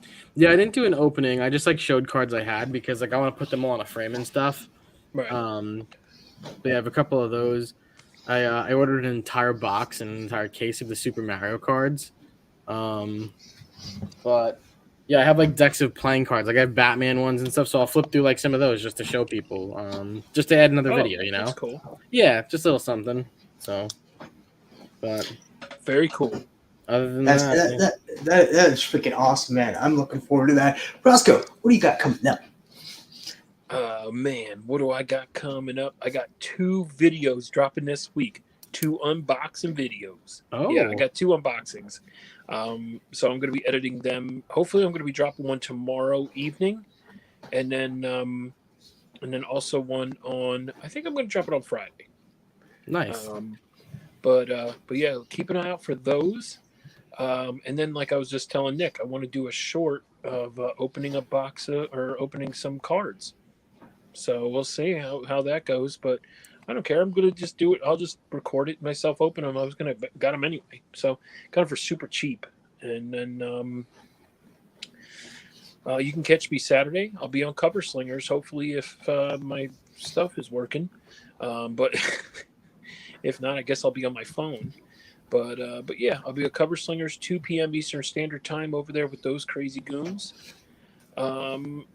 Then on Monday is Between the Lines, where we have our man Durs. Oh, so cool. That's gonna be a lot of fun. I'm pretty sure he's probably gonna pick Spawn, and I'm cool with that. You know. But I got to figure out what kind of mashup I want to do now. I forget. I don't think it's going to be Spawn. He did tell me something, but I forget. I'll send you a message later and let you know what that is. Okay, let me know so I can think about it, because I've been thinking about Spawn. If it's not, I thought it'd be Spawn. I don't know how to draw Durs as Spawn, so that'll be interesting. You can look at Shop drew him as Spawn. Shop for comics. He drew him as he drew Durs? Yeah, he did Durs as Spawn. I'm pretty sure he did. Unless I dreamt it, but I'm pretty sure there's a Durs Spawn. I forgot about that. Blue Hellion called out Journey on from the crowd on the hunt. Oh. Last Friday, yep. And Blue Hellion swears he's gonna wear a dress. Is that this Friday? Or that's next Friday? No, next That'd be next Friday. Okay. I don't know what else I got going on. And then for me, guys, I dropped a video Sunday. Got a package from Norm Brad. Rosko was part of that video, so definitely check that out. This past Monday, we had SBawn82 on Between the Lines. I just posted all of the Instagram photos, and it was just amazing. So all of the at-home editions are on Instagram. I just need SBawn82's. Earlier tonight, I was over on Gary B's channel, The Casual Comic Guy, #Grow Together.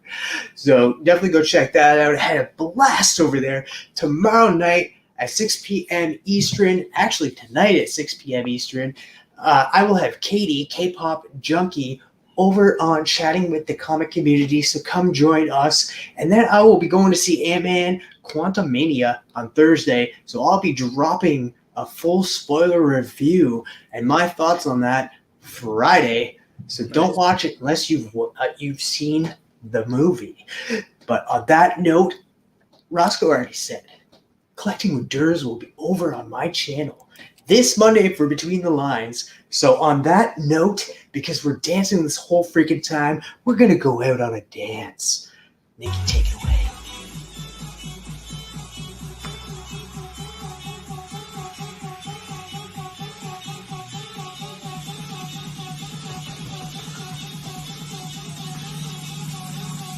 I'm up all night to get lucky.